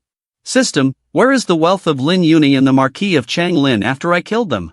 The system displayed a notification, all assets have been collected into the host system space. The host can check at any time. Indeed, the male protagonist's wealth was as high as the peak of Everest, along with the finest high-grade swords. The male protagonist held his head high, smiling broadly at his enormous wealth. Ha ha, no matter where it is, killing and robbing is the fastest way to get rich. After thinking for a moment, Wang Feng looked at the waiter with a cheerful smile and said, I want. Before he could finish his sentence, a young man waved a fan and called out, Beauty. A chubby guy with a large double chin walked over to Yu Yan and said, Young master, we can rent a room for her. The crowd below began to gossip when they heard the chubby guy's voice. I couldn't have guessed it was Xiao Changfeng, the young palace master of Sifang Palace. It's over, with this guy showing up, that Beauty is likely to find it hard to escape his grasp. That's right, this guy may spend all day seeking pleasure, but his cultivation hasn't regressed at all. He's already a master in the nobility realm, standing among the genius peak level. Seeing Xiao Changfeng getting too close to Yu Yan, Wang Feng couldn't help but speak up, Brother, are you willing to pay 7,000 low-grade profound stones for us? Hearing this, the chubby guy shot a glare behind him, looking angry. Who do you think you are? Besides the beauty, no one can make Xiao Changfeng willing to help. Upon hearing this, the male lead opened his arms, shrugged, and threw a sarcastic remark. The sect master thought there was a big spender who could kill, but it turns out he is just a poor person. Daring to laugh at the young palace master of Sifang Palace, is this person tired of living? Feng, with a chubby face, turned around with a spiteful attitude, pointing his fan at the male protagonist's face, shouting, As long as you step out of this Qinin pavilion, I guarantee you will die without a complete corpse. Wang Feng, upon hearing this, squinted and shot a sarcastic glance, so that means you don't dare to act in Qinin pavilion, right? The crowd watching the scene scratched their heads helplessly. Is this guy not just someone who crawled out from some corner? That's right, Qinin pavilion is located in 3 major empires, with deep and unfathomable forces. Who dares to act in Qinin pavilion? Feng waved his fan, covering his mouth in mockery of the male protagonist, a frog sitting at the bottom of a well, unaware of its own limitations. Stop beating around the bush, do you dare or not? After saying that, Wang Feng lunged forward and struck a palm to Feng's belly, causing him to fly away before he could react. What is Qinin Pavilion anyway? I dare to hit you, so what? Taking the full blow, Feng's face smashed into the wall, shattering it.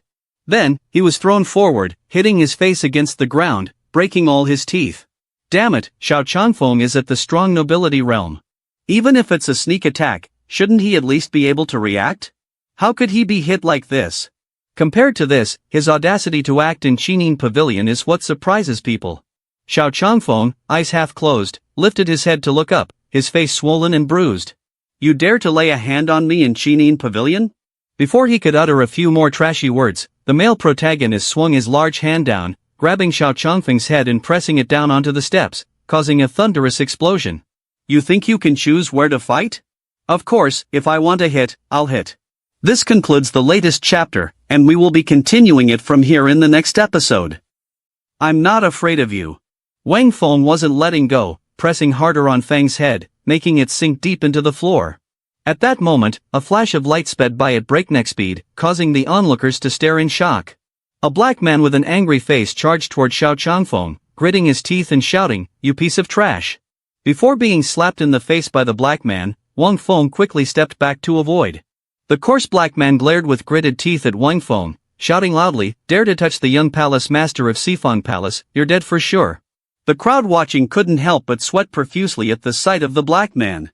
The elder of Sifang Palace, Gue Xiong, he is a strong profound sovereign. This storm is definitely not something we want to get involved in. At this moment, Li Tianxian and her master on the second floor also saw the scene. The female master silently glared down below, thinking to herself, this little guy really doesn't care about his life anymore. Not only did he act in Qinin Pavilion, but he also went for the young palace master of Sifang Palace. With Elder Gue Xiong appearing, this guy is surely dead. Meanwhile, Li Tianxian couldn't help but be astonished, her eyes wide open. This person dares to act in Qinin Pavilion, he must have some backing. Down below, Wang Feng pointed directly at Gue Xiong's face provocatively, which infuriated him. Oh really, then why don't you try to lay a hand on me? Just as he finished speaking, a delicate white foot stepped down from the stairs. Those feet belonged to a beautiful girl. The girl with a serious and emotionless face pressed on, "Sir, you must know the rules of Qinin Pavilion, right?" Upon seeing the girl, Gue Xiong quickly turned around, clasped his hands, and bowed respectfully. Gue Xiong from Sifang Palace, greetings to Elder Zhu Qin. Whenever a new character appears, the crowd always has something to say. Who would have thought that even Elder Zhu Qin, the one in charge of Qinin Pavilion, has been disturbed? Elder Zhu Qin is a master of the profound sovereign realm. The fate of this little guy is already clear. I didn't expect to see two stunning beauties today. This trip is worth it. Wang Feng extended his hand toward Zhu Qin and composed a poem, which surprised her a little. Once charming a city, again charming a nation. After finishing the poem, the male protagonist placed his hand on his chest and winked at Zhu Qin. It is an honor to meet you today. I am pleased, and I apologize for any offense. I hope for your understanding. Several young men nearby couldn't help but laugh. Oh my god, is this little guy crazy? He doesn't even realize what situation he is in. Not kneeling down to beg for mercy is one thing, but daring to play tricks with Elder Zhu Qin is unacceptable. Now I just want to see how this little guy dies, Gue Xiong said with a disdainful grin. You really are seeking your own death. Zhu Qin closed his eyes, his expression calm as he remarked, your courage is quite impressive. Not that impressive, just a little bit. Zhu Qin could no longer maintain his composure, his eyes widened as he growled, you have attacked in the Qinin Pavilion, breaking our rules. What do you intend to do about this?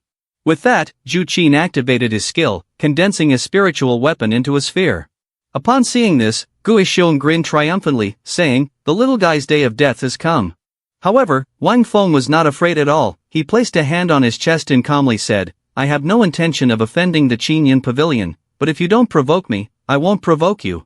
As he spoke, Wang Feng pointed behind him, exerting a bit of force into Xiao Changfeng's backside, causing him to awaken, raise his head, and shout, no matter where it is, anyone who dares to offend the Sect Master must die. Now that little guy isn't dead yet, the Sect Master is already showing great respect to Qinin Pavilion and has been very lenient. Gue Xiong heard this and was extremely angry, immediately throwing himself at Wang Feng. You little brat, not only do you dare to speak arrogantly in Qinin Pavilion, but you also want to kill the young palace master of Sifang Palace. At that moment, the silk cloth on Yuyan's body flew towards him, gliding gracefully through the air, then wrapping around Gue Xiong's arm. The silk brushed against his face, releasing a fragrance that made Gue Xiong intoxicated to the point he couldn't open his eyes. He surprisingly supported the silk cloth lightly. Yuyan interlaced her hands tightly, holding the silk cloth firmly, and cast a sharp glance. One less matter is better than one more. With that, she waved her hand, tightening the silk cloth in an impressive manner. The silk quickly tightened around Gue Xiong's arm, causing him to snap back to reality with widened eyes.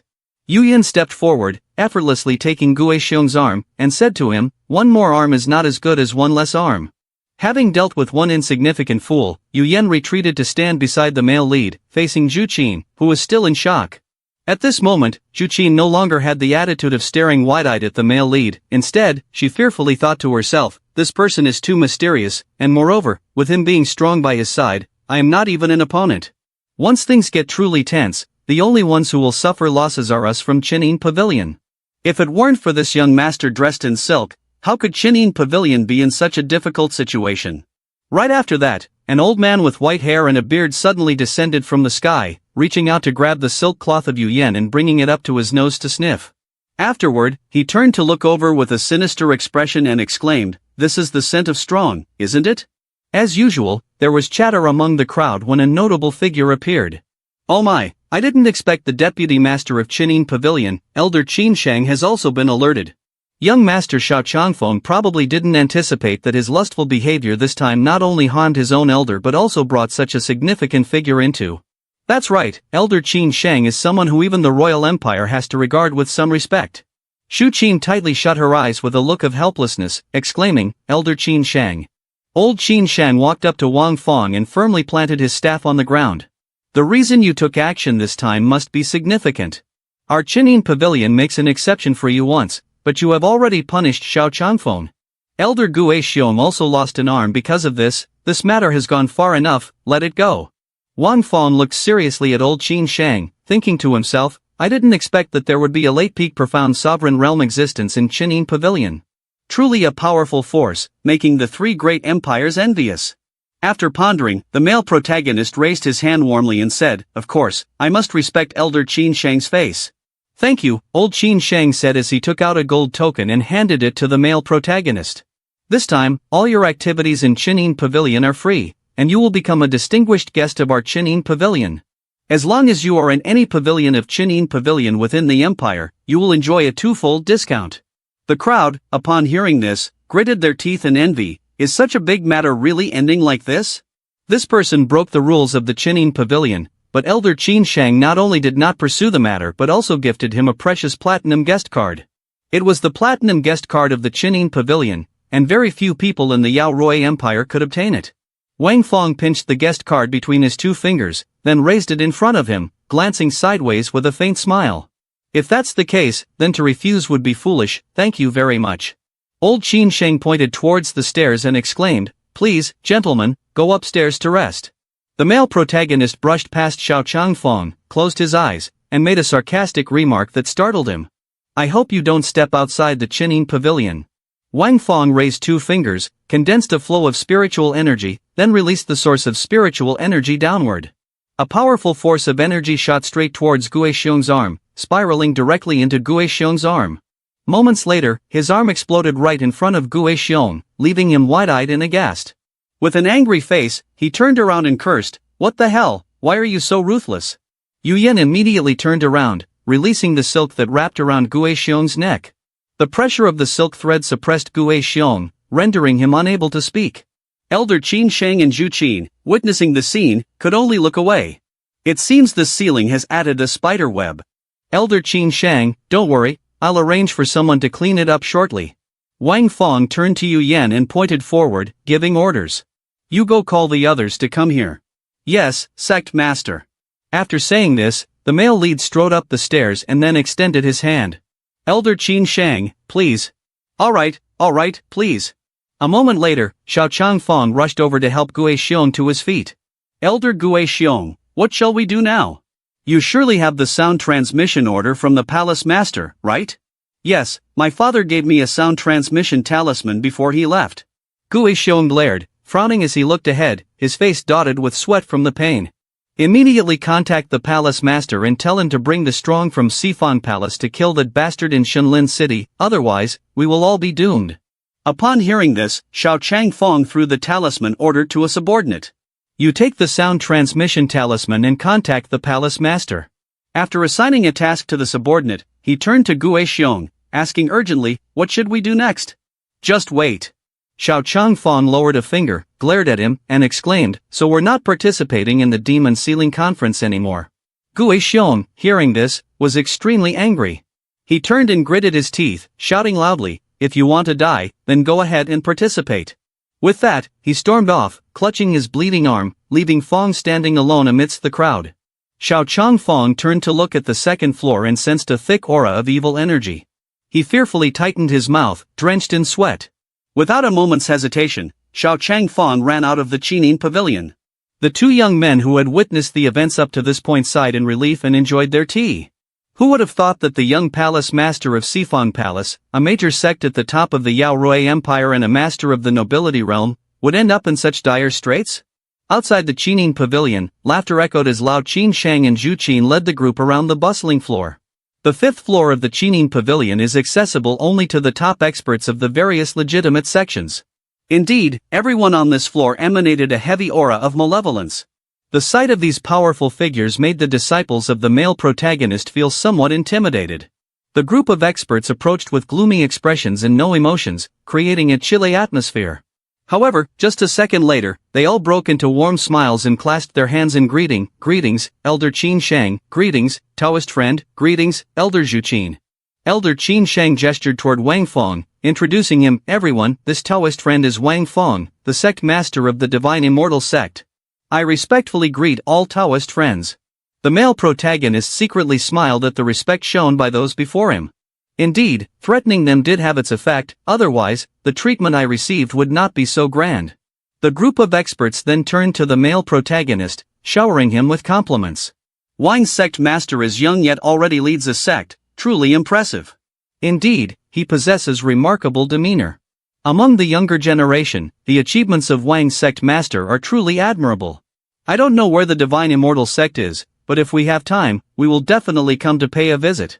The male lead clasped his hands behind his back and raised one hand to respond loudly. The Divine Immortal Sect is located in a valley, outside the Xinyo mountain range. If you wish to visit, the sect master will welcome you at any time. Wang's sect master, as far as I know, there is no powerful sect like the Divine Immortal Sect outside the Xinyo mountain range. To be honest with you, our Divine Immortal Sect is an ancient hidden major sect that has only recently resumed its operations. The fifth-generation sect master of the Divine Immortal Sect was the Tong Tian leader, who fought against the heavens using Tong Tian cultivation. As a result, he was struck down by the heavens and a curse was placed upon us, forcing the Divine Immortal Sect to hide and avoid the curse of the heavens. Fortunately, the ninth-generation master, Qi Tian Great Saint, has emerged from the void and finally managed to break the curse of the heavens, allowing our Divine Immortal Sect to reappear. It is just that the Great Saint lost his life due to breaking the curse, passing the position of sect master of the Divine Immortal Sect to me. This is also my first time entering the world, and I hope you Taoist friends will guide me more. Old Qin Shang and the group of strong fighters were astonished when they heard the four words, Major Sect Ancient, their mouths agape and sweat pouring down. Moments later, the entire atmosphere became silent, and the group of strong fighters stared at the male lead, not daring to make a sound. Seeing this, Wang Fong was very pleased, quietly laughing to himself, let me deceive you all in circles.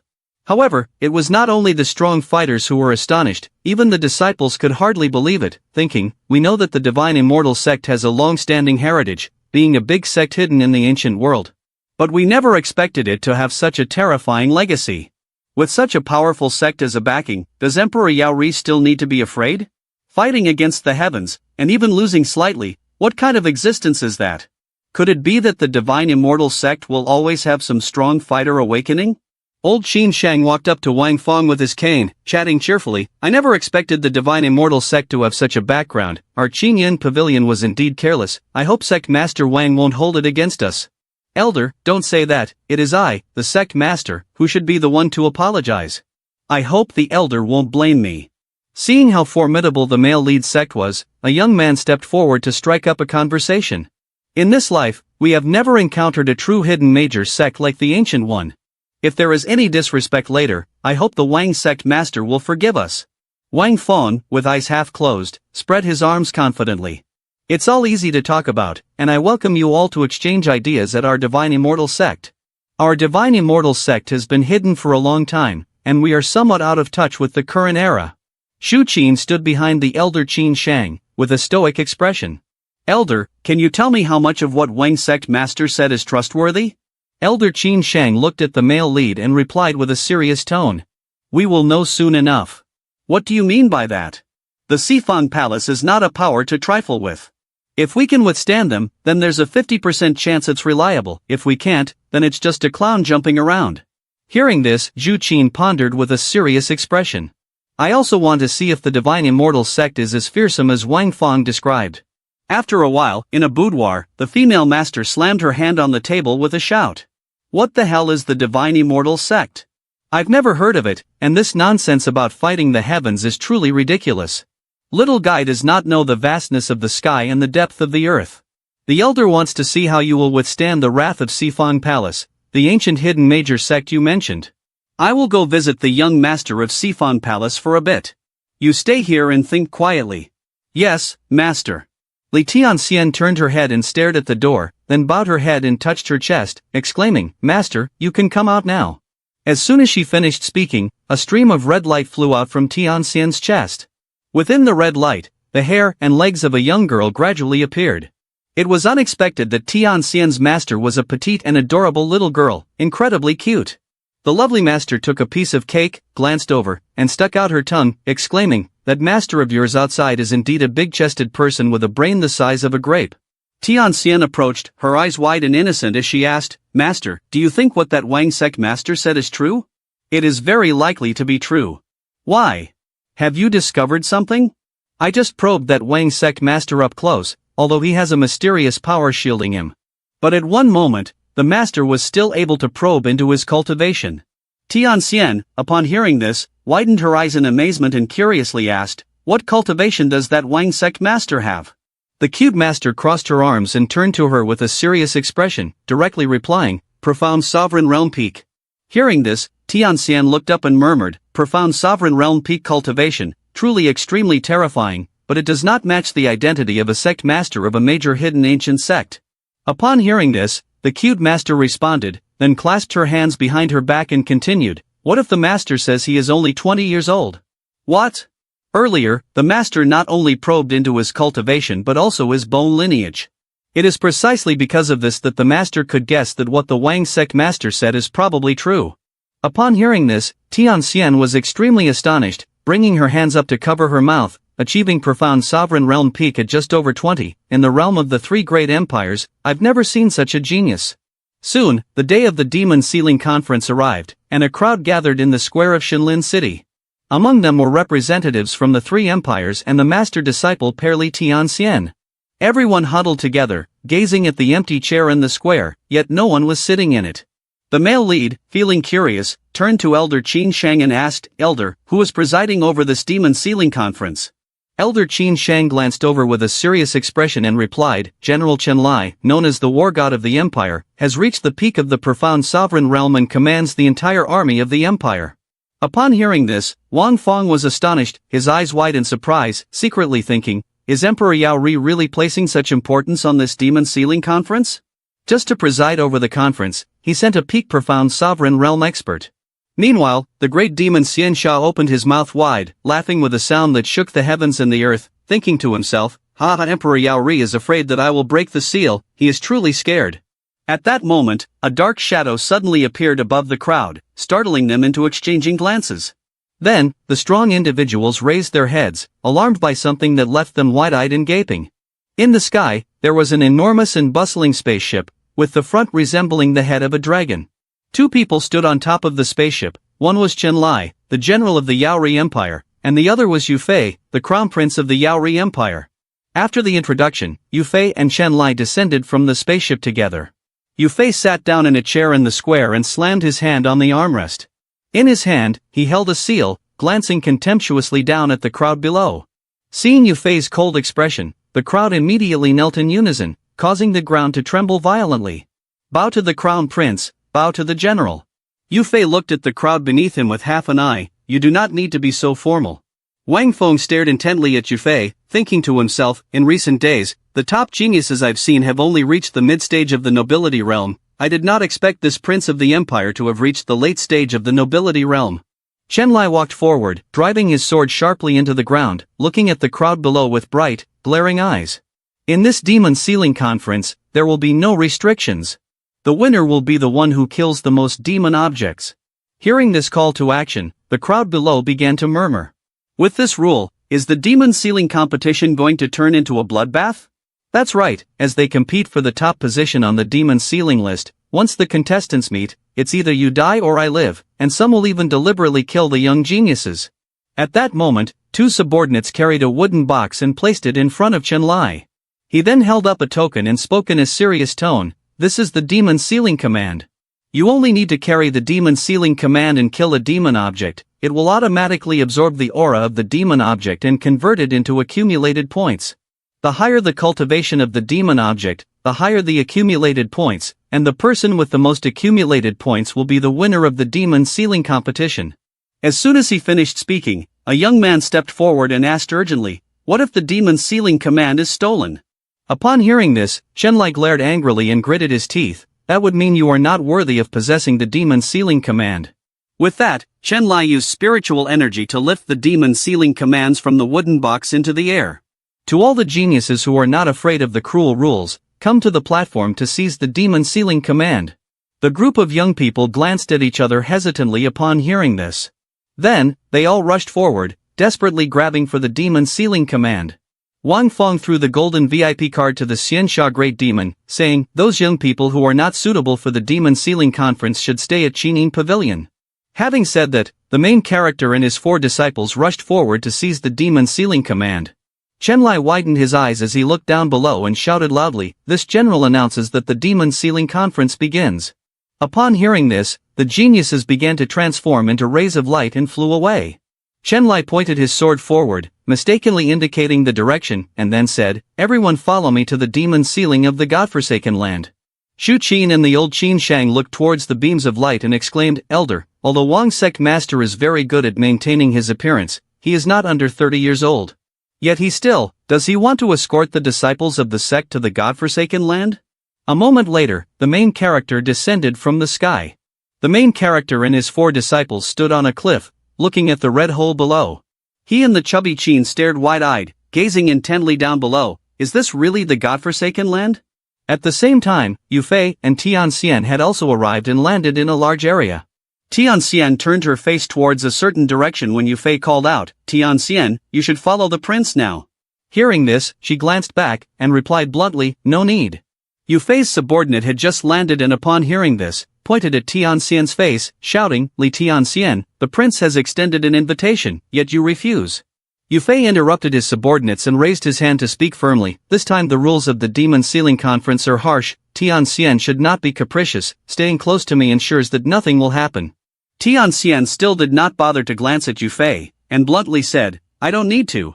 After that, she went straight to the male lead and exclaimed, "I already have teammates." At this moment, Wang Feng was not paying attention to everything around him, continuously waving his hand at his nose. "Oh my god, Xianxia's place smells horribly bad." Ignored by Tianxian, Yu Fei's face darkened, his eyes narrowed, and he frowned, clearly showing his dejection. Returning to the earlier time, while Yu Fei was sitting confidently on the chair, being worshipped by the crowd below, he did not take his eyes off the seal on his hand. That scene caught Tianxian's attention, making her feel a mix of doubt and fear.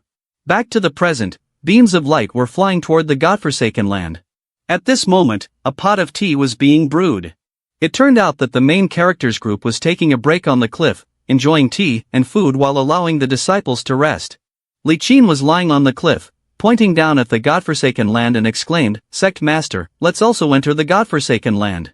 The demon sealing conference only lasts 3 days, and soon the demon objects will be killed off by those geniuses." Wang Feng heard this and shot a glare down below, baring his teeth in a confident smile. "What's the rush? If all the demon objects are killed, we can just rob those geniuses. Why waste our efforts going into the godforsaken land?" Upon hearing this, Li Qin realized and glanced over at Wang Feng. That's right, we can rob those geniuses. Sect Master, you truly deserve to be the Sect Master. Indeed, you are cunning.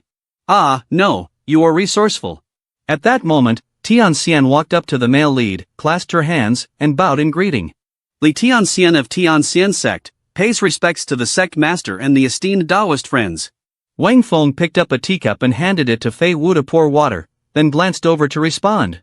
May I ask what brings Miss Li to seek our Sect Master? Tianxian opened her eyes wide, looking at the male lead with a serious and straightforward expression. Tianxian wants to join the Divine Immortal Sect, and hopes that Wang Sect Master will accept me. Upon hearing this, the male lead choked on the water in his mouth, while Fei Wu also accidentally spilled hot water on his hand. Wang Feng raised his swollen red hand and blew gently on it.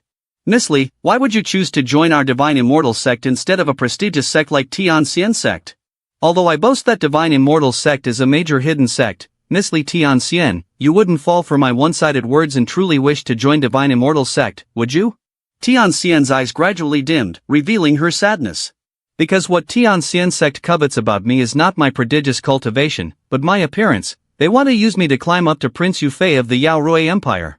Wang Feng, upon hearing this, casually picked up his teacup and took a sip before saying, although the Tianxian Sect is using you, your status as the Prince of the Empire is already enough to be worthy of you, right? Hearing this, Tianxian did not hesitate to open up. The status of the Prince is noble. If I could unite with him, then even if I am used by the sect, it wouldn't matter. However, Tianxian did not anticipate that the Prince was gilded on the outside but shabby and devastated on the inside. Wang Feng and his 4 disciples were all astonished after hearing this. Oh, is that so? How should we interpret that? Could it be that after eating sweet potatoes, there's now a watermelon? Tianxian lowered his head and unconsciously muttered, once, I received an invitation to the palace, and without realizing it, I accidentally wandered into the prince's palace. The things that were incompatible with the status of the prince were, the jewels of the crown prince's palace all emanated an aura that made others feel uneasy. Among them, the most eerie was the prince's seat. Looking at its shape, it could be said to resemble a chair, but behind it was a clear image of women who were continuously crying out in despair. When I was inside the grand hall, it just so happened that the prince returned. I immediately hid behind the chair and heard this. Li Tianxian, the beauty Li Tianxian, the leader of the Tianxian sect. The prince walked over, sat arrogantly on the chair, and raised the seal, gazing intently at it. When will you come to stand by my side, Tianxian? At first, I thought it was just an ordinary chair. Only when the prince placed the seal on the chair did I realize that the chair was a living being. At that moment, I could only cover my mouth tightly and pretend I saw nothing happening before my eyes. After this incident, I learned that the prince had a jade stamp in his hand. With just one imprint, it could turn a living person into gemstone, and he used it to turn the beauties he liked the most into a chair. Wang Feng was so furious that he threw the teacup behind him, frowning in thought. Damn it, I thought the people in the market were skilled, but it turns out the ones in the palace are the real experts. When I eventually turn against the Yao Rui Empire, I will definitely use that perverted prince's name as a sacrificial knife. After thinking, Wang Feng looked at Tianxian and asked, then why didn't you just leave the Tianxian sect? My entire clan is within the Tianxian sect. If I leave, my clan will surely be annihilated. So you want to take advantage of our Divine Immortal Sect to withstand this destiny of yours? That's right, no big sect in the empire dares to oppose the great Emperor Yao Rui. Only you and the Divine Immortal Sect have given Tianxian a glimmer of hope. The male protagonist pointed at Tianxian and asked, what right do you have for our sect master to take you in? Or rather, what value do you possess that could make our sect master risk confronting the Yao Rui Empire to accept you? Hearing this, Tianxian felt a bit disappointed and closed her eyes tightly. The Tianxian sect only knew that I had outstanding prodigy cultivation, but they did not know that my cultivation was entirely supported by the pills I refined to help me advance. At this point, she placed her hand on her chest with a serious expression. In fact, I am an 8th grade great master in pill refinement. Mu Yunfei and Fei Wu were slightly astonished upon hearing this, leaving the male protagonist behind confused and unaware of what was happening. In just over 20 years, she has become an 8th grade great master in pill refinement. Is being an 8th grade great master in pill refinement really that impressive? With his vast experience, Mu Yunfei stepped up to clarify the doubt. It is said that a long time ago, due to reasons unknown, the inheritance of refined pill master, formation masters, and other supplementary cultivation paths has been completely lost.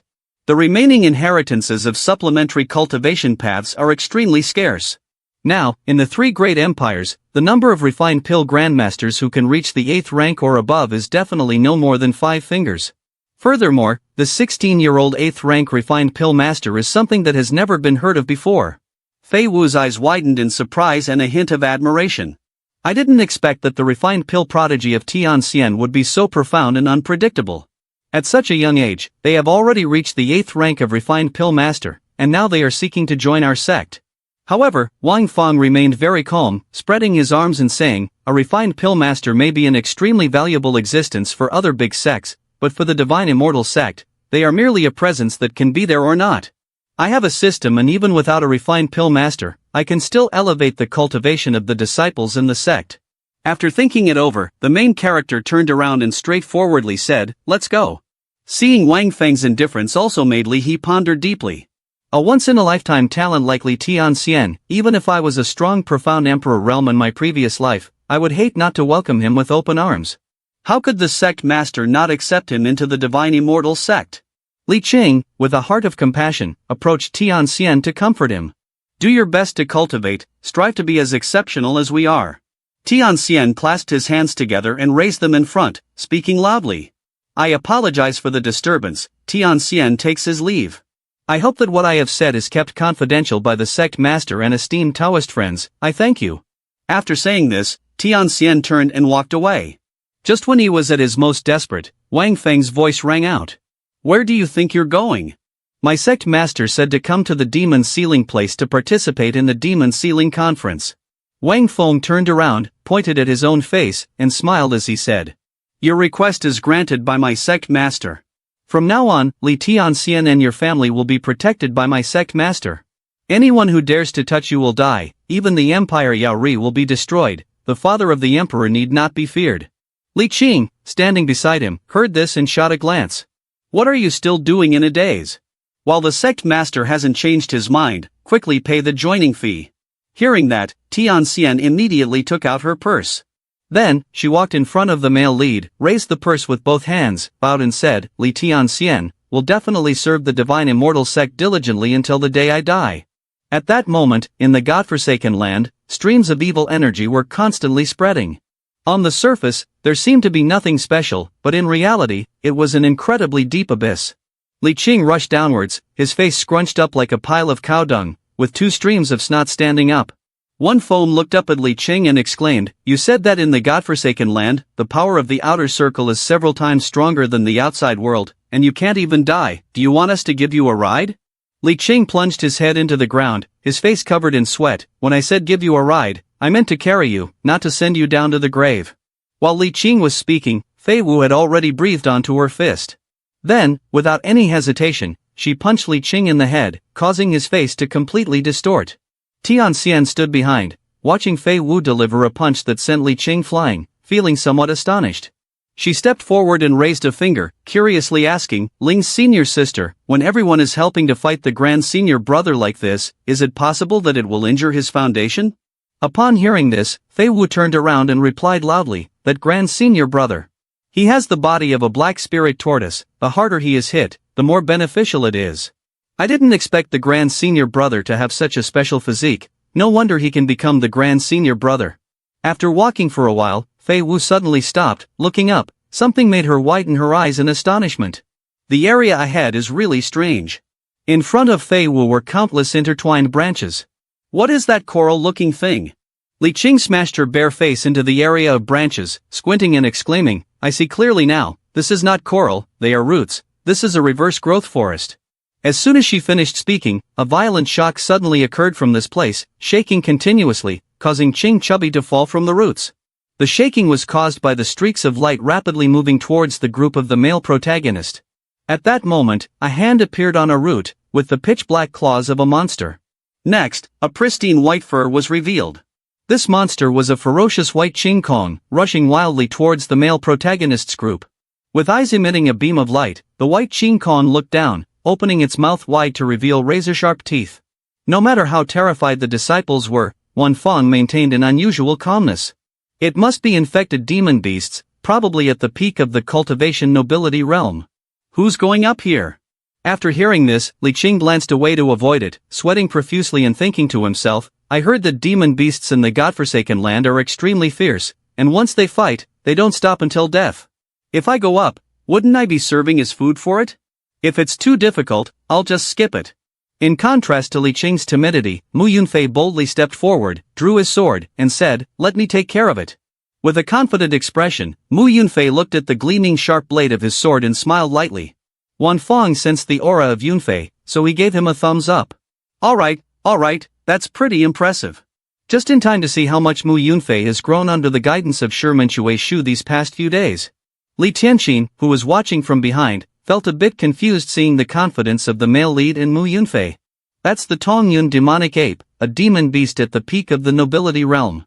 Why does it seem like in the eyes of the master and Mu's senior brother, it's just a common little beast that can be dealt with at will? The Tongyun demonic ape wrapped its tail tightly around a root, then spun around a few times for fun and shot straight towards Mu Yunfei. The Tongyun demonic ape tightened its fist, gathering a burst of powerful energy, then charged toward Mu Yunfei, with its fist aimed directly at his face. However, Mu Yunfei not only showed no fear but also smiled. He gently glided 2 fingers across the sword. Just in time. He then exerted force with the tips of his fingers, creating a rich spiritual weapon that enveloped the sword. The next moment, he pointed the sword straight ahead, using the Tianhong first sword technique to launch an attack. Unexpectedly, the Tongyun demonic ape took his strike head-on, and something made it wide-eyed in horror. The pressure of the power from the sword chi struck hard, causing the Tongyun demonic ape to be sent flying several dozen meters, leaving behind violent shockwaves. The impact was immense, breaking the roots into many short segments. At this moment, the Tongyun demonic ape's hand was continuously bleeding, causing it immense pain. It opened its mouth wide and screamed fiercely, but it didn't stop there. Mu Yunfei stomped down hard, leaping forward. As he approached, he unleashed a powerful sword chi, leaving the Tongyun demonic ape stunned and gritting its teeth in fear. Unable to withstand this shock, the Tongyun demonic ape clenched its 2 fists, channeling its strength. It then charged into battle fiercely with Mu Yunfei, leaving Tian Xian, who was watching from afar, enlightened. She stared in shock at Mu Yunfei's duel, wondering, are all the disciples of the divine immortal sect this strong? After a bloody struggle with Mu Yunfei, the Tongyun demonic ape held onto a root. Then, it did a handstand on the root, glaring and gritting its teeth at Mu Yunfei with a gaze filled with murderous intent. Just wait a moment to catch my breath. Just a moment later, Tongyun demonic ape clamped its 2 feet together, gathering strength. Next, Tongyun demonic ape forcefully extended its legs towards Mu Yunfei with tremendous power. And so, the feet of Tongyun demonic ape collided directly with Mu Yunfei's sword chi. In the blink of an eye, Yunfei's sword shattered into many pieces, dissipating along with his sword chi. Looking back, only the hilt of the sword remained. Yunfei stared at it and calmly said in front of Tongyun demonic ape, is it just the hilt left? This time, I've taken a heavy loss. After that, Yunfei glanced at Tongyun demonic ape and smiled. Then, he kicked off the branch and shot forward. When he got close to Tongyun demonic ape, Yunfei tightly grasped the hilt of the sword in his hand, aiming directly at its belly. At this moment, a spiritual weapon gradually formed on the hilt of Yunfei's sword. He thrust it forcefully through the stomach of Tongyun demonic ape, causing it to be caught off guard, staring wide-eyed, mouth agape in shock. Tian Xian, witnessing this scene, gasped in horror, shouting, oh no, Mu's senior brother has forgotten that his sword is just the hilt now. The Tongyun demonic ape was in excruciating pain, roaring loudly with its mouth wide open, accompanied by its tail trembling incessantly. Moments later, the Tongyun demonic ape toppled over, carrying the hilt of Yunfei's sword, unconscious and bleeding profusely. Having resolved the situation, Yunfei flew back to the group of the male protagonist. Tian Xian raised her hand to cover her mouth, still in shock at the scene before her. What is happening here? Why did Mu's senior brother use a sword hilt without a blade and still manage to kill the Tongyun demonic ape? After hearing this, Wang Feng turned to her, half closing his eyes and raising a finger to answer her question. Who said that hilt has no blade? It's just that you can't see it. Mu Yunfei flicked his 2 fingers, channeling spiritual energy.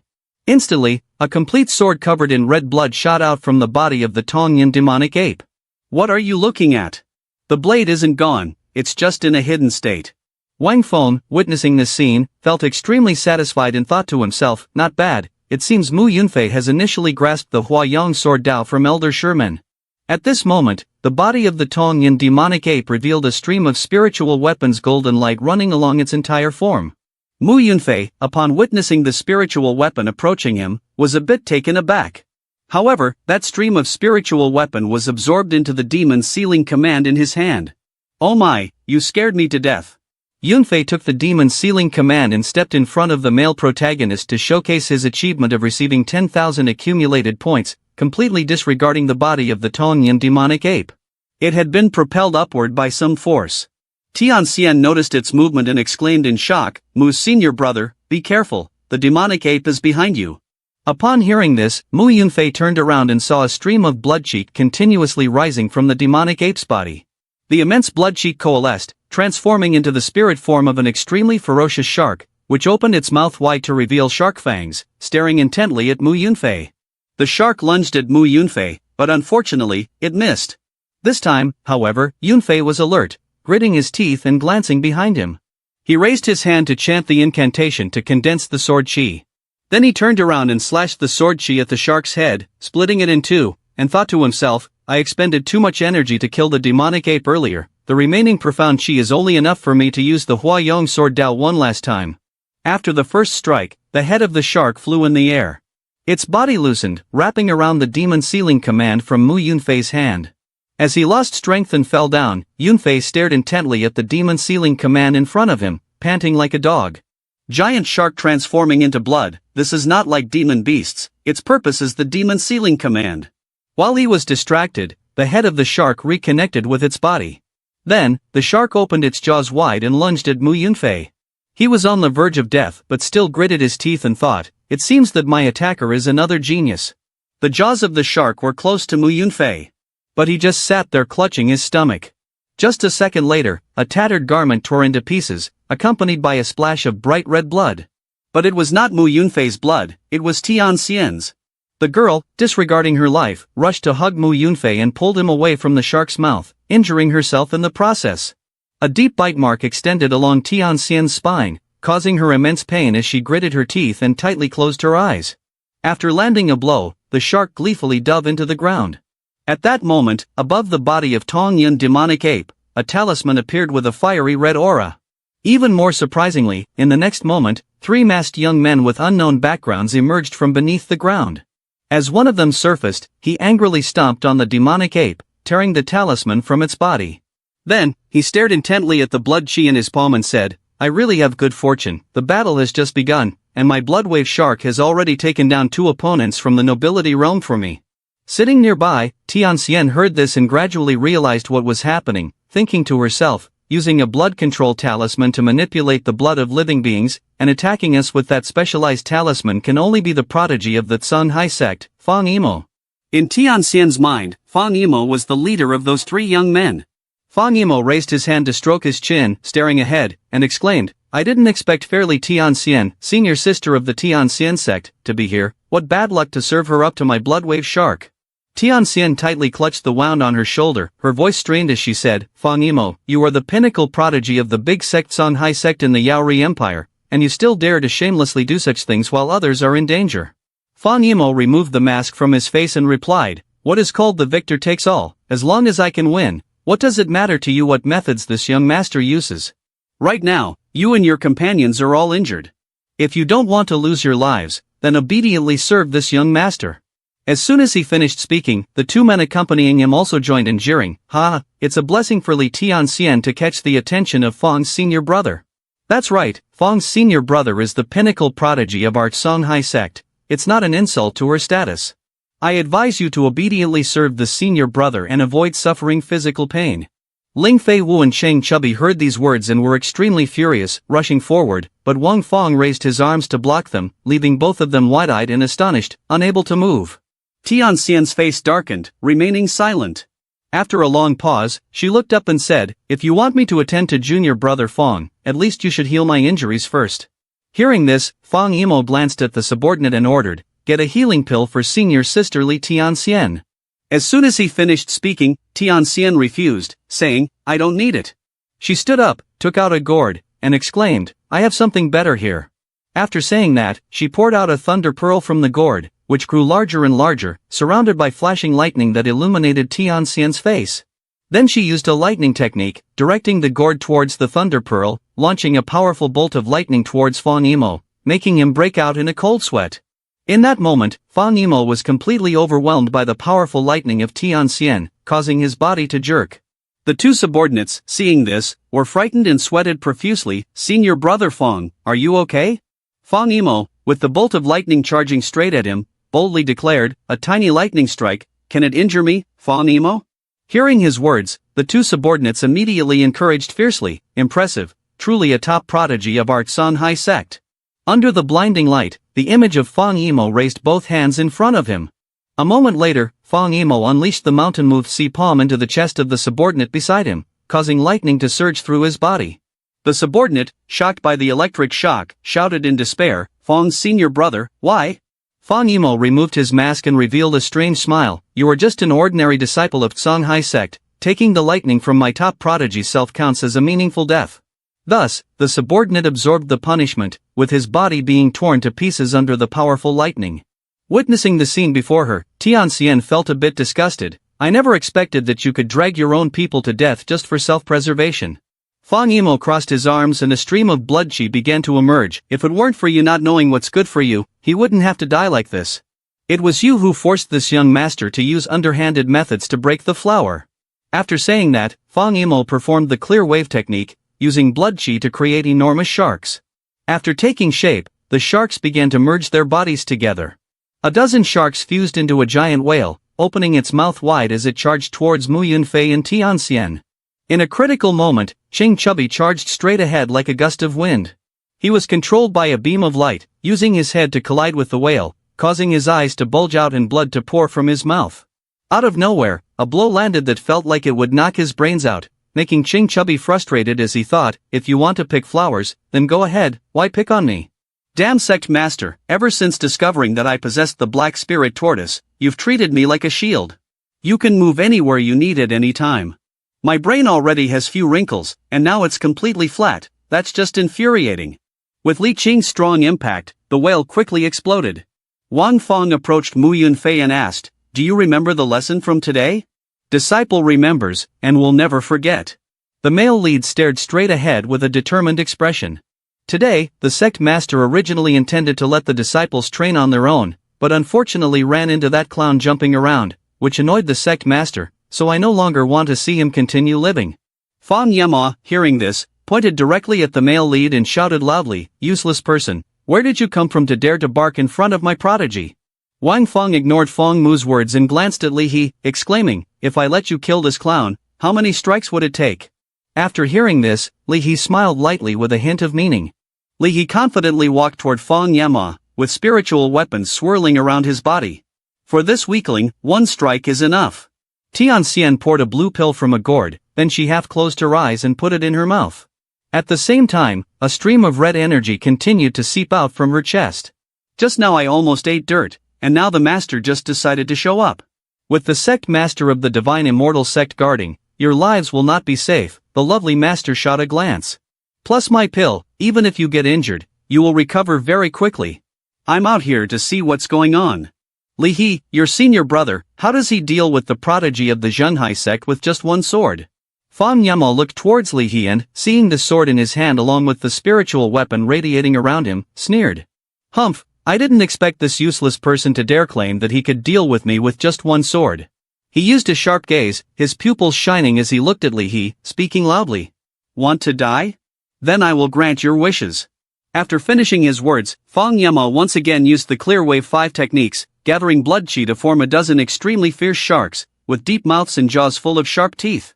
After combining to form a gigantic whale, it lunged forward to bite down.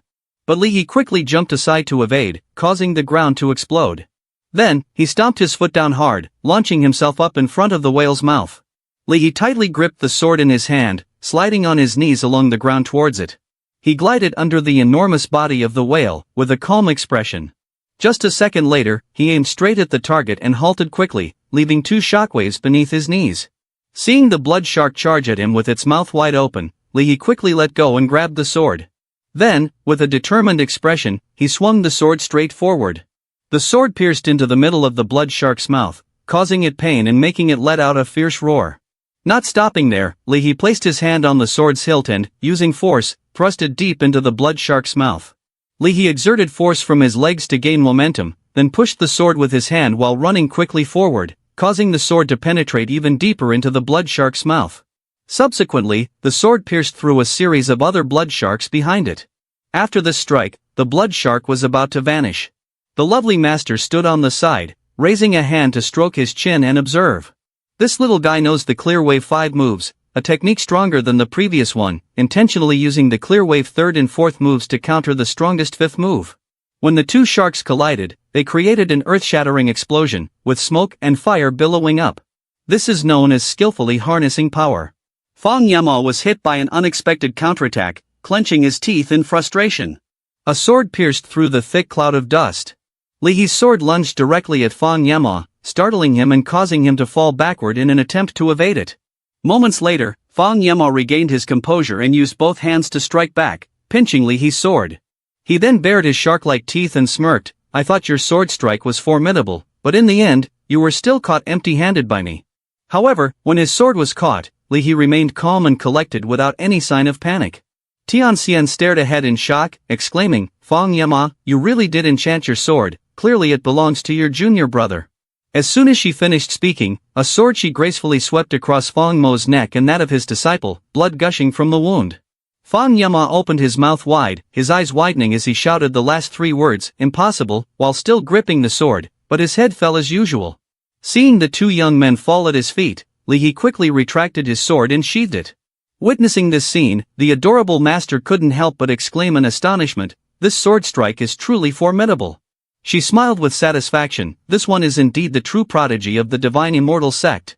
Tianxian's eyes widened as she stared at Li, thinking to herself, "Just now, I thought that senior brother Li's strike had failed. It's a pity that senior brother Li went back on his word, cutting off the heads of the two and switching their positions. This must definitely involve more than just using a sword." The adorable master raised an arm and said loudly, "Tianxian, you are mistaken, he really only used one strike. How is that possible?" The adorable master looked ahead and said seriously, "Your skills are not sufficient, the master can see very clearly. Just now, Li really only used one strike, the speed of the attack was extremely fast, and he completely severed the heads and switched them." Hearing the master's words, Tianxian was stunned as she followed the figure of Li. After resolving the matter, the accumulation points were absorbed into the demon sealing command. Li then threw the demon sealing command to the male lead. "Sect Master, their accumulation points have all transferred to your demon sealing command.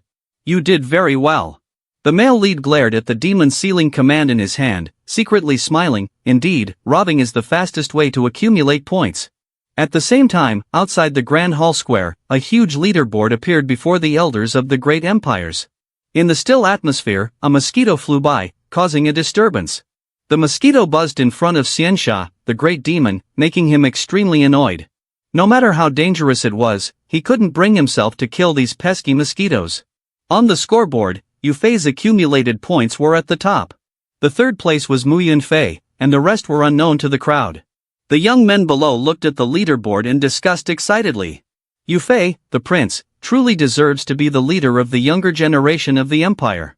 In a short time, he has accumulated 30,000 points. Such an achievement would rank second even in the previous generation's demon sealing tournament. Indeed, among the younger generation of the 3 great empires, Prince Yufei is absolutely at the top.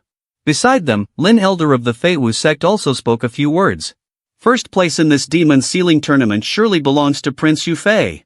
What surprised me is that young master Du Langjai of the Songhai sect managed to rank second, with 20,000 accumulated points. Chen Elder of the Songhai sect heard this and glanced over to respond. Lin Elder, Yutai young master of the Feiwu sect is not to be underestimated, he has already pressured our young master of the Songhai sect. Hearing this, Lin Elder raised his hand to gesture and spoke in a gentle tone, "You cannot compare to your Songhai sect, which has many talented disciples ranked in the top 20, while the Feiwu sect only has 3.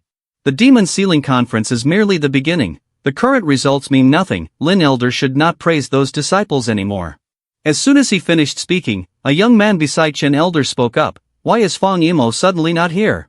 Chen Elder, hearing this, became furious, his eyes bulging, and turned to shout directly at the young man, "What do you mean not here? Do you know how to speak? Sorry, elder. After scolding, he turned his face to the list, smiling brightly. Feng Mo's accumulated points must have increased, so his rank should have gone up as well. Why panic? Straining his eyes to scan the entire list and still not seeing Feng Mo's name, Chen Elder's face darkened like a bottom of a pot as he yelled, "Hey, something seems off." Chen Elder immediately rushed in front of Chen Lai, clasping his hands to report. General Chen Lai, the name of our genius sect, Feng Mo, has suddenly disappeared from the map. Could it be that there is something wrong with the demon sealing tablet? The demon sealing tablet was personally crafted by His Majesty, it cannot be faulty. The only reason Feng Mo's name is missing is that he has been killed by someone else. After hearing this, Chen Elder was stunned, frozen for 5 seconds. In his imagination, the image of Feng Mo's head severed from his body appeared. He gritted his teeth, his eyes turned completely black, remaining silent. A moment later, Chen Elder raised his arm forward and shouted loudly, "Who is it? Dare to touch our genius from Shanghai Sect?" The young people turned around upon hearing this, whispering to each other. Who is so bold as to kill the top genius of Shanghai Sect during the Demon Sealing Grand Assembly? Seeing the situation escalating, the female master poured oil on the fire. Chen Elder, the accumulated points of the master from Divine Immortal Sect, Wang Feng, are exactly the same as Feng Mo's. Perhaps it was him who killed, otherwise how could it be such a coincidence? Feng Mo just disappeared. He immediately climbed up to the top 20. Upon hearing this, Elder Chen turned to look at the group of strong men of the male protagonist, glaring with wide eyes and shouting, "Wang Feng, you were so bold." Without any hesitation, Elder Chen crossed his arms, concentrated his energy, and gritted his teeth, stating, "If your sect master dares to kill my genius from the Shanghai Sect, then I, this elder, will kill you all to avenge him." As soon as he finished speaking, Elder Chen's body unleashed a vast expanse of water, surging towards the group of strong men. The immense power of Elder Chen's water mesmerized even those who watched from a distance.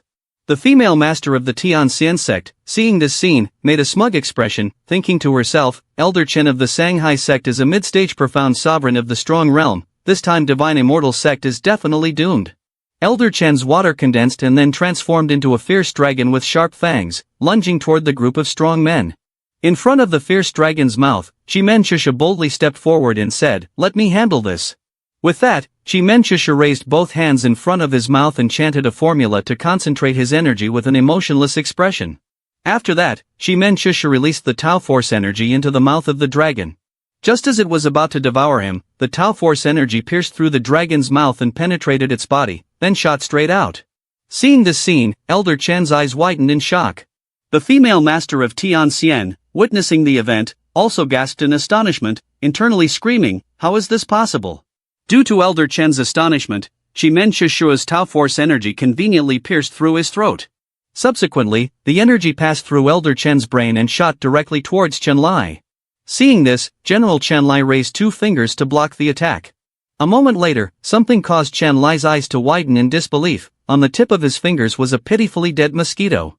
Chen Lai glanced at Elder Chen, who was bleeding profusely beside him, and thought he just casually used a mosquito to kill a mid-level profound sovereign. After contemplating this, he ordered his subordinate, someone, quickly investigate the background of the Divine Immortal Sect. Understood, General. Having resolved the matter, Chi-Men Shusha lowered his hands and glared at Chen Elder with a frosty expression. The female master of Tianxian glanced at Chi-Men Shusha, remaining silent, but internally she was extremely frustrated, gritting her teeth in anger. Why is this person from the Divine Immortal Sect more terrifying than the others? Shu Qin wiped a bead of sweat from her cheek and turned to stare at Chi-Men Shusha. Then her eyes widened in shock, and she muttered, "First, they used bandages to break an arm of Gue Xiong Elder from Sifang Palace, and then they killed Chen Elder of Shanghai Sect with a mosquito. What kind of sect is the Divine Immortal Sect?" Hearing this, Elder Qin Xing responded, "I don't know either." He turned his head and glanced back, beads of sweat forming again. "But I know that the Divine Immortal Sect is an entity that Qin Yun Pavilion must establish a good relationship with." At the same time, in the godforsaken land, in the midst of the thriving forest, a dreamy purple spiritual herb appeared.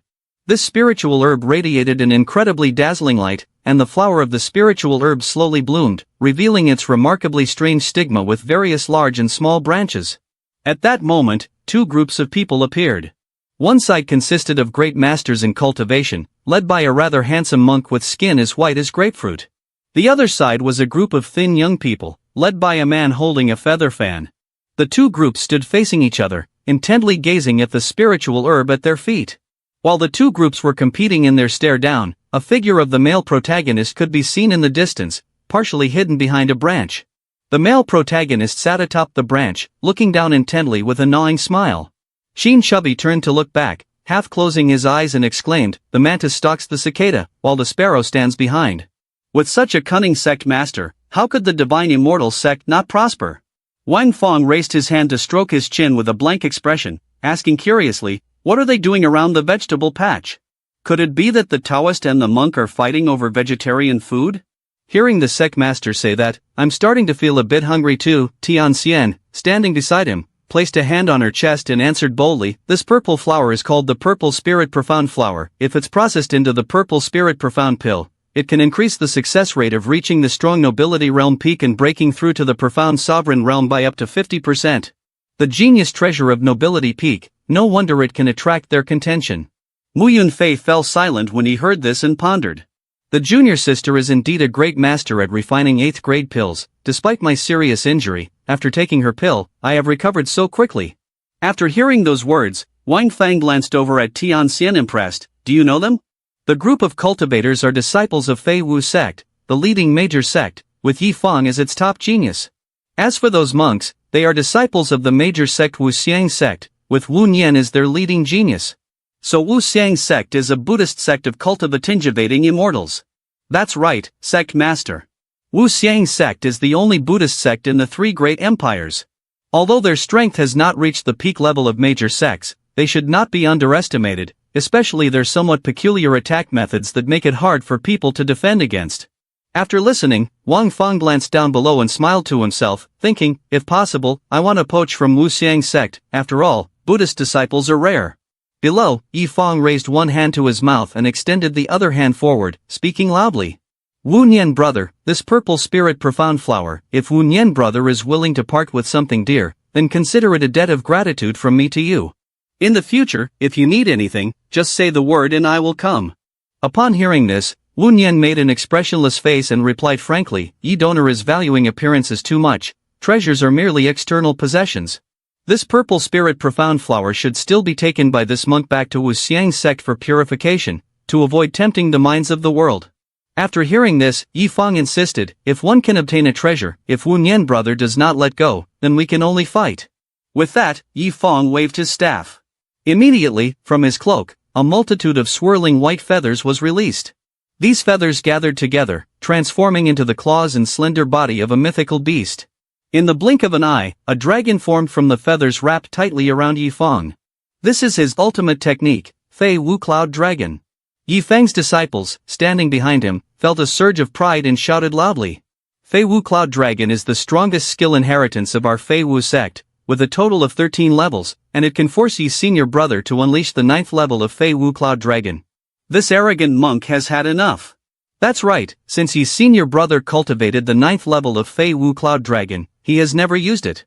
Finally, we can see Yi's senior brother perform this divine pressure.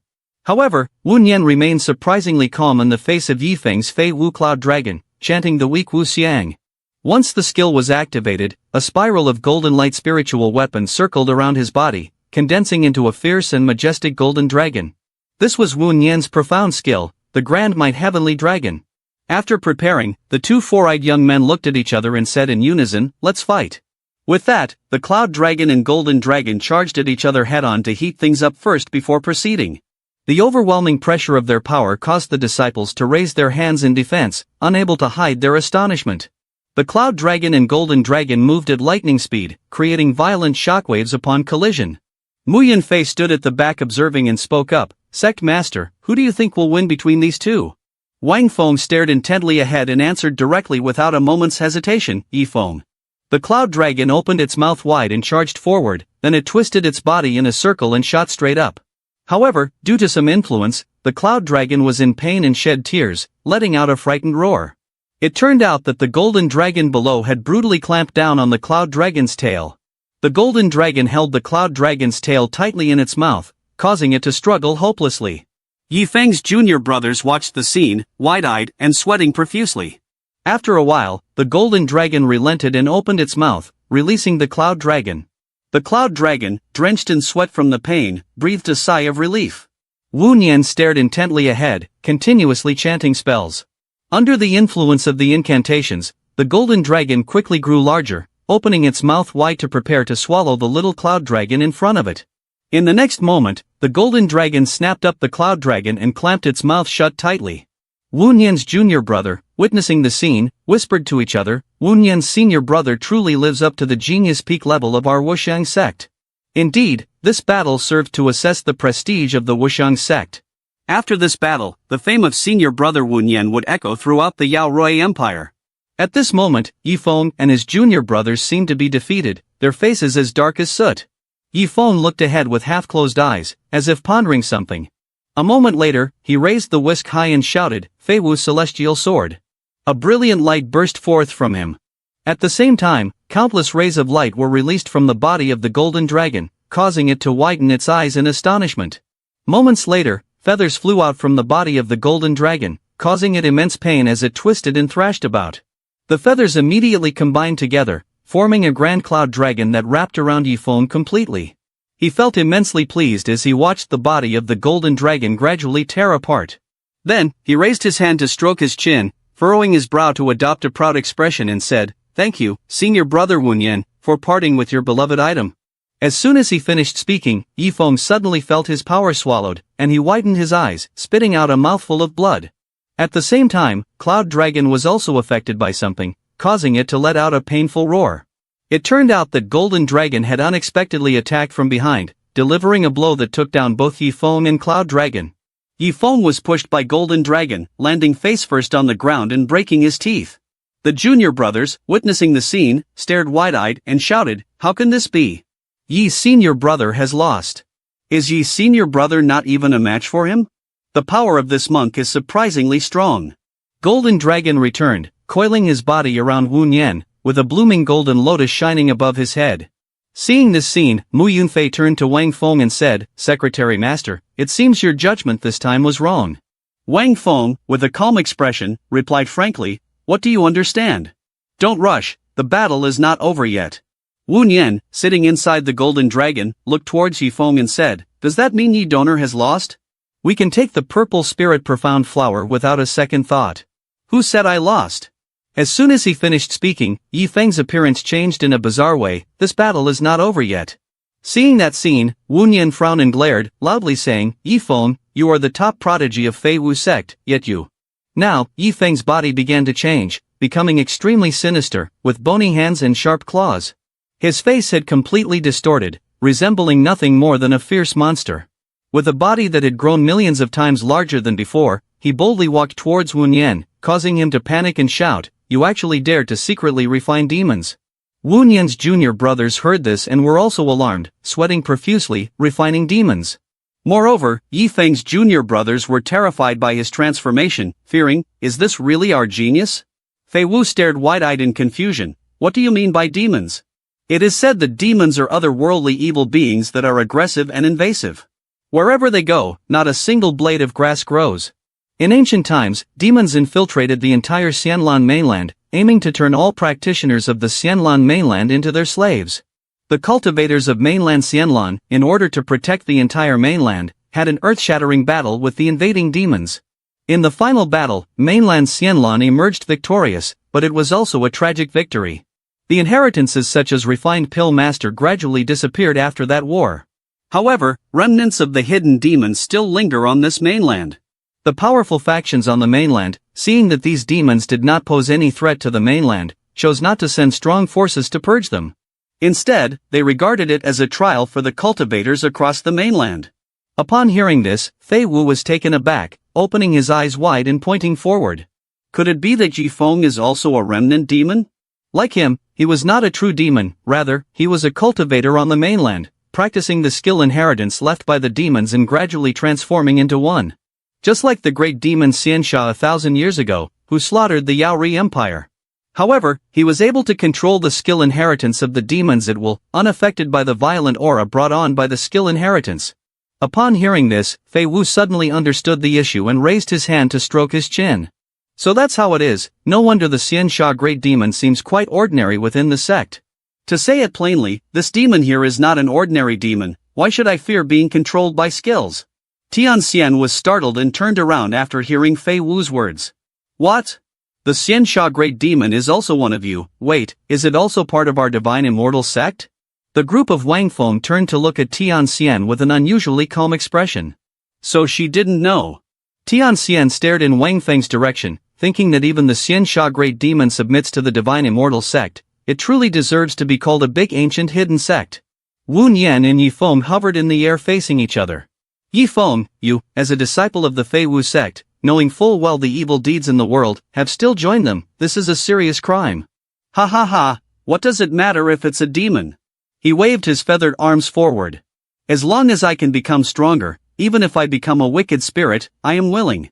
After finishing his words, he stretched out his arms.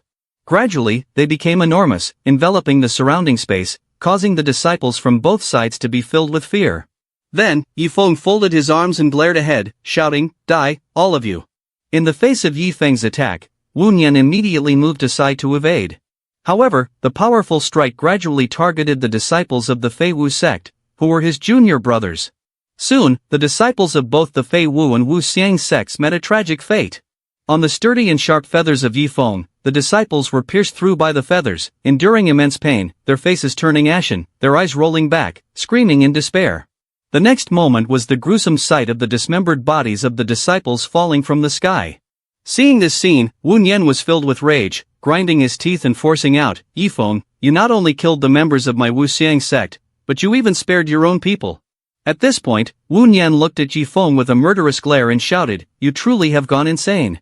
Yi Feng ignored Wu Nian's words and clasped his feathered arms together. "Only the dead can know the secret of my demon refinement. This time I want to see if, without your great honorable celestial dragon leading the way, it is still the great honorable celestial dragon." As he finished speaking, he crossed his arms and directly severed the golden dragon's head from its body without hesitation. When the golden dragon's head fell, it was also the moment Wu Nian's power was swallowed back, with his eyes half closed and his teeth clenched, bleeding from his mouth continuously. A dazzling area of golden light flashed, and the body of the golden dragon shattered into many pieces. At the same time, Wu Nian also fell from the sky. Yi Feng landed in front of Wu Nian and saw him covered in injuries, trembling and continuously coughing. Yi Feng stepped closer to Wu Nian, mumbling, "Since I started practicing this demon skill, I have always been secretly enduring, not letting it be exposed." As he spoke, Yi Feng's sharp, feathered hands were already pressed against Wu Nian's neck. "You have been able to expose my demon skill, which is enough to be self-satisfied." With just a flick of his hand, Yi Feng made everything around turn into a bloodbath.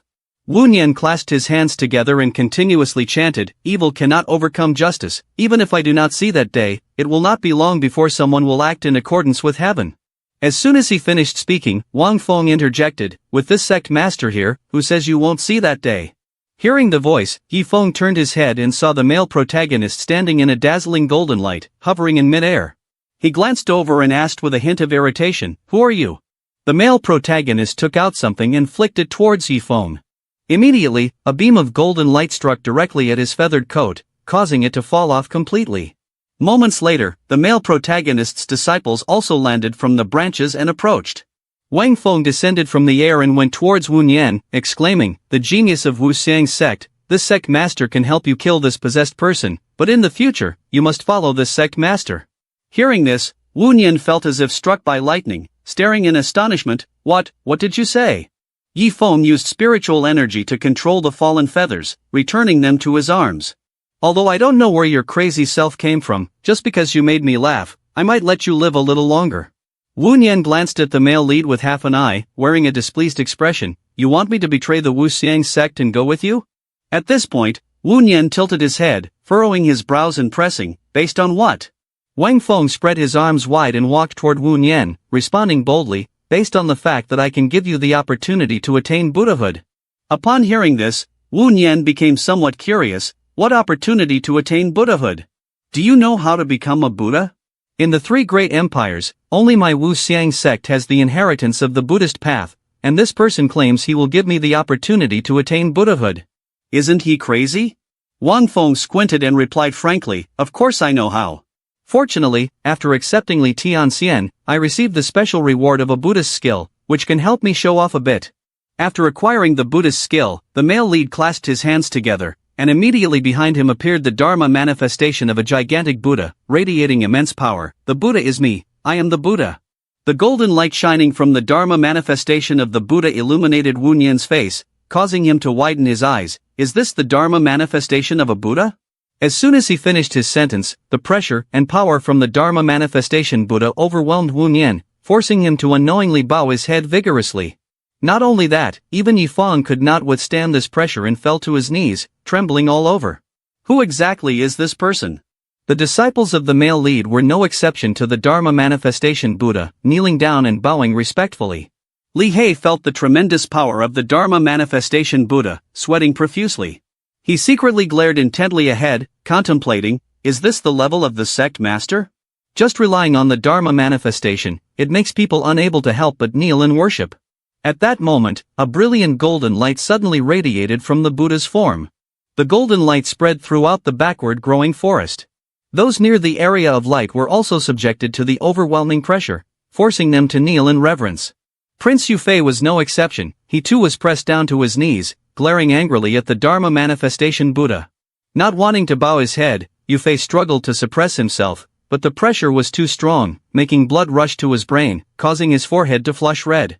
The subordinate next to Yufei glanced over and exclaimed, Crown Prince, that Dharma manifestation was obviously deployed by someone powerful. We can only bow and pay our respects to avoid being killed by the blood chi's overwhelming force. This prince is above 1 and beneath 10,000. Kneeling before such a small Dharma manifestation is already a great humiliation. Must I really kowtow to it? Upon hearing this, the two subordinates felt helpless and dared not say a word. Then, one subordinate reached out and grabbed the throat of the youth beside him, startling the young man. He tightened his grip on the youth's neck, lifting him high. A golden light began to envelop the young man, causing him to roll his eyes back as blood tears slowly streamed down his face. Because he did not bow before the Dharma manifestation Buddha, blood surged to his head, making it swell.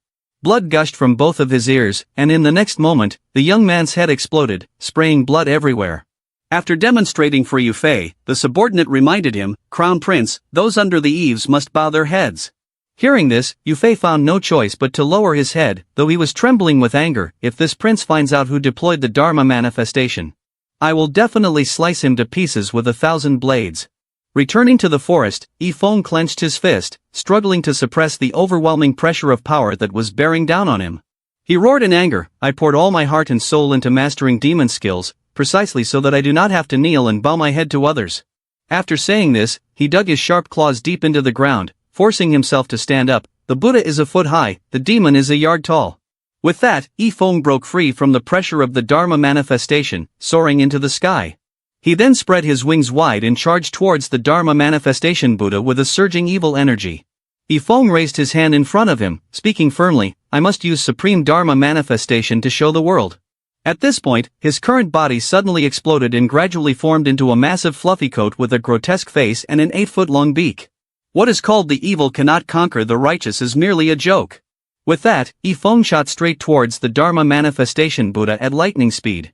Seeing this, Wanfeng calmly stomped his foot on the ground, while the foot of the Dharma manifestation Buddha also came down. After that, Wanfeng raised his hand, condensing a source of golden qi. He moved with a gentle and graceful speed, simultaneously executing the first move of Buddha's palm. The hands of the Dharma manifestation Buddha clapped together forcefully, creating a that shook heaven and earth. The Dharma manifestation Buddha stood up, raising his massive hand to block Yifeng's attack. The two forces collided, creating a blinding area of light. At that moment, powerful lightning circles began to form around Yifeng's sharp beak. He whirled forcefully with the palm of the Dharma manifestation Buddha, then tore apart the Dharma manifestation's hand, flying straight through with his sharp beak wide open. After countering an attack, he smugly said, I thought you were tough, but it turns out you're nothing. After saying that, he raised his sharp beak, staring at Wanfeng with a contemptuous attitude. However, a moment later, a small impact suddenly occurred on Yifeng's sharp beak, causing it to gradually break into small pieces. It broke from the sharp beak to a duck's bill, leaving Yifeng staring in shock. The next moment, the entire body of the Dharma body of the Black Crow was shattered by a beam of golden light. Only now did he suddenly realize, this palm strike is too strong. The hands of the Dharma body Buddha returned to their intact form and unleashed a powerful bolt of lightning. Under the oppressive force of that immense power, Yi Feng trembled and exclaimed, "It's too strong." In the blink of an eye, Yi Feng's body began to corrode and crumble to the ground. Then it completely dissipated into thin air without having a chance to utter a final word. Wu Nian, witnessing the entire event, had a thought in his mind: if even Yi Feng, who can refine demons, cannot withstand this palm strike, then I wouldn't be able to withstand even a finger of it, right? After resolving the obstacles, the Dharma manifestation Buddha returned to a meditative position. Wan Feng clasped his hands behind his back, looked at his disciples, and ordered, "You all stand up." Tianxian raised his head, his eyes half closed, with a drop of sweat rolling down his cheek. The pressure of the Dharma manifestation summoned by the sect master is too overwhelming, we simply cannot stand up. Upon hearing this, Wan Feng raised his hand to scratch his cheek and smiled sheepishly. This Buddha's palm is really too domineering. Only the pressure of the Dharma manifestation Buddha made it impossible for people not to kneel and worship. After contemplating, Wan Feng waved his hand. The Dharma manifestation Buddha behind him immediately began to dissipate. Once the Dharma manifestation had faded, Tianxian and Fei Wu were finally able to stand up. The male lead raised the demon's sealing command and looked at Mu Yunfei, saying, "Yunfei, gather their demon's sealing commands. Each of you should contribute your accumulated points into your demon's sealing commands." Understood, Sect Master. At the edge of the forest, the prince's group had also escaped the suppression of the Dharma manifestation and stood up. Yunfei spoke to the female subordinate behind him, "You have contributed a lot, there will be a reward later." "Thank you, Crown Prince." After saying this, Yunfei took out a jade stamp and exclaimed, "This time your reward is immortality." Without warning, he turned and pressed the seal against the female subordinate's forehead, causing her to stare in shock. But it was too late, the power from within the seal began to manifest, causing her body to gradually turn into stone. In the next moment, Yunfei, with a dark expression full of evil energy, turned to the male subordinate beside him, frightening him into a cold sweat. "Crown Prince, spare me." As soon as he finished speaking, the subordinate immediately performed an act of self-destruction, stabbing his own eyes deep with 2 thumbs. After destroying his eyes, he quickly shouted, "I carelessly blinded myself before, making it impossible for me to see anything." At the same time, outside the Demon Sealing Grand Square, the data and rankings of the contestants on the leaderboard began to change. Look, the Demon Sealing list has been refreshed. The rankings from 8th to 11th are Wu Nian, Li Qing, Ling Fei Wu, and Li He.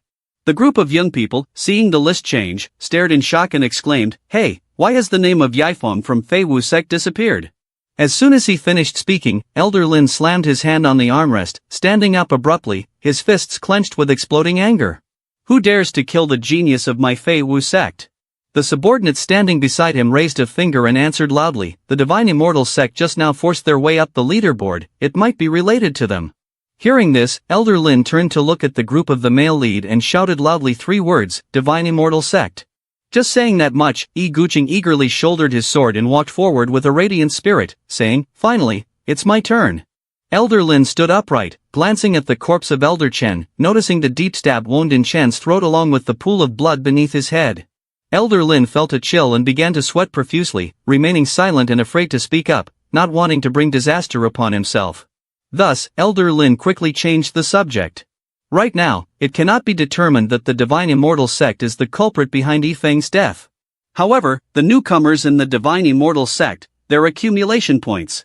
At this point, the young man confidently exclaimed, "They are indeed the original accumulation points of Yifeng." As soon as he finished speaking, Elder Lin swiftly threw a feather directly into the young man's forehead, sending him back to his ancestors. After dealing with that young man, Elder Lin turned and walked away. "You are trying to provoke Fei Wu to fight against the Divine Immortal Sect, this elder is not falling for it." Hearing this from him, the young man made sneering faces and laughed mockingly. "If you're afraid of death, just admit it, no need to come up with so many excuses." Yi Guqing glanced at Lin Elder mockingly, "Why is this person so cowardly? I haven't even stretched my muscles today." Returning to the forest, the scene shifted to the corpses of the disciples of Wu Xiang sect. Wu Nian stood amidst those corpses, clasped his hands together, and closed his eyes to chant a sutra for the deceased, a deed of fat. "Dear junior brothers, do not long for your past after reaching paradise." As he finished speaking, Wu Nian turned his head to glance at Wang Feng, Wang Sect Master. "Thank you for avenging my junior brothers, Wu Nian will definitely repay in the future. How have you thought about joining the Divine Immortal Sect?" Wu Nian tightly shut his eyes, lowered his head shyly and replied, "Thank you, Wang Sect Master, for your kindness, but I cannot betray Wu Xiang's sect. The male lead with a calm expression smiled gently. The sect master is asking you to follow the divine immortal sect, not directly telling you to betray your sect, just to allow you to change schools, to go to a better place for cultivation. Enlightening the mind and seeing the nature, setting a solid foundation. After you become a Buddha, Wu Xiang's sect will only take pride in you. Hearing this, the image of him transforming into a mighty Buddha appeared in Wu Nian's mind. The disciples also benefited from this and constantly praised him. Thank you, senior brother, for guiding me. Thank you, senior brother. Senior brother, you must definitely understand the true essence of Buddhism. At this moment, Wu Nian also attained enlightenment and opened his eyes wide. He immediately knelt down, holding out his purse to the male lead. Wu Nian is willing to join the divine immortal sect. Seeing this, Wang Feng did not hesitate to reach out and take the purse. The moment he received it, the system notification appeared. Congratulations host for successfully recruiting the Buddhist disciple, Monk Wu Nian, reward of 30,000 Sect points, and one special draw opportunity. If there is a reward, let's use it right away. Why wait, system, quickly use the special draw opportunity. In this special draw, the male lead has drawn the Pill Treasure Assembly. Seeing this, he immediately had an idea in his mind.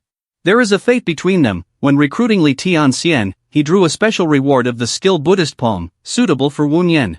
When recruiting Wu Nian, he drew a special reward of the Pill Recipe Book, suitable for Li Tianxian. The scene shifts to a dark and gloomy place somewhere unknown. Strange and eerie noises echo in this location. In the pitch-black night, a coffin appears. From inside the coffin comes a continuous calling of husband, husband, husband.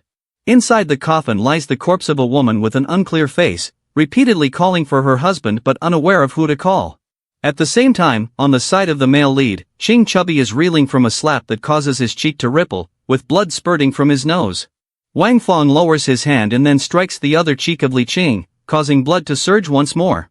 Qing Chubby cradles his cheeks with tears streaming down as he laments, Sect Master, although I have the body of a black spirit tortoise, you can't just train me like this at the slightest whim. Hearing this, Wang Feng approaches, pointing at Qing Chubby's face and shouting, what did you just call me? What else could I call you, of course? Before Qing Chubby could finish his sentence, the words husband rang out, leaving the chubby boy frozen in shock. This misunderstanding makes Wang Feng gather strength in his fingertips, with a face dark as a pot bottom, declaring, my divine immortal sect does not allow perverts. Tianxian's eyes widened in shock, her face darkened as she shouted loudly, Sect Master, it wasn't Senior Brotherly who just called, it was behind him, it was the corpse that called. Hearing this, Li Qing turned his head and saw parts of the bodies being controlled by some kind of demonic power, approaching the group of male leads. The corpses, with their eerie faces and pale, glaring eyes, shouted, husband, I finally waited for you to come find me. Not able to bear the sight of the corpses any longer, Wang Feng waved his hand, slicing the corpses into several more pieces. A moment later, a rough hand swung out, a corpse of a man rushed from behind and grabbed Wang Feng's face, husband, I have been waiting for you deep in the godforsaken land. Unable to endure it any longer, Wang Feng immediately summoned the Dharma Manifestation Buddha, driving away the evil entities clinging to him. He folded his arms and stood before the Dharma Manifestation Buddha, boldly saying, what kind of things were cultivated in the place where the Xiansha Great Demon used to reside? To borrow the mouth of a corpse to call me the Sect Master husband, this is truly too perverted. After saying this, he immediately opened the system interface and asked, System, who exactly called me husband just now? The system immediately displayed, to inquire about this person's information, it requires 100 million Sect points. Wang Feng widened his eyes in shock and gasped, what is this? 100 million Sect points. Even if you sold me, you wouldn't be able to gather this amount of Sect points. To find out this person's information requires 100 million Sect points, which proves that the opponent must have a very terrifying background, and currently, he is deep within the godforsaken land. After all, encountering danger could be compensated by help, it would be quicker to explore directly, and it wouldn't be in vain to make this trip. Who knows, the beautiful lady might just be waiting for me. After thinking it over, Wang Feng gestured towards his disciples, the Demon Sealing Conference will not end for another 2 days. During this time, you all practice on your own, and I will venture deep into the godforsaken land alone. Mu Yanfei was furious upon hearing this, glaring wide-eyed and shouted loudly, Sect Master, no one has gone deep into the godforsaken land so far. That's because your Sect Master has not yet arrived in the godforsaken land. The male protagonist, with a confident expression, raised a finger and said, this sect master only has one request for you all. That is to take the top 5 in the demon's ceiling list. The disciples were a bit shocked after hearing this, but then Wu Nian boldly spoke up, Master, rest assured, we will not disappoint your expectations. We will take the top 5 in the storm ranking and display the might of our divine immortal sect. A little while later, in a certain area, blue grass rings appeared. The male lead stepped onto the grassy area, but as soon as he set foot on these blue rings, he felt an unusually heavy weight, causing him to breathe heavily like a dog. After taking a few steps, Wang Feng could no longer endure and collapsed. He supported himself on his knees, staring wide-eyed ahead while panting. The deeper we go into the godforsaken land, the heavier the gravity becomes, and the consumption of profound qi is increasing faster every day. Still reeling from this situation, a sudden shockwave occurred. Wang Feng was startled, his eyes wide open, staring ahead. What is happening? In front of the male lead at this moment was a group of extremely ferocious monsters, frantically running straight toward him. Why are there so many demon beasts? Finishing his words, Wang Feng, with a dark expression and no reaction, stared at the demon beasts in front of him. After that, he raised his hand and invoked the Dharma Manifestation Buddha. Once he summoned the Dharma Manifestation Buddha, Wang Feng immediately executed the skill Buddha's palm. The Buddha swung his hand and struck the demon beasts, making them invisible as they took the full force of the attack.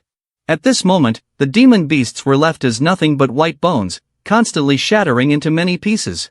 But at that moment, the ground still did not escape the rotation. Wang Feng looked at his hand, which was continuously moving, and murmured, wipe out the demon beasts, yet the ground still quakes. Looking back, the male protagonist saw a very large python before him, sticking out its long tongue to look at him. No wonder so many demon beasts were fleeing, it turns out you were chasing them here. The cobra saw Wang Feng standing in front of it and immediately condensed a surge of power in its chest. With a roar, the power gradually brightened and spread throughout its body. When the power was sufficient, it madly launched forward at an incredible speed towards Wang Feng. He remained still with his Dharma manifestation. Seeing the demon beasts approaching his body, Wang Feng waved his hand to activate the Dharma manifestation, slamming the demon beasts down to the ground as one would swat a mosquito.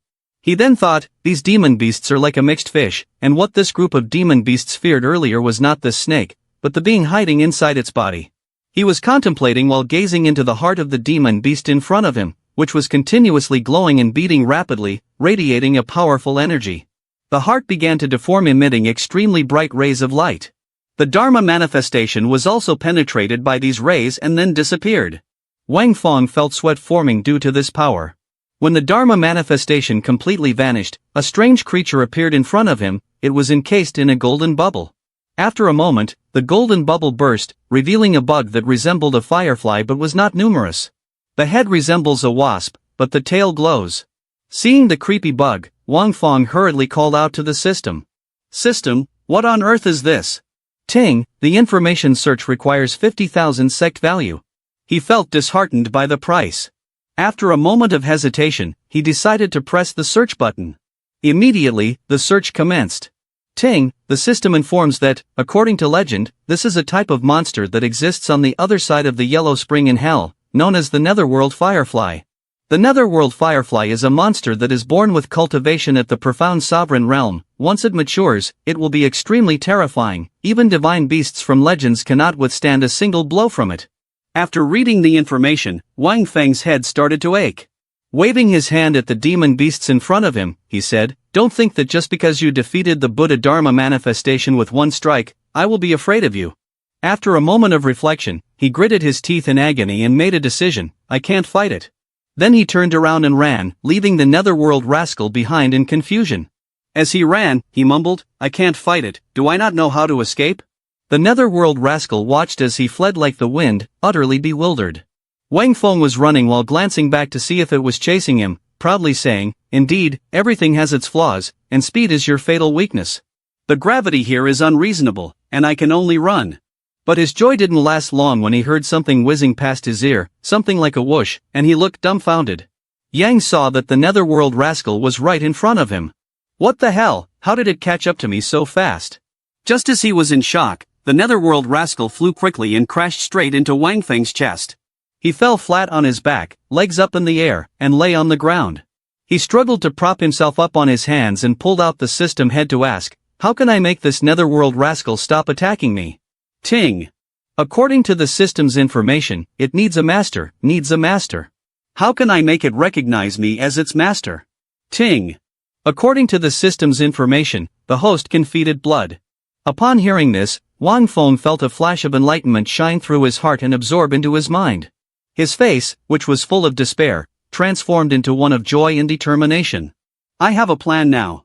He clasped his hands together and looked at the netherworld rascal. If divine power cannot subdue you now, then I will upgrade to use Buddha's palm. Wang Feng summoned his Dharma manifestation and threw a powerful punch at the netherworld rascal before him. I'll punch. But every punch he threw missed completely. The netherworld rascal saw that Wang Feng was inexperienced, dodged his blows, and flew over, standing in front of him with a disrespectful expression and a mocking gesture. Seeing the cunning face of the netherworld rascal, Wang Feng was extremely furious and punched wildly while shouting. A tiny firefly dares to look down on me. If that's the case, I will not hide anymore, I will show my hand.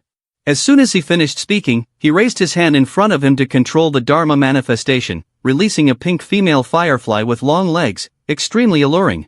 The netherworld rascal gazed at the attractive pink beauty before him, eyes full of desire, making chirping sounds with its beak. It circled around, created a heart shape, and then dashed towards the long-legged beauty in front of it.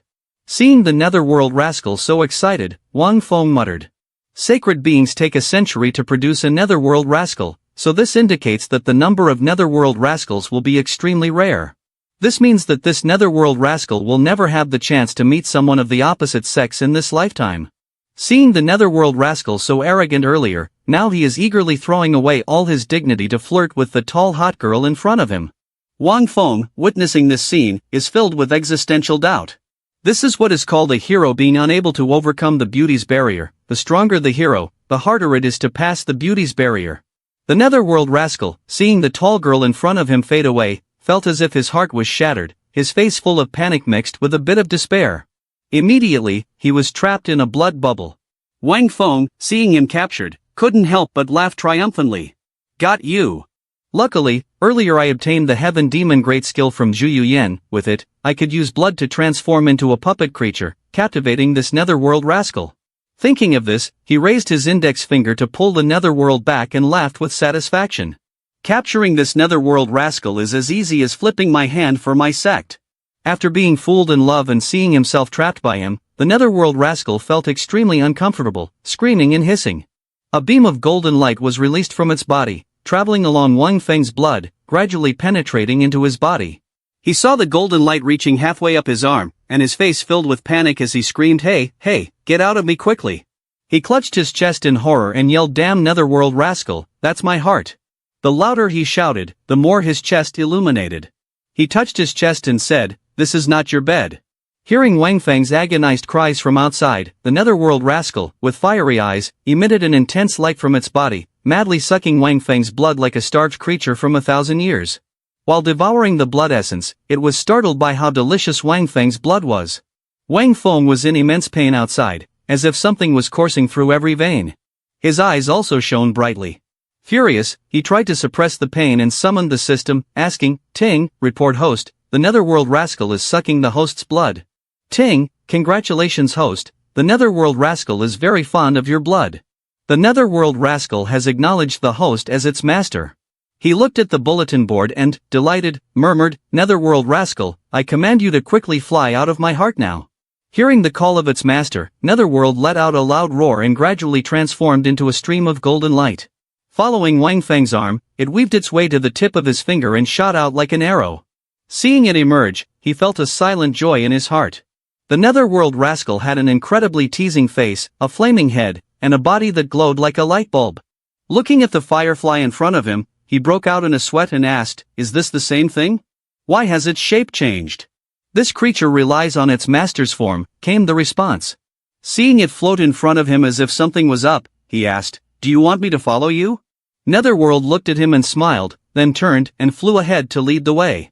After a while, it took him to a place with countless stone pillars and large cracks stretching across the ground, leading to a strange stone gate. He approached the stone gate, guided by Netherworld. "Why did you bring me here?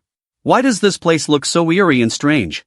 "Forget it, I'm here now, so let's take a look first."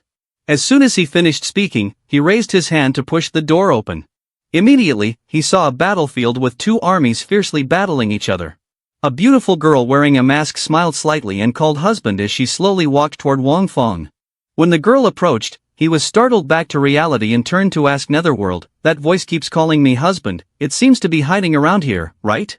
It looks like you are the one sent by the opponent to guide me, aren't you?" Saying this, he became even more curious and wanted to open the door to see who it was. He raised his hand to the door, squatted down, but the door did not budge at all. Standing helplessly in front of the door, he turned to see Netherworld Rascal looking at him with a contemptuous smile. He angrily shouted, "I haven't even made my move yet."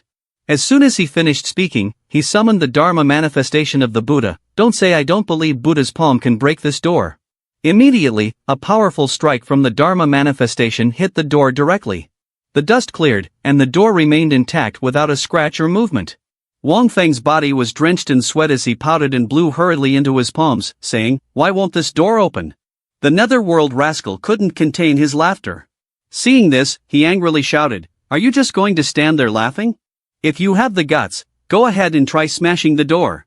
Hearing this, the Netherworld gave Wang Feng a disdainful look, flexed his buttocks, and flapped his wings quickly, taking a leap straight at the stone door in front of him. The door opened, and Wang Feng fell flat on his back, which looked pitiful, but he didn't care.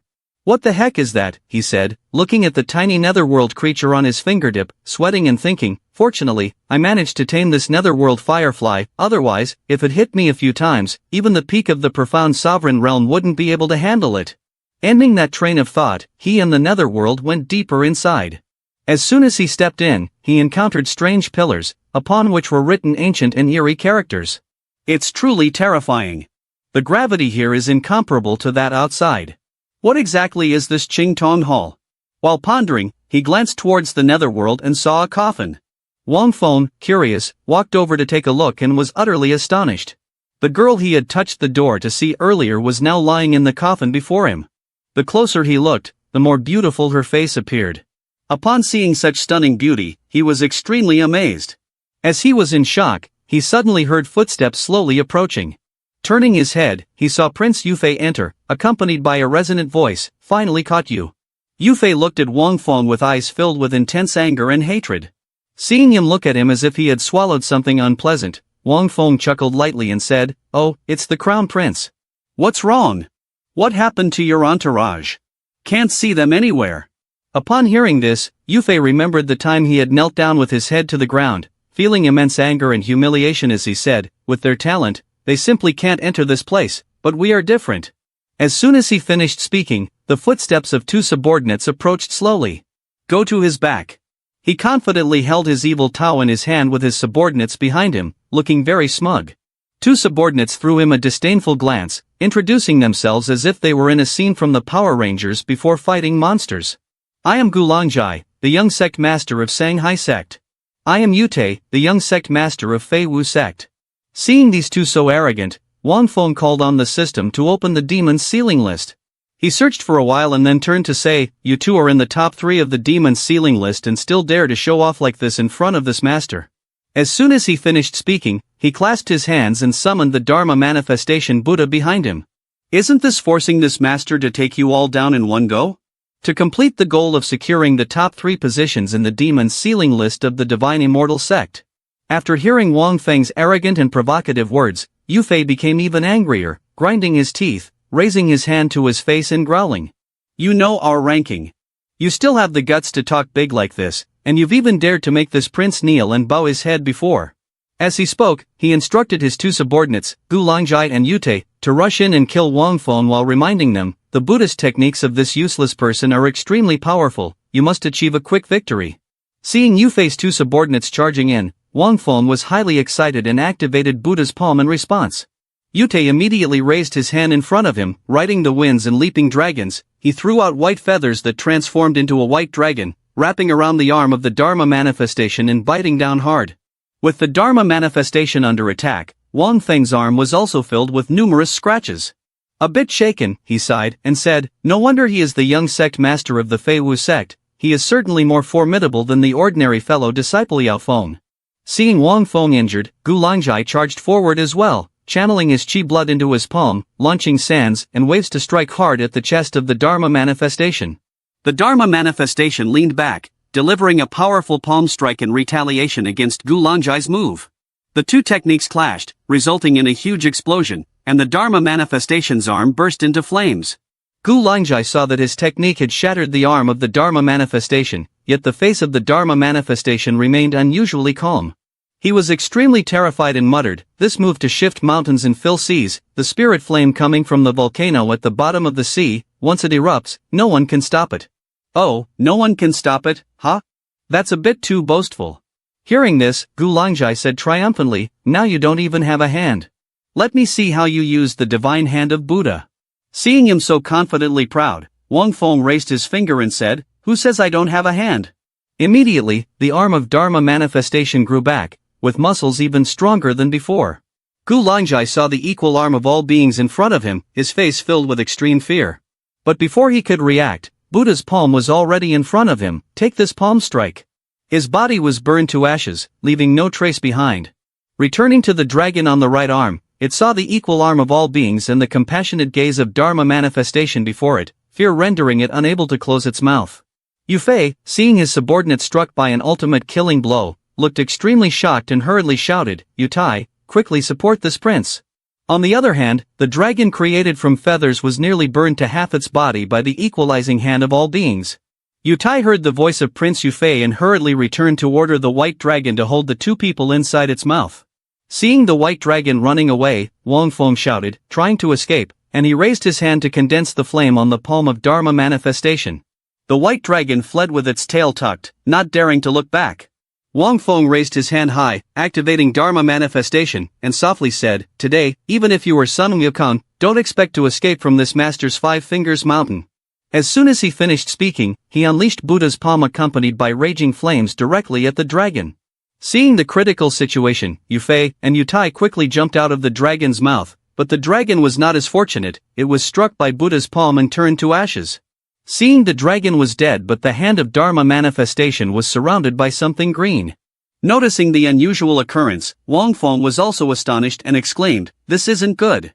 Immediately, the blazing hand of Dharma manifestation gradually transformed into green jade, and smoke and dust slowly dissipated. Prince Yu Fei appeared with a triumphant smile. He held his jade seal in his hand, looking arrogantly at the Dharma manifestation of Wang Feng, which was being partially transformed into jade. Wang Feng was astonished to see this. The entire Dharma manifestation Buddha was about to be turned into jade, which meant that, as he spoke, Wang Feng observed every movement and change of the Dharma manifestation along with Yu Fei. This meant that the Dharma manifestation Buddha would become his puppet. No sooner had he finished speaking than the entire Dharma manifestation had turned into green jade. Yu Fei controlled the Dharma manifestation and stood on its hand. Seeing this, Wang Feng was taken aback for a few seconds. Yu Fei, standing on the hand of the Dharma manifestation, began to speak arrogantly, "This prince's promise is worth 1,000 gold. After I cripple you, I will let you experience the feeling of being chopped into pieces."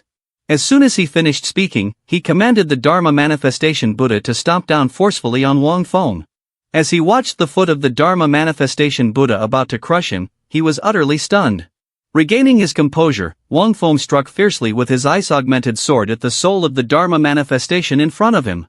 After the slash, the foot remained intact, while the blade was shattered to pieces. He looked at the broken sword in his hand in astonishment. He reacted quickly, jumping back.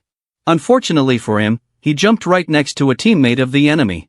Yu Tai, on the other hand, was startled to see Wang Feng jump out as well. But before he had time to react and run away, Wang Feng grabbed his collar and threw him straight into the Dharma manifestation Buddha made of jade in front of him. At that moment, Yu Tai only heard a muffled scream before the Dharma manifestation smashed him to pieces. Seeing the power of the Dharma manifestation in front of him, he exclaimed in shock, "Good heavens, the Jade Tathagata attacks with such strength." But he didn't have to wait long, as the Jade Tathagata, controlled by Yu Fei, threw a powerful punch down onto Wang Feng, causing him to spit blood and fly back a distance, landing hard on the ground. Above, Yu Fei gleefully shouted down, "It seems you have given me a wonderful toy." Wang Feng lay helplessly on the ground. But before long, Wang Feng's chest suddenly began to glow. He looked at his chest. Inside his heart, the netherworld rascal was emitting a surge of power, starting to spread throughout his veins and limbs. At that moment, Wang Feng also regained consciousness, looking at his body and the wounds that had completely disappeared. Is the firefly in the Nirvana realm that powerful? The wounds on his body healed in an instant. While mumbling, he suddenly thought of the firefly's strength when it broke through the door and thought to himself, a firefly from Nirvana? Shaking off his train of thought, he touched his chest, smiled lightly, and said, that's right, now I have a firefly from Nirvana. As he spoke, he pointed at Yufei's face and the jade Tathagata in front of him, boasting loudly, I know how to destroy the jade Tathagata now. Yufei, hearing Wang Feng's words, looked baffled and asked in confusion, were you stunned by a rock just now? Or do you think your hands are like a bow, believing you can shoot arrows just by using them? Humph, my hands may not be able to shoot arrows, but they can strike harder than thousands of arrows. At this point, he summoned a Nirvana firefly from his chest, transforming it into a beam of light that darted along his arm and shot out at an incredible speed. Yufei, seeing the rapidly approaching beam of light, looked extremely frightened and trembled slightly, yelling, this is. As soon as he finished speaking, the firefly flew straight into the chest of the jade Tathagata. Piercing through the chest like a bullet from the legendary Bear's M99, after Netherworld penetrated the chest of the Dharma manifestation of the Jade Buddha, Yufei immediately felt a sharp pain, his eyes turned completely white as he continuously spat out fresh blood, and he fell heavily backward to the ground. From his hand fell a jade seal. Wang Feng picked up the jade seal from the ground, looking at it with great delight. In contrast, Yufei glared at Wang Feng with intense anger, grinding his teeth. This is the seal of Tianxian, right? You've been relying on it to cause trouble for so long, you probably never expected it would one day turn against you. As he spoke, he forcefully pressed the seal against Yufei's chest. Yufei watched in horror as his own seal slowly pressed into his body. When the seal began to release energy, wherever that energy went, his body started to turn to jade. Seeing his body turning into jade, he was terrified to the extreme, and despite his desperate screams, Wang Feng pressed the seal harder against his chest until Yufei's body was almost completely transformed into jade. In his final moments, he still tried to threaten, yelling loudly, your family dares to kill the crown prince. My father, the emperor of Yaori, will definitely not spare your family. In an instant, completely transforming into jade, Wang Feng took out the seal, and Yufei returned to normal, his body trembling but still trying to appear as the victor, laughing loudly, now do you know fear? Wang Feng, with an indifferent expression, juggled the seal up and down and then said, if I were afraid of the emperor, I wouldn't have killed your Qilin Marquis in the past. Upon hearing that Wang Feng had killed the Qilin Marquis, Yufei became terrified and bewildered, turning to shout, you killed the Qilin Marquis? Then why have you spared me? Oh, who said I spared you? Don't you realize that you are still missing something? Hearing this, he was petrified in horror, his jade-like feet shattered into pieces by Wang Feng's jade transformation. Don't you enjoy the twisted pleasure of turning others into chairs? Wait until you are completely liberated from the state of petrification, and you will enjoy the perverse pleasure of your bones turning to dust. As soon as he finished speaking, Yufei looked at his shattered lower body, his upper half suddenly falling to the ground. At that moment, he was in utter panic, collapsing face down like a dog that had just stepped in something foul. Wang Feng held the jade seal in his hand, looking at him with a completely satisfied expression. Yufei, in pain and despair, with a pale face, tried to raise his trembling hand towards Wang Feng, begging to die. Please, kill me, I beg you, take my worthless life as well. But all he received in return was endless pain and the cold demeanor of Wang Feng turning his back. Don't go, sob. Let yourself be born and perish. After saying this, he stepped up the stairs, touched the stone coffin in front of him, and together with the netherworld, pushed the coffin lid open. He looked at the beautiful girl inside the coffin, sweating, rubbing his chin in contemplation. I wonder if she is still alive. While speaking, he raised 2 fingers to her nose to check for a breath. But what he received was disappointment. Wang Feng sighed with regret, a beauty among beauties, it's such a pity to die like this. Netherworld saw Wang Feng's short-sightedness and felt a headache, sighing as if this guy was beyond saving. Immediately, Netherworld flew quickly around and kicked straight into Wang Feng's short brain. He was puzzled for a few seconds before pressing his lips against the lips of the girl lying in the coffin. It was his first kiss, and he was kissing a dead person, his expression was somewhat speechless. After that kiss, the girl's arm suddenly lifted and pulled his head closer, kissing him deeply and passionately. When he opened his eyes, their gazes unexpectedly met. Although he felt very excited, Wang Feng felt shy as she looked at him like that. He wasn't satisfied yet but pretended to push her away. She, with her incredibly cute face, gazed at him intently and said, "You finally came, my husband." He hurriedly approached, stammering, "Do you know what the term husband means?" She blushed and stared at Wang Fong, saying, "Of course, a husband is a husband, and you can only have one for a lifetime." Hearing her insist that she was his husband, Wang Fong glanced and muttered to the system, "Tell me information related to her." The system responded, "Ting, you need to spend 100 million Sect points. The Sect points are still so consistently high, it seems the person who borrowed the corpse to call me husband before was her." Turning back, he looked at her as she admired him and asked, "But I don't even know your name." Hearing his question, she adorably raised her hands to her chin, gazing at Wang Fong and said, "My name is Yi Mu Qing." "What is your name, husband?" "My name is Wang Fong, Mu Qing." "Why are you here?" "I don't know." Wang Fong, hearing this, felt a headache with his newly found wife in front of him. He secretly wondered, "Clearly, I have never met her, but I have a feeling as if I have known her for a long time." The key point is that she does not have any profound chi fluctuations in her body, as if she were immortal. But to appear in this godforsaken land, to be in this glass coffin of Qing Tong Hall, could she really be immortal? Thinking of this, he looked at her beautiful face, smiled, and sighed, thinking to himself, "Never mind, I have a hacking system, and even if the sky falls, I can handle it. If she has awakened, then I will wait for the truth to unfold." As he was lost in thought, he saw her raising her hands in front of him, calling, "Husband, pull me out." He gently took Yi Mu Qing's hands, and seizing the moment, she said, "Wherever husband goes, I will go." "All right, from now on we." She immediately replied, "The husband enjoys, the wife follows." Returning to an hour earlier, outside, the disciples Li Qing, Li He, Mu Yunfei, Xiao Wu, and Li Tianxian had teleported out of the godforsaken land. Yi Gu Qing saw everyone had come out and hurriedly went to ask, "Where is the master?" Xiao Wu approached with clasped hands and said the master went deep into the godforsaken land, stating he would return before the competition ends. At the same time, at the Wu Xiang sect, Wu Nian had just stepped out of the godforsaken land and went to clasp his hands, addressing the elder, saying he had decided to join the divine immortal sect. The elder, upon hearing this, was greatly astonished but maintained a calm demeanor, asking what the decision was. "Yes, if there is a Buddha in your heart, then everywhere is a Buddha." "Good, good." Seeing Wu Nian's determination, the elder did not try to stop him, and with hands clasped before his chest, he said, "Then you may go." Wu Nian hurriedly bowed his head, clasped his hands, and shouted loudly, thanking the elder for his support. Immediately, there was a sudden commotion around him, looking up at the demon ceiling list. Ranking points, names: rank 1, 50,000 points Yu Fei, rank 2, 40,000 points Lang Ji, rank 3, 35,000 points Yu Tai, rank 4, 30,000 points Mu Yunfei, rank 5, 29,000 points Li He, rank 6, 25,000 points Ling Fei Wu. The crowd looked at the demon ceiling list and saw that the names of the disciples from the Divine Immortal Sect were all among the top of the rankings. The neighbor lady then said, "What kind of background does this Divine Immortal Sect have, that they have taken 4 spots in the top 10 of the demon ceiling rankings?"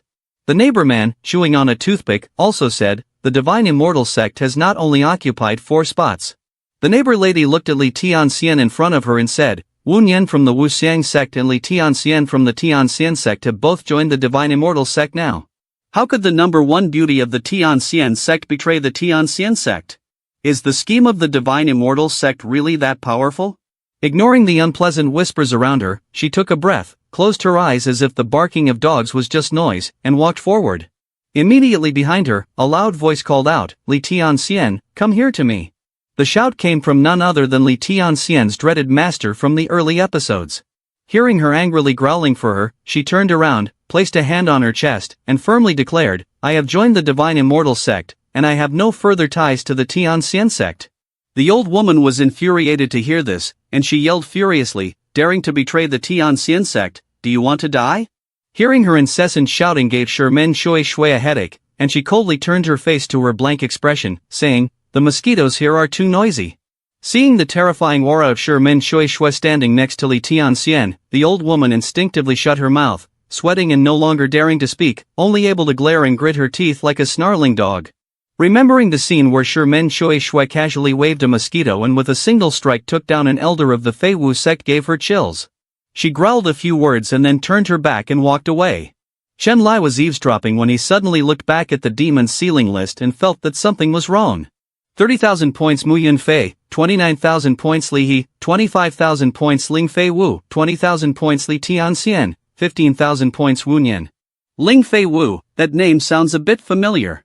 Hearing this, a subordinate reported, General, Divine Immortal Sect, Ling Fei Wu, is the last remnant of the Ling family of Yaofeng City. Upon hearing this, Chen Lai couldn't help but be startled and thought to himself, the affairs of the Ling family, even major high-level sects are as fearful as if they were dealing with a venomous snake. Does the Divine Immortal Sect not know the danger? They dare to take in even the remnants of the Ling family. Thinking of this, his face was filled with evil energy as he raised his head to look at the thunderous sky above. A conclusive thought jumped into his mind. I've heard that the son of the Marquis of Changlin was killed while pursuing the remnants of the Ling family, and to this day, the Marquis of Changlin has not returned after seeking revenge for his son. Now this Ling family remnant has appeared at the Demon's Sealing Conference. What is this all about? While I was thinking, a subordinate clasped his hands and bowed to report, General, the prince still hasn't returned. Is there really any danger? The prince's name is still stable at the top of the list, which indicates that his life is not in danger. However, I heard that the master of the Divine Immortal Sect, Wang Feng, has not returned either. Hearing this, he narrowed his voice to stabilize the troops. You are overthinking it. Let's not talk about whether Wang Feng has that kind of strength. Even if he does, he wouldn't dare touch a hair on the prince. While Chen Lai was very confident in his subordinates, 3 beams of light appeared in the sky from behind. Immediately, the 3 beams landed magnificently before Chen Lai. The aura of these 3 beams caused the onlookers to step back in shock, astonished. As the dust gradually cleared, 3 shadowy figures appeared, 2 tall and 1 short. Chen Lai looked at the 3 shadows in front of him, puzzled. They all appeared here at this moment. As the dust settled completely, 3 old men gradually revealed themselves. The old man with a goatee and short hair, wearing a long fur coat, was named Xiao Chun, the palace master of Sifang Palace. The old man with long white hair and a slightly yellowed beard, with a cunning look on his face, was named Lin Tianchang, the master of the Feiwu sect. The old man, who stood 1.1 meters tall and wore a broad-brimmed hat, had a sly expression on his face and was named Tiansang, the master of the Shanghai sect. Seeing Chen Lai standing before him, the old man Xiao Chen clasped his hands together and respectfully said, General Chen, we have no intention of disrupting the Demon Sealing Grand Assembly, it's just that the enmity against our sect must be avenged. I hope General Chen can forgive us. The Divine Immortal Sect has offended my son by cutting off one of the hands of Elder Gue Xiong of Sifang Palace. The Divine Immortal Sect killed the genius peak-level member of our Shanghai sect, Fang Yama, and my elder Chen, the old man Lin Tianchang also shouted in anger. The Divine Immortal Sect killed the genius peak-level Yifeng of our Feiwu sect. The Divine Immortal Sect must die today. I hope the general will take charge of this. After hearing about the achievements of the Divine Immortal Sect, Chen Lai's expression changed, and his eyes were filled with hostility as he thought, the Divine Immortal Sect has taken in the remnants of the Ling family. Today is the perfect time to use these 3 blades. Investigate the true strength of the Divine Immortal Sect. Returning, he approached the 3 old men and said, I have never intervened in his personal grudges. Elder Xiao Chen knew that Chen Lai would not intervene, and his face was extremely proud, rejoicing internally. It seems Chen General has tacitly agreed. At the same time, an unknown young man turned to the Divine Immortal Sect and whispered to the young man beside him, the Divine Immortal Sect is in big trouble. It's not just a big trouble, after today, the Divine Immortal Sect will be erased. However, instead of fear, the disciples and elders of the Divine Immortal Sect were extremely excited, while the onlookers speculated in various ways and discussed the looming threat of 3 powerful forces about to crush the Divine Immortal Sect. These people had to admit that the Divine Immortal Sect could attract so many strong profound sovereign realms around it, and even if it was destroyed, it was still very honorable. Xu Qin was anxious on the side, clenching her fist and calling Elder Qin Shang. He understood her meaning but still said, in this lifetime, they must go through it themselves. Then he decided to turn to the Divine Immortal Sect and clasped his hands, expressing helplessness. Qin Yun Pavilion cannot help nor should it assist. The elders and everyone else remained calm as if nothing were amiss. Only Mu Yunfei glanced at Elder Qin Shang, offering a slight smile without saying a word.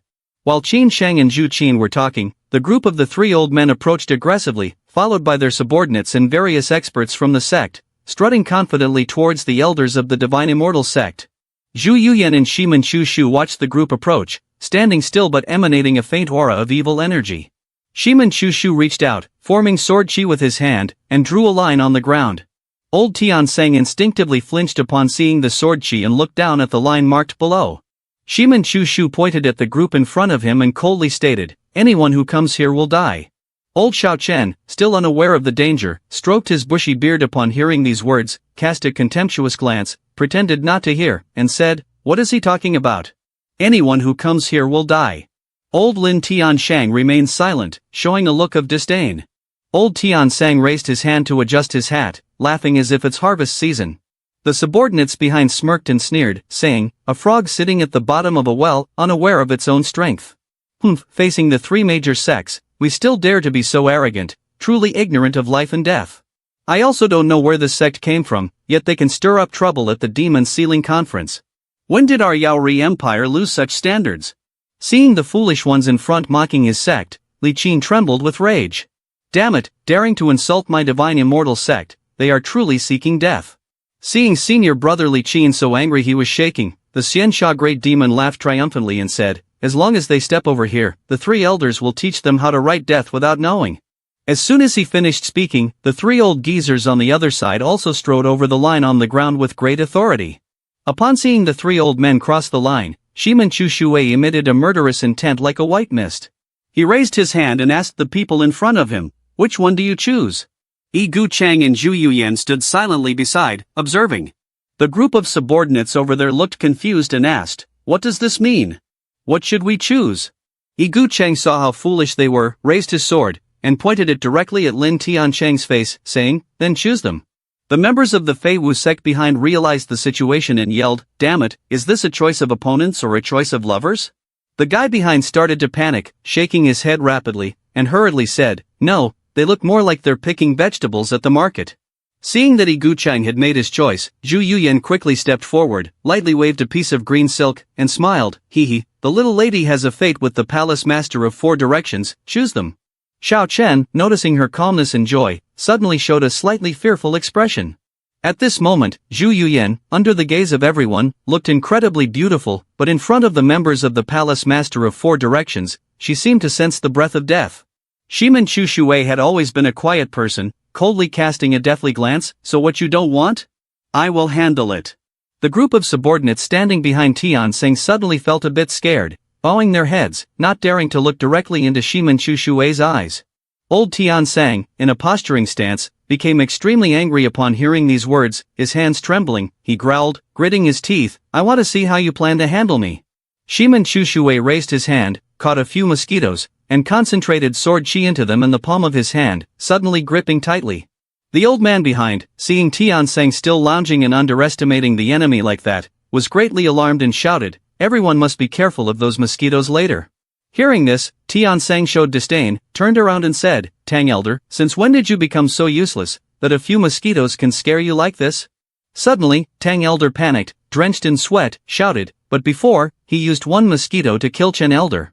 As soon as he finished speaking, Tian Sang saw Shiman Chu Shui preparing to attack. He was extremely panicked, he can kill a mid-stage elder profound sovereign realm with just a mosquito. At that moment, Shiman Chu Shui waved his hand and threw the mosquitoes he had in his hand towards the group of Songhai sect. The group was in a state of panic, how can this be? He regained his composure and looked at the mosquitoes carrying sword chi. Elder Tang hurriedly reached out to slap the mosquito flat. Seeing the mosquito trapped between his two hands, he excitedly laughed, he, I've stopped it. But when he opened his hands, the mosquito had pierced through his body in absolute terror. At the same time, from behind, another mosquito was blocked by a young man with a mushroom-like green hair using profound chi, who, with the overconfidence of someone inexperienced, said, "Injecting sword chi into the mosquito turns it into sword chi, but in reality, it can be considered miraculous. However, even so, it cannot harm me at all." As soon as he finished speaking, he looked in horror at the two fingers holding the mosquito that had a big hole in it. The mosquito also exploded, and the shards of sword chi that escaped from it pierced his body like a hedgehog. In an instant, all the disciples of Songhai sect unleashed their ultimate killing moves. Elder Tian Seng stood motionless before the corpses of the sect's disciples, grinding his teeth. On the other side, the master of Li Tianxian, who had witnessed this power earlier, suddenly lost control of her legs and trembled as she collapsed to the ground. She looked at Shiman Chui and thought to herself, "Luckily he didn't attack me earlier."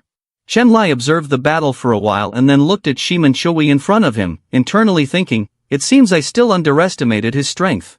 Shiman Chui stepped forward, a deadly aura beginning to emanate from him, his face cold and his eyes lifeless as he said, "The noisy mosquito is no more, you can watch closely how I deal with you.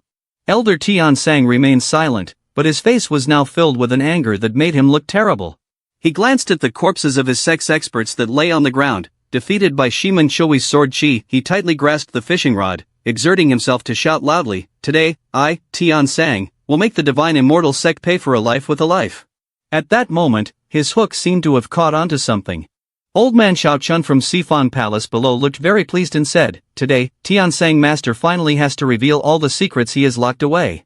Old Lin Tian Chang, master of the Feiwu sect, heard this and clasped his hands behind his back, saying, "It seems that this time it's not our turn to take action." Meanwhile, old Tian Sang pulled out a school of deceptive fish from the void. He smiled disdainfully, holding a whale in his hand. Gu Ishion, seeing this scene, also broke into a cold sweat inside at the old man's technique. The chubby man in the purple robe beside him also sweated, covering his face and mumbling, "Huh? Is that all?"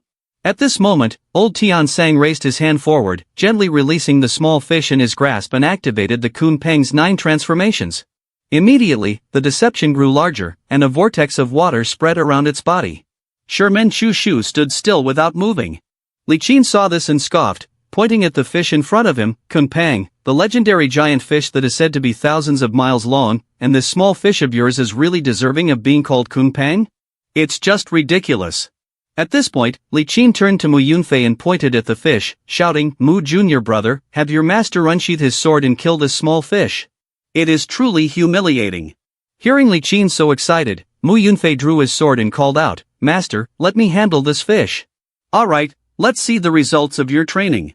Mu Yunfei drew his sword and charged straight at the fish's head, swinging down with great force. Immediately, he realized something was wrong and instinctively broke into a sweat, thinking, "This seems too weak to break with one strike." Ending this train of thought, he looked ahead in shock. The fish that had been chopped in half just moments ago had condensed into a new fish that was much larger than its original size. He quickly jumped back. Wu Nian saw this and clasped his hands in front, calling out, "Senior brother, I'm here to help you." Wu Nian gathered a stream of golden light around his body and struck a shockwave directly into the fish, creating a large hole in it. But immediately, it condensed into a new body, this time much larger than before. Wu Nian and Mu Yunfei looked at its recovering power and enormous size, breaking out in a cold sweat. Meanwhile, Li Qin watched the fish grow larger each day, his face filled with frustration. Li He was lost in thought.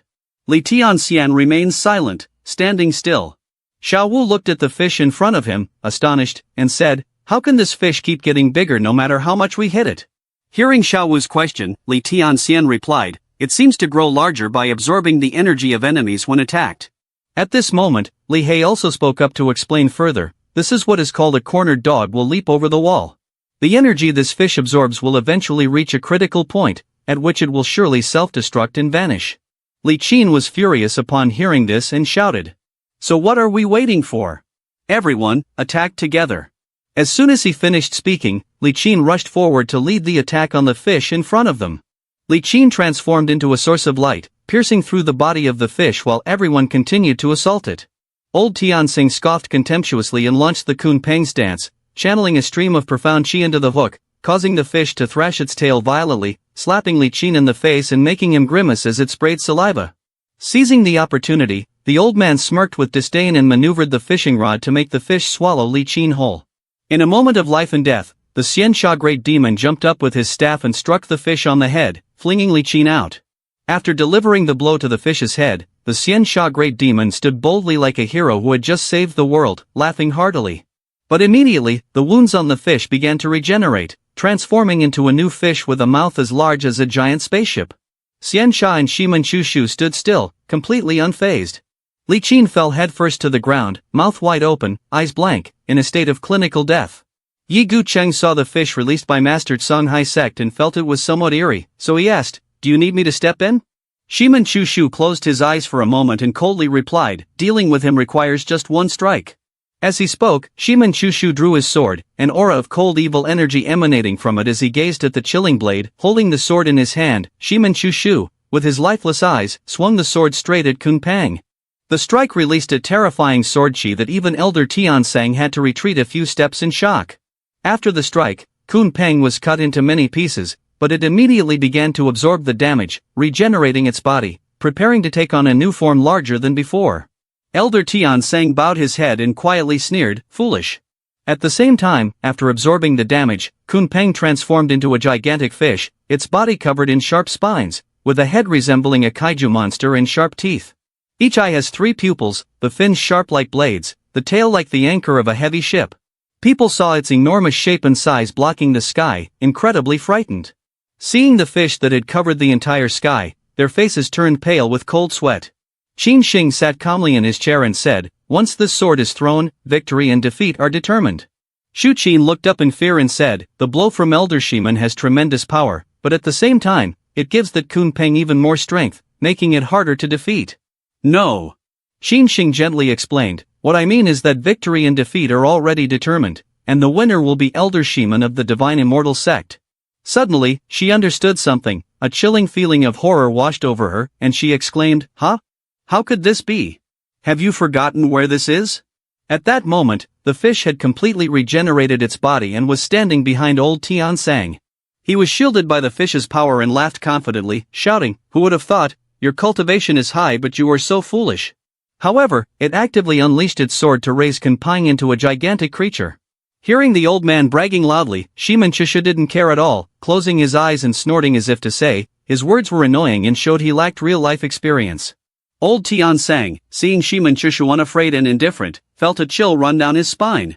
Shiman Chusha cast a disdainful glance at him and said, I not only want your Kun Peng to have a feast, but I also want the godforsaken land to be fully fed. At that moment, everyone turned their heads to see Kun Peng in great pain, hovering above the entrance to the godforsaken land. Old Tian Sang, seeing the Kun Peng he was so confident about being sucked into the abyss, looked terrified and stammered, why is this happening? Zhu Qin was startled and shouted, Qin Shing Elder, what is going on? Qin Shing explained, the gravity of the godforsaken land is greater than the surrounding gravity, and when the body of Kun Peng is large enough to cover this godforsaken area, the gravity will pull him down into the godforsaken land, making it very hard to escape. As the words ended, Kun Peng was almost more than half drawn into the godforsaken land. Old Tian Sang, witnessing this scene, was horrified and broke out in a cold sweat. He turned around and pointed at Shiman Chusha, shouting, you said that you only need to strike once to deal with me, is that true? Of course it's true. Old Tian Sang, hearing this, laughed triumphantly and said, then you must not strike a second time. The great demon Xiansha, after hearing this, smiled bitterly and said, Shiman Elder is really sincere, why keep promises with people like this? Mu Yunfei and Xiao Wu, after hearing this, were also at a loss for words. Li Qin clasped his hands behind his neck and sighed, feeling helpless. Feeling uncomfortable, Mu Yunfei stepped forward to defend the master keeping his word with such people proves one thing, the master has integrity, and on the premise of keeping promises, eliminates such individuals. As soon as the words were finished, Shiman Chusha unsheathed the sword a few centimeters, lightly flicked the sword, and then sheathed it again. A violent sword chi sliced directly towards old Tian Sang. He was taken aback and dazed. Until the sword chi pierced through his body, in utter horror, his mouth and eyes remained wide open. When he reacted, he could only scream, so it turns out that drawing the sword can also kill people. As soon as the words left his mouth, the straw hat and his body were also severed in two, falling to the ground. Shiman Chusha finished sheathing the sword, and Kun Peng began to fade into nothingness. Everyone at this moment looked in horror at the ground where the geological break rose at the entrance to the godforsaken land, along with the fish gradually disappearing. Old Lin Tianchang looked at Tianchang's bisected body in front of him, a feeling of terror washed over him. He thought to himself, this person dealt with Kun Peng with one sword strike and then resolved the Tiansang master after sheathing the sword. Thinking of this, he looked at Shiman Chusha in front of him, cold sweat began to pour out like a waterfall. Do I have the ability to defeat him? At this moment, he shifted his gaze to Yi Guchang, or the elder beside him. Old Xiaochun from Sifang Palace glanced at the kid behind, feeling both angry and scared, thinking, it's all because of this damn kid with blind eyes, provoking someone he shouldn't. If this time, I don't return from the great disaster, I must teach that kid a lesson in this life. The old man turned to look at his dutiful son, wanting to crush him immediately. Xiao Fong saw his old father like that, his face filled with fear, unable to even cry out, and not daring to speak. Thinking of this, the old man turned to throw this mess to Chen Lai, saying, Chen General, the Demon Sealing Conference is about to end, isn't it inappropriate to conduct a competition on the stage right now? Upon hearing this, Chen Lai was speechless, sighing, not knowing what to say. The crowd behind, who were eagerly watching, saw old Xiaochen terrified and retreating like this, suddenly burst into laughter, saying, "I wonder who said earlier that today would bring down the divine immortal sect, and this is the result. They are the top sect, and they have gone out of their way to entertain everyone. How can you all take that seriously?" That's right, just treat what he said as a fart." Old Xiaochen heard this and felt it was too true. He couldn't refute it and was frustrated, gritting his teeth in anger. Old Xiaochen looked at Yi Gucheng in front of him. His eyes were filled with terror, cold sweat pouring out continuously as he silently thought, "It seems this battle is unavoidable." With that thought, he glanced at Zhu Yuyan sitting in the chair, assessing the strength of the opponent. "Now I can only place my hopes on the other elders of the divine immortal sect, without the strength of that Shimen elder." Seeing that Zhu Yuyan and Yi Gucheng had not yet made a move, Shimen Chushui asked, "Do I need to take action?" Zhu Yuyan heard this and let out a cold laugh, then stood up and stepped forward, saying, "I just finished playing with your elder, it would be too rude not to find your master to play with now." Seeing her approach, Elder Xiao Chen and the people from Sifang Palace were filled with fear, instinctively stepping back a few paces. At the same time, Yi Gucheng was itching to move, wanting to stretch his limbs but lacking the opportunity. With an uncomfortable expression and eyes full of evil energy, he pointed his sword at Elder Lin Tiancheng's face. "It took me a lot of effort to catch a worthy opponent, how could I possibly bow out?" Elder Lin Tiancheng saw the elders of the divine immortal sect scrambling to choose their opponents as if they were picking vegetables at the market. As the momentum of Yi Gucheng increased, the old man broke out in a cold sweat and growled as he stepped back a few paces. Noticing the extremely calm expression on Yi Gucheng's face, he thought to himself, "I cannot follow in the footsteps of old Tianzhang, I must use the strong members of the sect to wear him down first in order to have a chance of winning." Breaking off his thoughts, he summoned the experts of the sect to one place to form a formation, shouting, "Feiyu Cloud Dragon Level 12, Human Center to summon the dragon."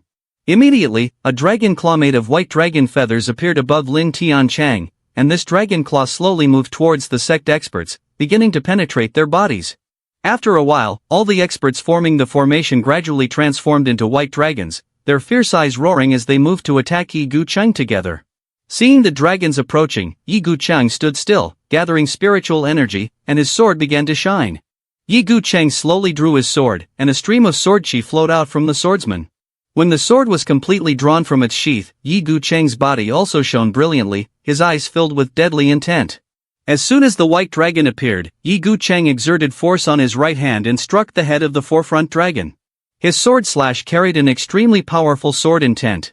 Seeing that terrifying slash, the dragons in front were incredibly fearful, sweating and shaking, shouting, "It's over." But then, nothing happened to them, and they were left in deep confusion. They approached Yi Gucheng, laughing loudly, mockingly saying, "I don't know how powerful your sword is, and after being struck by it, I'm not injured at all." At this moment, Yi Gucheng shot a disdainful glance and snorted lightly. The once arrogant dragon in front suddenly died without knowing why. Old Lin Tiancheng sensed the danger and shouted in panic, "Everyone, absolutely do not get hit by the sword, otherwise, your bodies will fall." As soon as his words ended, the dragons in front had been struck by Yi Gucheng, each receiving a sword slash. He raised his hand, and before he could finish his words, the fellow disciples were struck, all falling to the ground. Seeing that Yi Gucheng had finished dealing with it, he landed in front. He was filled with great fear. Yi Gucheng approached, pointing his sword at the old man's face, saying, "It's just you left." The old man was startled but then regained his calm, laughing proudly, "With them exhausting you, my sect might not lose." Immediately, the old man unleashed his power, his eyes shining, his hair standing on end, a stream of red spiritual energy swirling around him. His body began to transform, growing sharp scales, gradually morphing into a gigantic black dragon that soared into the sky. He leaped, crazily opening his mouth to dive down, attacking to swallow Yi Gucheng whole. The bite created a shockwave that shook the entire hall. Xiaowu saw Yi Gucheng being snatched by the dragon, her face filled with panic, anxiously calling, "Master," and running to Sherman Shueishui, asking, "Elder Sherman Shueishui, please save my master." But what she received in return was indifference and the firm response, "I will not save him." Upon hearing this, Xiaowu was taken aback, breaking out in a cold sweat. At this moment, Sherman Shueishui continued, "Because he does not need my help." At the same moment, within the battle, the dust cleared. Yi Gucheng stood tall, a fierce aura emanating from his mouth like a black dragon. In contrast, the black dragon trembled in fear. Upon closer inspection, Yi Gucheng had stabbed his sword into its tongue, with a face as cold as ice and hair billowing in the wind. Old Lin Tianchang, at this moment, had a look of great terror on his face, mumbling, "What kind of technique is this?" Yi Guchang glanced up at him and shouted irritably, "Immortal flying from heaven, Fai Long Tai Tien." Immediately, old Lin Tianchang was cut away by the sword intent, crying out in pain, tears streaming down his face in sheer horror. He thought to himself, if I had known that the divine immortal sect was this terrifying, with every elder being such a threat, I wouldn't have thought they only killed a genius of the Fei Wu sect. Even if they wiped out all the geniuses of the Fei Wu sect, I should have pretended as if nothing happened. It's just too bad that I awakened too late. Breaking his train of thought, his consciousness began to fade. His body slowly free fell to the ground in a most ungraceful manner, accompanied by the pain of regret and despair. Seeing that the master of the Fei Wu sect had died at the hands of Yi Guchang, Zhu Qin broke out in a cold sweat and said to Qin Shang, "Ye elder of the divine immortal sect and that Shimen elder are equally fearsome." Qin Shang lowered his head and glanced at the old man Xiao Chen behind him, saying that if they dared to touch the divine immortal sect, it would be like seeking their own deaths. On the other side, seeing his father like this, Xiao Chongfang was drenched in sweat and trembled as he called out to his father. Luckily for him, his father's opponent was not the elder of the divine immortal sect. As soon as he finished speaking, he was slapped in the mouth by his old man. After the slap, Xiao Chongfang cried loudly, his nose bleeding, yelling at his father, with his face swollen, and now it was swollen again from being hit. Hearing Xiao Chongfang say that, the old man became even angrier. Is the boy's face really that important? The Sifan Palace is about to be destroyed because of him. While speaking, he observed the elders of the divine immortal sect in front of him. In the past, it was only us who forced opposing forces against the Sifan Palace to the point of complete sect destruction. Unexpectedly, now we are being pressured by the mysterious divine immortal sect to this dire situation, and how could one know if that woman is stronger than these elders or not? At this point, the fire of anger in his heart flared up again. Concentrating profound chi into 2 fingers, he looked at his filial son in front of him and said, "If the Sifan Palace is destroyed today, I will kill you first to raise the flag." Xiao Chongfang was extremely panicked when he saw his father radiating evil energy in front of him, taking advantage of everyone's attention on the drama between the father and son, while Xiao Chen seized the opportunity to turn and attack Zhu Yuyan behind him. Zhu Yuyan remained calm, standing still until his punch was right in front of her. Zhu Yuyan jumped to the side, dodging his attack, and threw out a piece of green silk to pull Lao Xiaochen's arm down to the ground. He glared, placing 2 fingers on his forehead to form a seal, and shouted, "For directions fist." Immediately, Lao Xiaochen's body was enhanced with speed, strength, and thunder wrapping around him, creating illusions around him, all attacking Zhu Yuyan at once. Seeing this, she retracted the green silk and shifted to a defensive stance. Lao Xiaochen seized the opportunity to turn the tables, continuously punching her body with speed and strength. After a while, Zhu Yuyan was seriously injured and spitting fresh blood, sliding backward a considerable distance. At this moment, Zhu Yuyan still held onto the piece of blue silk tightly binding the arm of old Xiao Chen, her body covered in wounds. She wiped the corner of her mouth and said, "No wonder it's called the 4 directions fist." He saw her standing still in one place, her body severely injured, seizing the opportunity. He controlled his clones to attack from all sides, with Zhu Yuyan as the center, simultaneously punching straight into her waist. As soon as the punch collided with her body, her form suddenly shone brightly, sending him and the 3 clones flying away. Old Xiao Chen looked at Zhu Yuyan's bizarre form in front of him, extremely terrified, trembling as he shouted, What is this?" In front of him was the lower half of Zhu Yuyan slowly approaching, his mouth agape, his whole body trembling. Before he could regain his composure, Zhu Yuyan took a run up and kicked him, causing him to fly away in confusion. She then directed her lower half to move and pin the neck of old Xiao Chen's 3 clones, pulling them behind her back. The faces of the clones were extremely grotesque, filled with pain and a hint of humiliation, crying out in despair. Zhu Yuyan's upper body still held tightly onto the piece of silk in her hand, a sinister smile on her face as she said to him, "To be able to make me perform Heavenly Demon Dissolution in the Heavenly Demon Great Technique, you can consider that even in death, you die gloriously." Upon saying this, she stopped joking and began to activate Heavenly Demon Dissolution. Immediately, the green silk wrapped around the remaining clones, tightening around the arms of old Xiao Chen. He was in pain, gritting his teeth and shouting, "The people of Sifan Palace, kill that demoness." Seeing that he was playing dirty, Zhu Yuyan clapped her hands to create a certain disturbance and said, "People wholeheartedly play with you, and you must make it lively, right?" As soon as she finished speaking, she condensed her profound chi and released a charm that enveloped the people of Sifang Palace. Those hit by this charm had blank expressions, watching the group dance along with the green silk, gazing at Zhu Yuyan in rapture. Zhu Yuyan held the piece of green silk in her hand, a sinister smile on her face, blowing a stream of charm around her, driving the experts of Sifang Palace into madness. Taking the piece of green silk, I happily and excitedly tied my arms together. After tying, everyone simultaneously raised their hands to the sky. On the other side, Xiao Changfeng cried as he tied his arms, trembling as he said, "Father, I don't want to end up like Elder Gui Xiong who lost his arm, please save me." As soon as the words ended, all the experts of Sifang Palace had their arms cut off by Zhu Yuyan and fell to the ground. She laughed in satisfaction and turned to say, "Sifang Palace now has only one arm left, it should just be renamed Yanghua Palace from now on." After Zhu Yuyan's statement ended, Gui Xiong saw everyone's arms fall in front of him, his face filled with panic as a wave of fear washed over him, thinking, "Thank goodness my right arm was already severed earlier, otherwise." Before he could finish his thought, on the other side, old Xiaochen painfully hugged his arm and shouted, "The principle of Sifang Palace is an eye for an eye." His eyes were filled with veins and hatred as he screamed, "Even if I cannot kill you, I must chop off your hand." With that, he gathered all his remaining strength and lunged to attack Zhu Yuyan. When the old man's technique arrived in front of him, Zhu Yuyan waved her hand to control the pieces of silk, lifting the severed arms lying on the ground into the air. She said, "If you desire your rotting arms so much, I will return them to you." Old Xiaochan saw dozens of arms flying towards him, his face filled with terror. A chilling fear surged through him as he screamed in horror, "How can there be such a bizarre technique?" Hearing this, Zhu Yuyan smiled gently while casting her technique and replied, "This is a move from the Heavenly Demon Great Technique." As soon as she finished speaking, she shouted, "Heavenly Demon Integration, merge for me." Immediately, old Xiao Chen's body was tightly bound by the dozens of arms. Seeing his body in such a grotesque state, he screamed in terror, frantically running to the other elders for help. "Quick, come help me." The elders, looking at his strange body, fell to the ground in panic, not daring to approach, continuously shouting, don't come here, master." Old Xiao Chen crushed each fellow disciple as he moved. Until he reached his son, Xiao Changfeng saw his terrifying old father approaching and horrified shouted, "Dad, don't come here, I can't help you." But whatever was meant to happen would happen.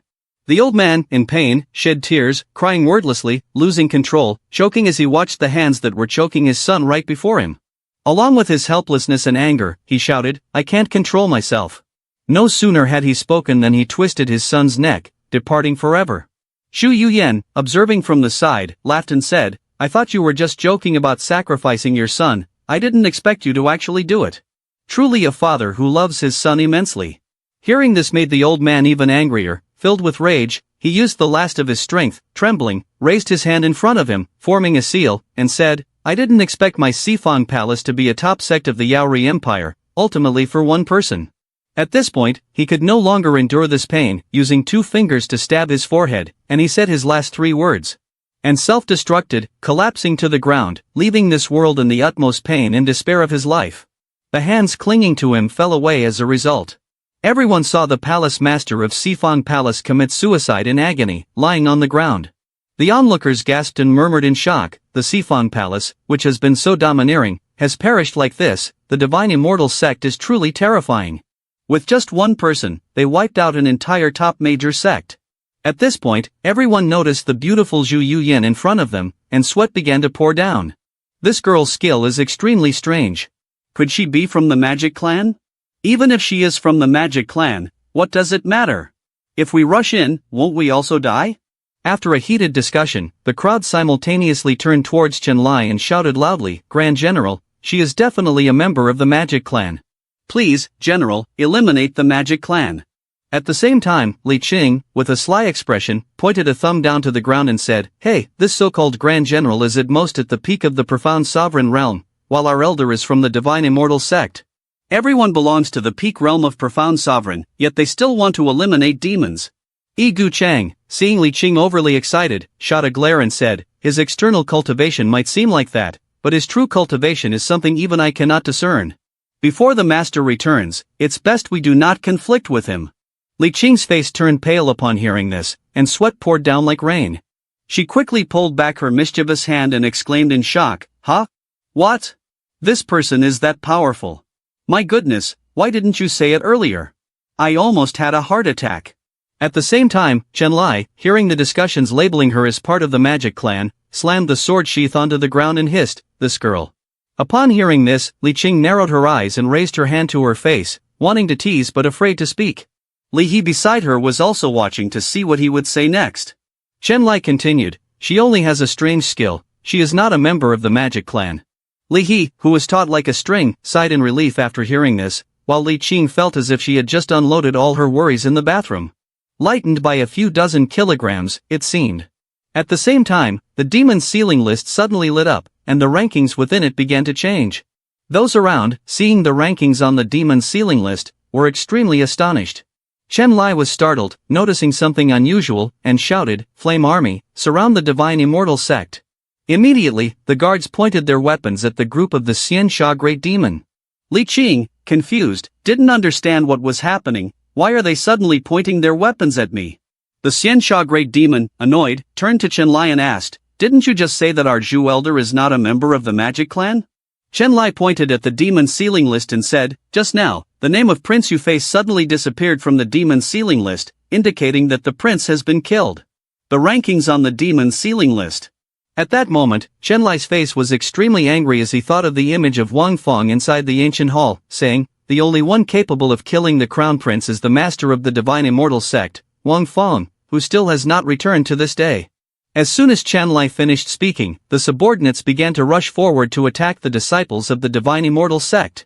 Li Qing's group was surrounded by soldiers on all sides, trapped in the middle. Wu Nian, furious, clasped his hands to gather profound qi and struck a powerful palm strike at the soldier in front of him. Xiao Wu also drew his sword to fight and broke through the encirclement. The Xian Sha Great Demon, angry, transformed his long staff into a giant one and shouted, "A bunch of damned lackeys, take a hit from me."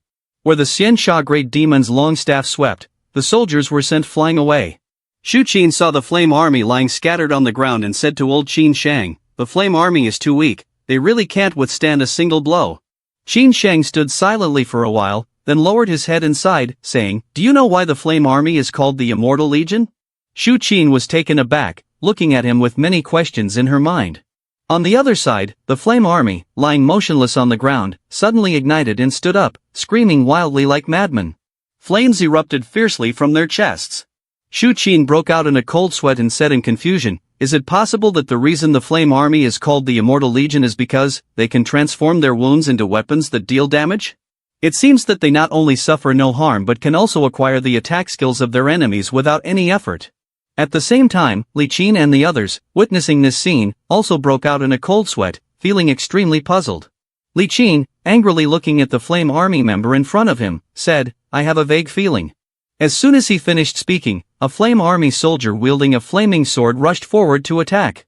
Li Qin clasped his hands to block the flaming sword, laughing triumphantly, "He, how could your grandpa?" But before he could finish his sentence, an intense pain surged through him, ouch. Li Qin was startled and turned to look behind him, only to see a flame army soldier with a flaming sword thrust straight into his backside. He shouted in anger, "Damn it, those shameless people dare to sneak attack the back entrance of our Li family." At the same time, Wan Yan was surrounded and attacked by a group of flame army, heavily injured and coughing up blood. Xiao Wu beside him was not in any better condition, ambushed by two flame army members and heavily wounded, screaming in pain. On another side, the Xian Sha Great Demon was besieged and coughed up blood, flying out far. Li He, Mu Yunfei, and Li Tianxian were also at a disadvantage, struggling under the relentless attacks. Shu Qin, witnessing this, could only sigh, feeling helpless to assist. Old Qin Xing remarked, "This time, it seems that the divine immortal sect has little chance of survival." After a while of being besieged, Xiao Wu, Li Tianxian, and Li He were exhausted, sitting on the ground, panting heavily, surrounded by the flame army from all sides. Shu Qin turned to old Qin Shang and said, "But the divine immortal sect still has 3 elders at the peak of the profound sovereign realm who have yet to join the fight. They could very well secure victory 3 against 1. Meanwhile, Chen Lai remained calm, standing still amidst the encirclement of the elders. Igu Chang, Shiman Chu Shu, Zhu Yuyan. At this moment, old Qin Shang shook his head and let out ha. Shu Qin saw him like this and broke into a cold sweat.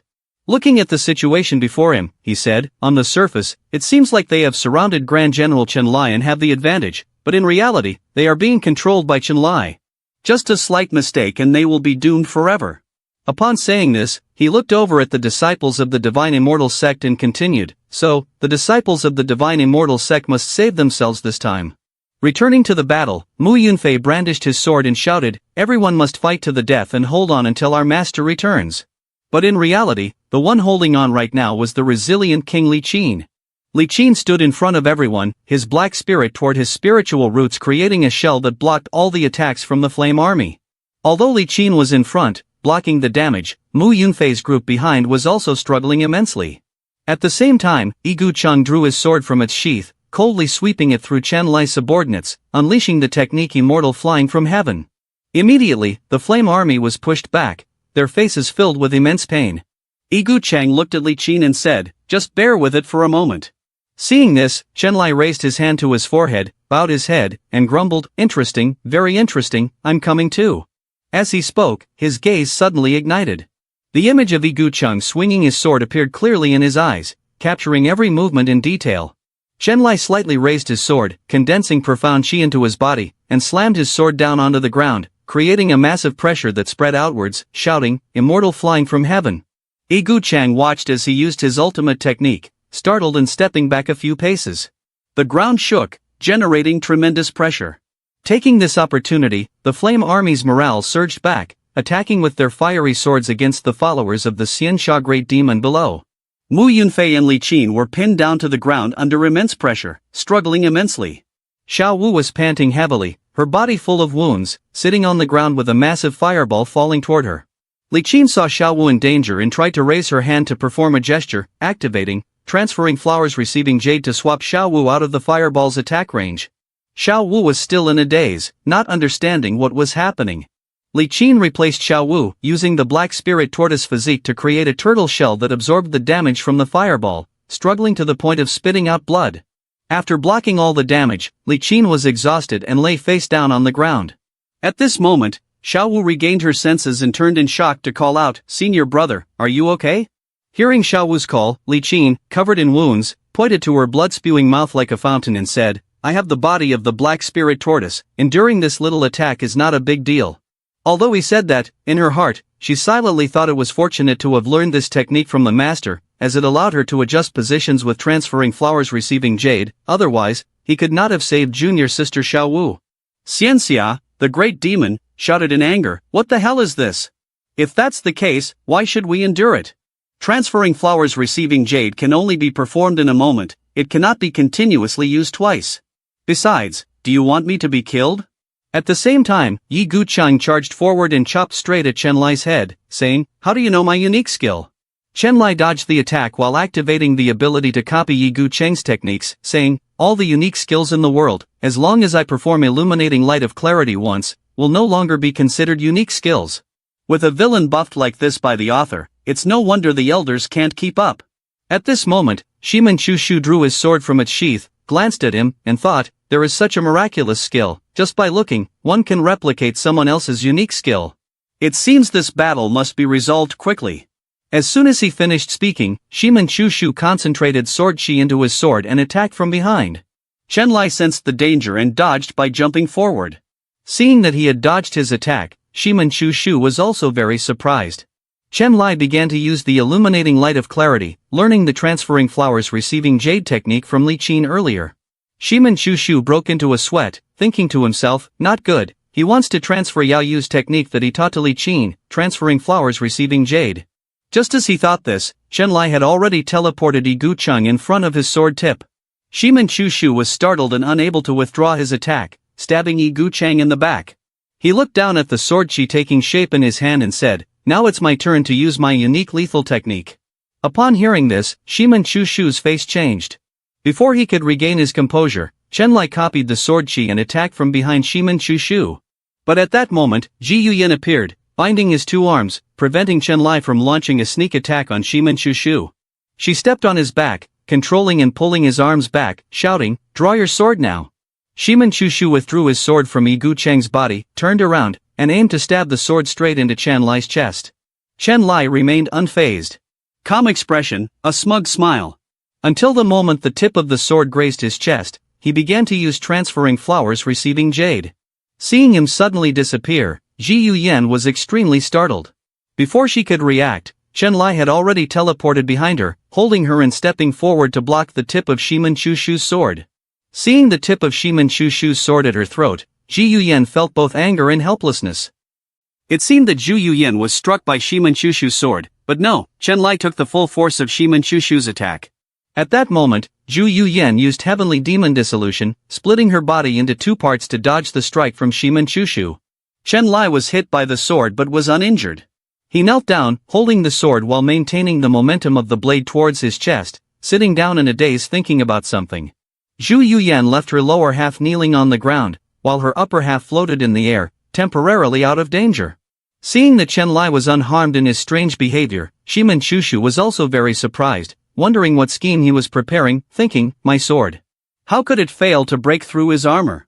While pondering, he saw Chen Lai using one hand to control the sword and the other to grasp the piece of green silk on Zhu Yuyan, pulling it back, saying, this sword, what a pity that I can't enjoy it any longer. That I might as well offer it as a gift to this beautiful lady. Zhu Yuyan realized his intention and exclaimed in panic, you want to use it against me? Before he could finish his sentence, Chen Lai pulled Zhu Yuyan down and used the Heavenly Demon Integration technique on her, bringing it to her chest to block the sword. Shiman Chushu saw his sword had pierced Zhu Yuyan's abdomen and shouted, hang in there, I'm about to pull my sword out. Immediately, Chen Lai released a stream of red profound chi that flowed into Zhu Yuyan, gradually spreading to Shiman Chushu's sword. With one hand holding Zhu Yuyan's head and the other using a technique to separate Shiman Chushu's arm from his body, the two were terrified to see Chen Lai acting so cunningly. Shiman Chushu looked at his severed arm, his face still in shock, thinking, did I fall victim to his Heavenly Demon Integration? Before he could regain his composure, Chen Lai grabbed the sword still in its sheath and attacked his chest, sending Shiman Chushu flying backward. Instantly, Yi Guqing rushed over to support Shiman Chushu.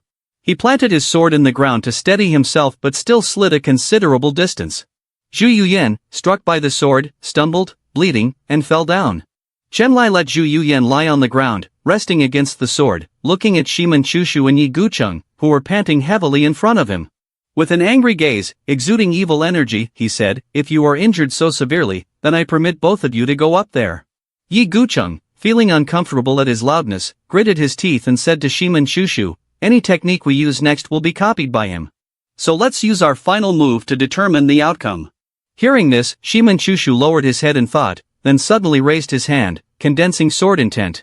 Thousands of swords converged around Shiman Chushu, initiating the flower of green sword Dao. Hundreds of swords seemed to create a flowing current, soaring straight into the sky. Amid the dark clouds, a gigantic sword gradually appeared, piercing through the clouds and attacking downwards. Chen Lai was taken aback by the giant sword and its oppressive power.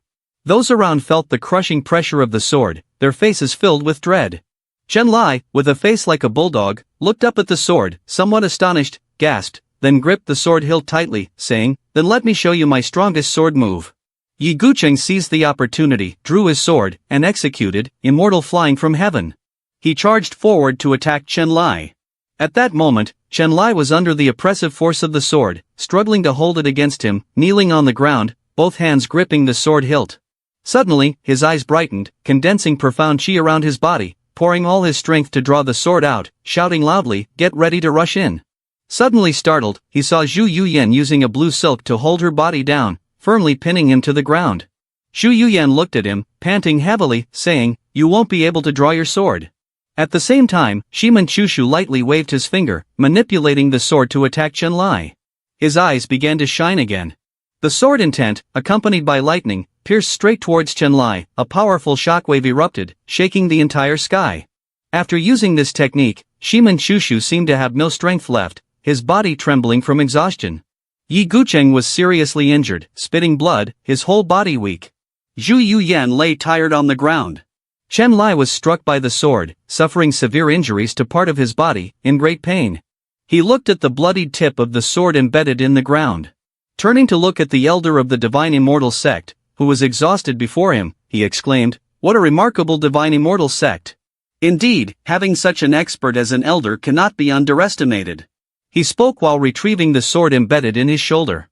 A large gash had been cut into his shoulder, but his eyes sparkled as he looked up at Zhu Yuyan. If I were not your opponent, it is likely that you would be the ones laughing until the last moment.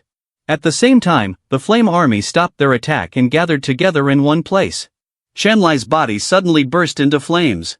He turned and said to the flame army, "You train soldiers for 1,000 days, to use them in 1 hour. If you must die under the sword, then this life will not be in vain." The flame army, their bodies aflame and eyes vacant, stood still, waiting to be sacrificed. Immediately, they looked up, shouting in unison, "Take the sword for the general. Even in death, there is glory." As soon as the words ended, their life force and flames were absorbed by Shanlai. The wound on Shanlai's shoulder began to heal rapidly, visibly regenerating before the eye. The flame army was drained of its vitality, turning to ashes. Shanlai coldly looked at the wound on his arm, which was being healed by the flames. He then raised his hand to touch the sword of Shermen Shoeshue, feeling the flow of power. Gathering profound chi into his hand, he struck and shattered the sword before him. The fragments of sword intent flew back to attack Shermen Shoeshue, Zhu Yuyan, and Yi Guchang. The three were in pain, trying to withstand the damage, but having exhausted their strength, they were struck by the fragments of sword intent, inflicting serious injuries. As the dust settled, Qin Shang saw the three elders of the Divine Immortal Sect kneeling on the ground. He thought to himself, "I originally thought the three elders of the Divine Immortal Sect were strong enough, but unexpectedly, 3 against 1 could not defeat Grand General Shanlai." At this moment, the master of Li Tianxian saw the 3 wounded elders in front of her and suddenly burst into laughter. "Ha ha ha ha. The Divine Immortal Sect this time will be hard to escape extinction unless a deity comes to save them." Seeing her so pleased, Qin Shang turned to say, "You are a bit too early to celebrate." Although she didn't know if the fairies could come to save the Divine Immortal Sect, she was happy, but suddenly startled and fell silent after hearing it. Qin Shang glanced to the side and said, "But he definitely can." At this moment, Xiao Wu, Mu Yunfei, and Li Qin were also startled and turned their heads to look in the direction Qin Shang pointed. Zhu Yuyan and Shermen Shoeshue were also surprised and looked up. Shanlai was astonished to see the person arriving. Above them was Wang Fong holding his wife, flying toward everyone.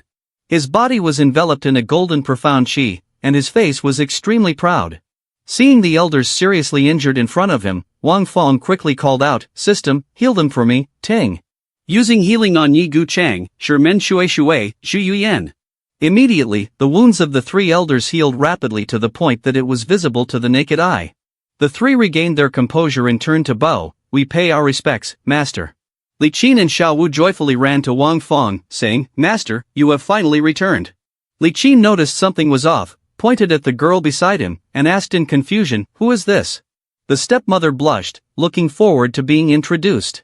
But the young man ignored the matter, unwilling to make the introduction, sweating coldly, pretending to cough a few times and then evasively saying, "It would take too long to explain, let's meet Grand General Chen first."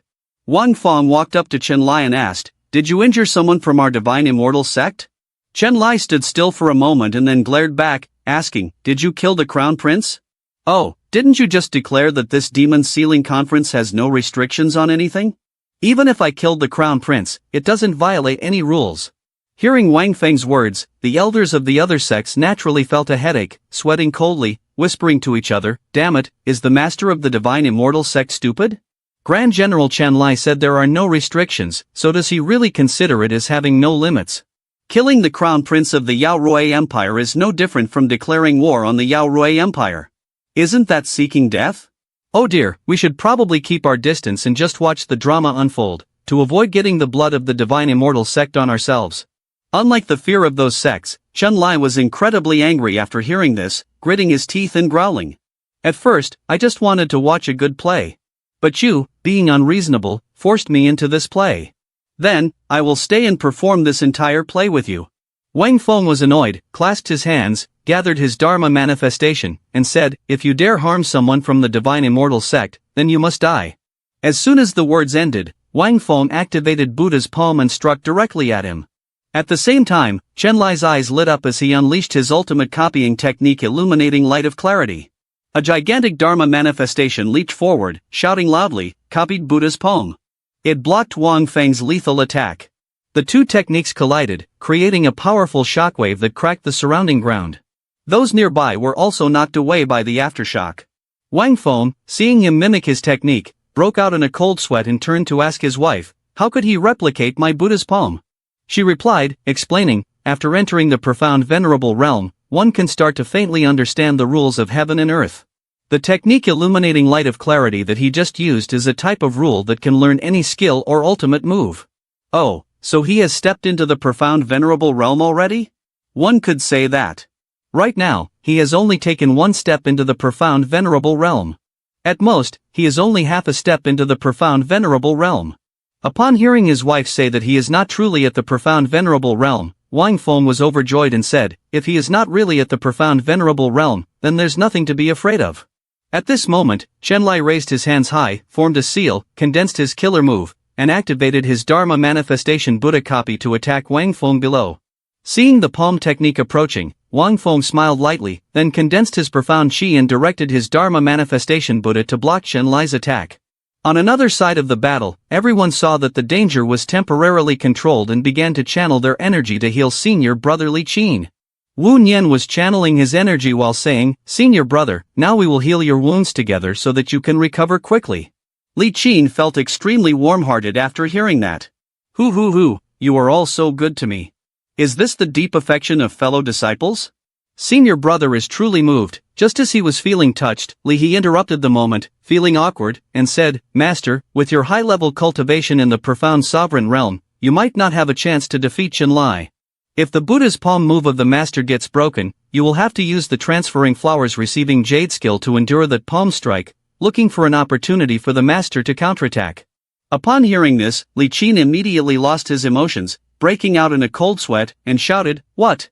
Although I have the body of the black spirit tortoise, a strong physique, but if I do that, isn't it like asking me to lay down my life?"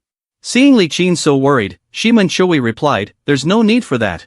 Our master's strength is deeper and more unpredictable than you can imagine." While Shiman Shui spoke, he was observing the two Dharma manifestations confronting each other in front. At that moment, in the midst of the battle, two hands collided, creating a tremendous shockwave.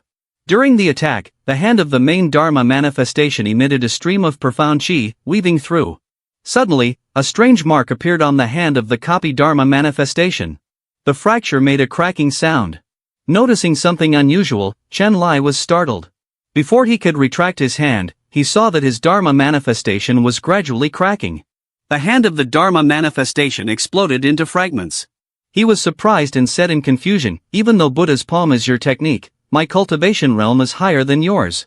How can you shatter my Buddha's hand?" Wang Feng replied with a faint smile, "Although you can imitate my Buddha's palm, there are things you cannot learn." At this moment, something radiant emerged from the shattered Dharma manifestation, forcing Chenlai to mobilize his fragmented Dharma manifestation to block the light, stepping back. The glowing creature was none other than the firefly netherworld, nourished by the blood chi within Wang Feng. At this moment, Wang Feng raised his index finger, and the netherworld immediately landed on his finger, sitting cross-legged and very obediently. He looked at the cooperating netherworld perched on his finger, feeling immensely pleased. Chenlai said, "I have underestimated you. I didn't expect you to hide something so interesting." Speaking of the little toy, he said as he took something out. Inside appeared a bizarre bird head, surrounded by a cloud of white smoke.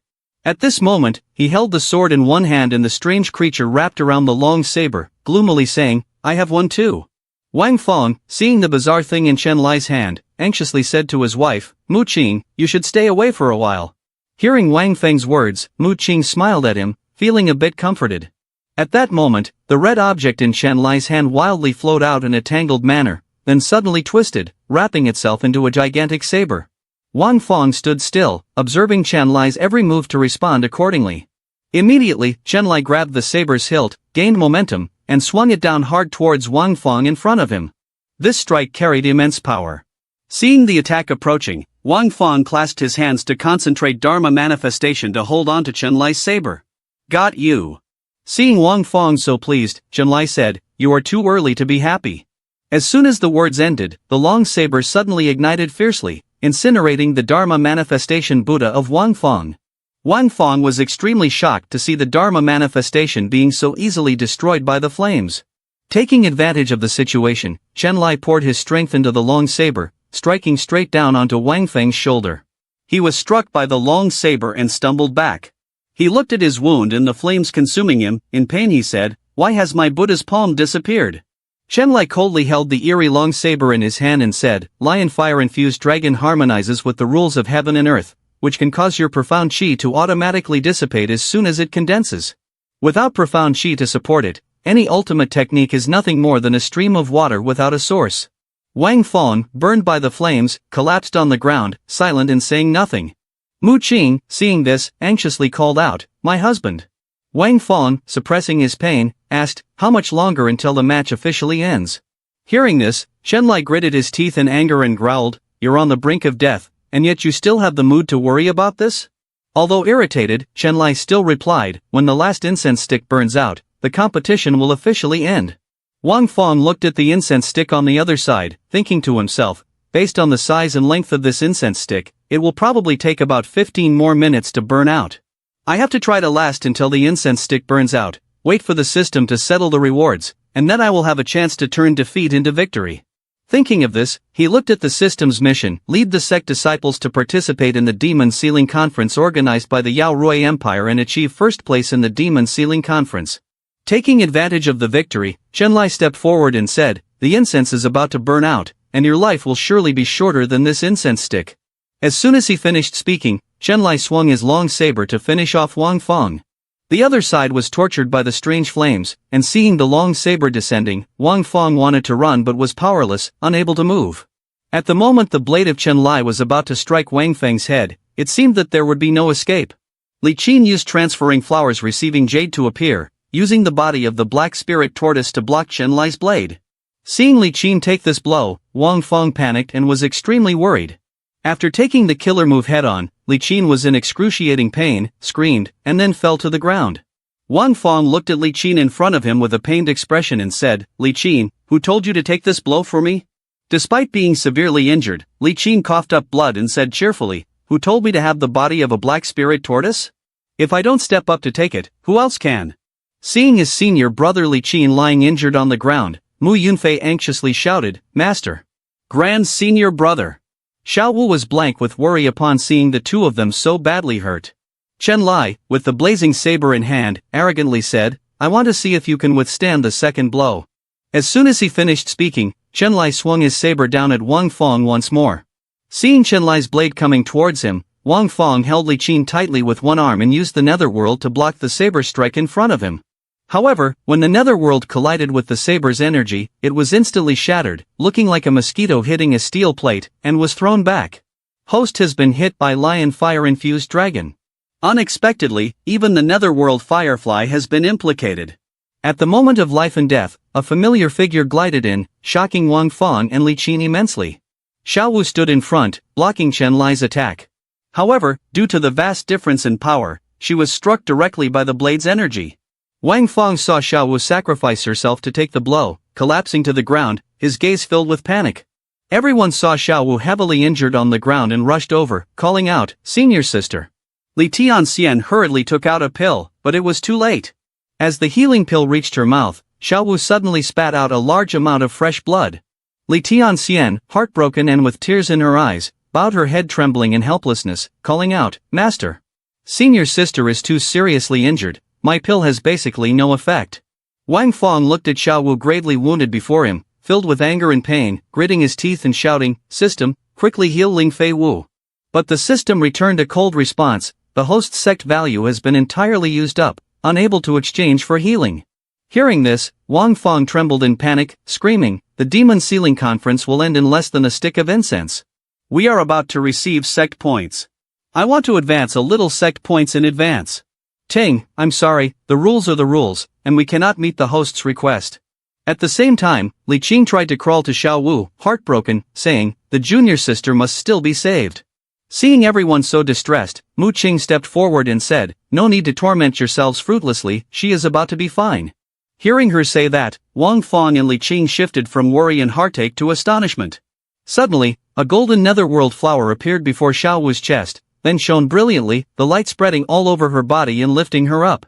Li He and Wu Nian were extremely shocked by this scene, looking in the same direction, confused, and shouted, "What is this?" The Xiansha great demon seemed to realize something, breaking out in a cold sweat, stammering, "Could it be that this is the extraordinary treasure of the Ling family?" At this moment, Mu Qing lifted Xiao Wu's body high up, along with the glowing golden netherworld flower slowly moving forward. Wang Fong saw this and asked his wife, "What is going on?" Seeing Wang Feng's puzzled expression, she explained, "This disciple of yours possesses a treasure called the Yellow Spring Netherworld Flower. Once her life is in a critical condition, with one foot already on the path to the Yellow Spring Netherworld Flower will awaken. After that, whenever she is injured, it will absorb the surrounding profound chi of heaven and earth to heal the host. The more seriously she is injured, the more profound chi flows in. Once the host recovers, her cultivation will also increase significantly each time." After hearing this, everyone calmed down. "Then let's get closer to Ling Fei Wu so she can absorb our profound chi faster to heal, and we will wait below for Xiao Wu to recover from her injuries." Above, the Netherworld Flower had healed Xiao Wu's wounds and was gradually returning to her body. Chenlai looked at Xiao Wu in front of him and said, "Indeed, my guess was not wrong. The Yellow Spring Netherworld Flower of the Ling family is with Ling Fei Wu. Wang Master, how about we make a deal? Just hand over the Yellow Spring Netherworld Flower, and I will spare the Divine Immortal Sect." This young man has been buffed by the author to be overwhelmingly powerful, and now he boasts louder and louder. Upon hearing this, Wang Fong looked at him with disdain and said, "The Yellow Spring Netherworld Flower is growing on her, how can I give it to you? Just kill her, and you can take it." Chenlai is getting more and more provoking, isn't he? If it were me, I would want to sign Chenlai's head. At that moment, the Netherworld Flower had completely returned to Xiao Wu's body and was slowly falling down. Everyone hurriedly ran to catch her. Wang Fong and senior brother Li Qing joyfully approached and said, "Sister's injuries are healing, that's great, sister has been saved." While everyone was rejoicing, Chenlai angrily slammed his long saber onto the ground, releasing an overwhelming pressure and shouted loudly, "Wang Master." Immediately, Wang Fong was pushed down by a shockwave, looking extremely distressed. At that moment, he looked at Xiao Wu in front of him and coldly said, "To trade one life for so many lives of the Divine Immortal Sect, isn't it worth it?" Hearing this, everyone was furious and looked towards Chenlai. Hearing him boast so loudly, Wang Fong was extremely angry as well but realized it wasn't the time to counterattack, so he could only grit his teeth and suppress his rage. Seeing Wang Fong like this, Xiao Wu tried to stand up and ran over to Wang Fong, saying, "My life belongs to the sect, and the sect will take revenge for me." Upon hearing this from Xiao Wu, everyone was astonished but also helpless, their eyes revealing sorrow as they watched her run to Wang Fong. Xiao Wu, full of wounds, stood before Wang Fong, showing her determination, and said, "Ling Fei Wu willingly dedicates the Netherworld Flower Yellow Spring." Upon hearing this, Chenlai smugly mocked, saying, "The Divine Immortal Sect educates very well, the disciples all understand the situation, everything can be easily resolved now." In this awkward situation, everyone around fell silent. Wang Fong raised his hand. Gently rubbing Xiao Wu's head, he smiled and said to her, "If our Divine Immortal Sect relies on sacrificing the lives of its disciples to survive, then how can we still have the dignity to call ourselves the Divine Immortal Sect?" After hearing this, Xiao Wu felt the warmth of her master, rubbed her head, and with tears in her eyes, smiled softly and said, "Yes, master." Mu Qing, behind them, saw her husband being so chivalrous and felt happy, saying, "You're truly worthy of being my husband." Hearing her praise him like that, he turned his head and smiled helplessly, thinking to himself, "After all, I am the one who hacks the system, if I cannot protect my own people, won't that be a disgrace for someone who crossed over?" Ending this train of thought, Wang Fong pointed directly at Chenlai's face and shouted, "I will definitely destroy your lion fire-infused dragon." Upon hearing this, Chenlai's face twisted like a dog that had just eaten something unpleasant, and he said, "Unless your cultivation surpasses the semi-profound venerable realm, you won't be able to escape from my lion fire-infused dragon. And you, don't even think about stepping into the profound venerable realm in this lifetime." Hearing Chenlai boast so loudly, Wang Fong became furious, gathered profound chi in his palm, and declared, "Then you better watch closely." Despite the flames burning and corroding his body, Wang Fong compressed all his strength and summoned the Dharma manifestation Buddha. Wu Nian and Mu Yunfei were extremely worried, shouting, "The Buddha's form is continuously being burned and invaded. It seems the master still cannot restrain the lion fire-infused dragon." Suppressing the pain, Wang Fong still tried to control the Dharma manifestation to attack. Chenlai saw Wang Feng's move and immediately realized, is he concentrating the limited profound chi into his palm for the final strike? Seeing the Dharma manifestation's hand right in front of him, he used his long saber to block it, disdainfully saying, "How boring." As Wang Feng's attack made contact with Chenlai's long saber, a massive shockwave was released around them. Shiman Chushu and Zhu Yuyan observed the battle from the side, commenting, "The semi-divine profound realm and the peak profound sovereign realm, though only half a realm apart, are worlds apart." At that moment, within the battle, Chen-Lai effortlessly used his long saber to completely negate the damage of the Dharma manifestation. When the Dharma manifestation completely dissipated, it was also the moment when Wang Feng was utterly exhausted, collapsing to the ground. Chen-Lai's eyes were filled with evil energy as he tightly gripped the long saber in his hand, looking at Wang Feng and saying, "You have failed." As soon as he finished speaking, Wang Feng spat out a mouthful of fresh blood, quickly rushed away, and confidently said, "No, I have succeeded." Upon hearing this, Chen-Lai was astonished and puzzled, not knowing what Wang Feng was up to next. Seeing his curiosity, Wang Feng said, "The target that Buddha's palm intended to deal with was not you, but it." The gust of energy unleashed by Buddha's palm caused the incense to burn rapidly. Now that the incense had burned out, it meant that the Demon Sealing Conference had concluded. Immediately, the Demon Sealing list appeared, with all the top positions belonging to the Divine Immortal Sect. At this moment, Chen-Lai, holding the long saber, stood in front of Wang Feng and contemptuously said, "So what if the competition has ended? What does it have to do with you destroying the lion fire-infused dragon?" Poof. The relationship between these two matters is significant. Ding! Congratulations to the host for leading the Sect's disciples to win first place in the Demon Sealing Conference, receiving 5 summoning opportunities as a reward for 100,000 Sect points. The system uses 100,000 Sect points to exchange for 100 lottery chances. The lottery begins. Congratulations to the host for obtaining 1/10 of Yi Gu Chang's cultivation. Congratulations to the host for receiving 1/10 of Shi Men Shui Shu's cultivation. Congratulations to the host for obtaining 1/10 of Yao Yu's cultivation. Congratulations to the host for obtaining 1/30th of the cultivation. The system's voice continued to ring out incessantly. After a while of drawing lots, Wang Feng excitedly called out, "System, transfer all cultivation to this host." Immediately, he was filled with hundreds of powerful streams of energy from everywhere flowing into his body. The fire dragon talisman on Wang Feng also disappeared, and the injuries on his body were completely healed. In contrast, the little fire dragon talisman of Chen-Lai suddenly cried out, seemingly in great pain. He was shocked, looking at the fire dragon talisman before him growling, "How can you break my fire dragon talisman?" Hearing this, Wang Feng stepped forward, his voice loud and harsh, "Just now, I was a bit careless and inadvertently advanced to the profound venerable realm." Ting! Congratulations, you have advanced your cultivation to the profound venerable realm. After advancing his cultivation, Wang Feng stood before Chen-Lai, exuding an overwhelming aura, as if an immortal had descended to gaze at an ant before him. Chen-Lai, filled with doubts about life, saw Wang Feng's momentum and cultivation suddenly soar. His face turned grim, and he gritted his teeth, growling, "Clearly, just a moment ago, you were at the peak of the profound sovereign realm, yet you couldn't even touch the shadow of a semi-profound venerable. How is it possible for you to advance to profound venerable in the blink of an eye?" Li Tianxian's master, who had been so proud before, now trembled with fear, darting to hide behind the observation chair, shaking and sweating profusely, murmuring, "The master of the Divine Immortal Sect, stronger than Grand General Chen-Lai. Then isn't it true that no one can destroy the Divine Immortal Sect?" Still in shock, she felt a firm grip on her hand. Wang Feng looked down at her and pretended to say, "Oh, are you an elder of the Tianxian sect? If you want to destroy our Divine Immortal Sect, why rely on others?"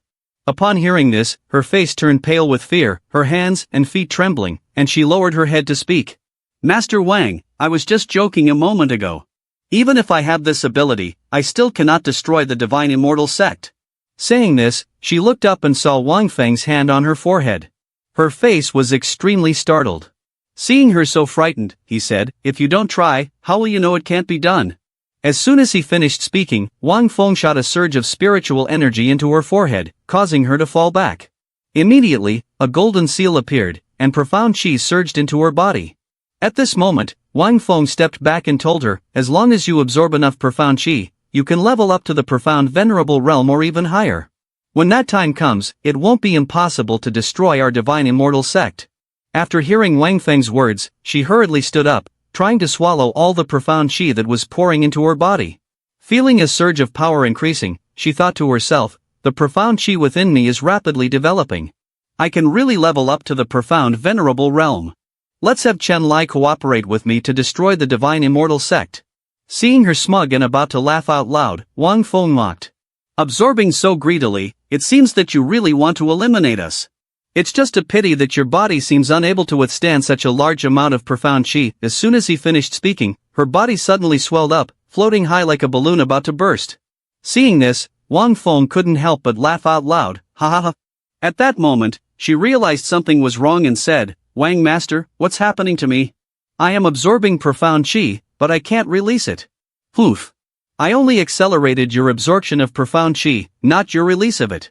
So the more you want to kill us and absorb, the faster you'll swell. Poof. Not knowing your limits, seeking your own demise. At this point, her body could no longer withstand it, exploding into pieces. After dealing with her, Wang Feng turned away, exuding an overwhelming aura. Li Tianqin, with a horrified gaze, witnessing Wang Feng's power, exclaimed. A being that I once admired, and yet so round and white. Wait, was so easily able to die like that. On the other side, Zhu Qin was also horrified, sweating coldly, exclaiming, Wang Master only used a simple absorption method and yet killed a strong star. At this moment, Qin Xing fell into deep thought, bowing his head and saying, Is the profound venerable realm that terrifying? Meanwhile, Chen Lai grasped his sword hilt tightly and said, This general, even without using breath, is fine, so your move doesn't affect this general. As he spoke, he slashed a sword qi attacking Wang Feng. Wang Feng remained calm and still, until the sword qi reached him. He stepped firmly on the ground, quickly grabbed a piece of rotten wood, casually kicked it away, saying, One move didn't work, then switched to another one. The piece of rotten wood collided with Chen Lai's sword qi, and immediately the technique was neutralized. Chen Lai was taken aback, stepping back, his face looking as if a dog had stepped in poop, his eyes filled with evil energy, grinding his teeth and growling, Is this the strength of the venerable realm? Just one tree can push back a half-profound venerable realm. Wang Feng threw a disdainful glance and laughed, saying, You overestimate your own strength. Do you believe that any of my disciples in the sect could defeat you? Chen Lai and the other disciples were psychologically shaken by Wang Feng's words. Chen Lai was furious, thinking, If you say that this general is not as good as your master, I can believe that, but saying this general is not as good as your sect's disciples is absolutely impossible. Then Mu Yunfei, you go, huh? What? I have to fight against a half-profound venerable realm? Before he could gather his thoughts, Wang Feng pushed Mu Yunfei forward, saying, Don't worry, with this master here, he won't be able to hurt you. Seeing such contempt from him, Chen Lai was enraged and shouted, Then I have to see how just a nobility realm can defeat a half-profound venerable realm. As he spoke, he slashed a wave of sword qi toward Mu Yunfei. The latter broke into a sweat and instinctively drew his sword to block Chen Lai's killer move. When the two swords clashed, Mu Yunfei's sword shattered, leaving only the hilt in his hand. Soaked in sweat, Mu Yunfei looked at the old man in front of him. Chen Lai's face was dark, bowed down, and he could only say, This general can't even defeat someone in the nobility realm. As soon as the words left his mouth, a long wound appeared on Chen Lai's chest, gushing blood, and he fell backward. Seeing that one of his strikes had heavily injured Chen Lai, Mu Yunfei quickly regained his confidence. A piece of Chen Lai's armor fell off along with fresh blood splattering on the ground. He was dazed, his hands and feet trembling, staring at his burning sword, then turning towards Wang Feng and Mu Yunfei, angrily shouting, What kind of magical power did you use on this general just now? Wang Feng raised his hand, gathering a small bolt of lightning with a mocking expression. After entering the early stage of the profound venerable realm, he could enhance or reduce law. When you attack an object, that object will also generate a corresponding reactive force. Now, I have enhanced your reactive force, making it so that even attacking a piece of tofu would heavily wound you. As Wang Feng spoke, he pointed at Chen Lai and shouted, So today you are definitely going to die. Chen Lai struggled to fend off the sword and painfully stood up. At that moment, he lowered his head and shouted, No, before looking up at everyone and saying, Today, the ones who are definitely going to die are all the people present here. Wang Feng coldly replied to him, Where do you get the confidence to speak so wildly? Do you know who the lineage of the refined demon Yifeng originates from? After hearing this, Wang Feng seemed to understand who he was referring to, his expression becoming somewhat serious as he asked, Could it be? Chen Lai's face turned dangerous, and he growled, Exactly. It comes from this general. Wu Yan, upon hearing this, looked extremely frightened, thinking of someone, and muttered, what? Chen Lai pointed towards the crack and recounted, in the past, the reason this general sought to defend the godforsaken land was because it sealed the Xian Sha great demon. Even if during my refined demon process, there happened to be demon energy leaking out, I could still blame it on the Xian Sha great demon. Upon hearing this, the Xian Sha great demon was furious and could not contain himself. This? So I'm still bearing the blame for you. Poor Mr. Xianxia unexpectedly got a huge pot placed on his head by Chen Lai without him knowing. After hearing these words, Wang Feng looked at him with an annoyed expression and asked, "But you have refined the demon, so why is there no trace of demon energy on you?" At this moment, Chen Lai pointed at the demon sealing command behind him and said, "Every time I finish seclusion, I seal all the demon energy in my body into the demon sealing command." Originally, the demon sealing command is used to seal demon energy, so until now no one has been able to detect it. As he said this, the demon sealing commands from the chest and from the people participating in the demon sealing conference began to glow and rise up. Mu Yunfei was very astonished to see this scene. Li He remained calm, waiting to see what he would do next. On the other side, Chen Lai absorbed all the demon sealing commands towards himself, saying, "After many years of hard training, the demon energy sealed in the demon sealing command is now enough to help me level up to the profound venerable realm. However, I have always hesitated. Because once I rely on the demon energy to advance to the profound venerable realm, I will become an enemy of the cultivating immortals world. Therefore, the general could never make up his mind. But now you have chosen to help the general." As soon as the words ended, the demon sealing commands surrounding him like armor exploded into a powerful surge of demon energy that shot straight up into the sky. It was so large that those staying nearby for thousands of miles could see it. Wang Feng, seeing this column of demon energy, broke out in a cold sweat, questioning life, and said, "Who is the real main character here? This one is even stronger than the previous ones." The column of shining demon energy accompanied by lightning was incredibly powerful, illuminating an entire fortress. At the same time, a demonic sword suddenly appeared. Chen Lai transformed into a gigantic monster, with a mouth just like Venom from Marvel, but with two bull-like horns. He looked at Wang Feng in front of him and swung down his gigantic sword in rage. Wang Feng stood still. Chen Lai revealed his strange face, with a very self-satisfied smile. This strike generated an enormous pressure, causing everyone at the demon sealing conference to panic. Sweating profusely, they said in astonishment, "So Grand General Chen Lai is actually a refined demon." Qin Sheng with a disappointed look at Chen Lai, said, "At this point, Chen Lai has succumbed to the demon. To avoid being besieged by the strong from mainland Xianlan, he will definitely kill to silence. Shenlin City is destined to become a hell on earth." Shu Qin, looking at the monster in front of her, anxiously called out, "Elder Qin Sheng, what should we do?" Qin Sheng immediately jumped up, grabbing Zhu Qin's hand and pulling her away, saying, "Run! Run right now!" Seeing those participating in the demon sealing conference starting to leave, Chen Lai's eyes were filled with murderous intent. No one will survive in Shenlin City today. No sooner had he finished speaking than he unleashed a powerful stream of demon energy, causing those who were leaving to be ensnared by the demon energy, crying out in pain and getting pulled back. The sounds of desperate screams echoed throughout the sky. Wherever his sword went, fresh blood splattered everywhere. Mu Yunfei puzzledly asked, "Master, why are the strong flying back and actively charging into Chen Lai's sword?" "Because Chen Lai has reversed some laws."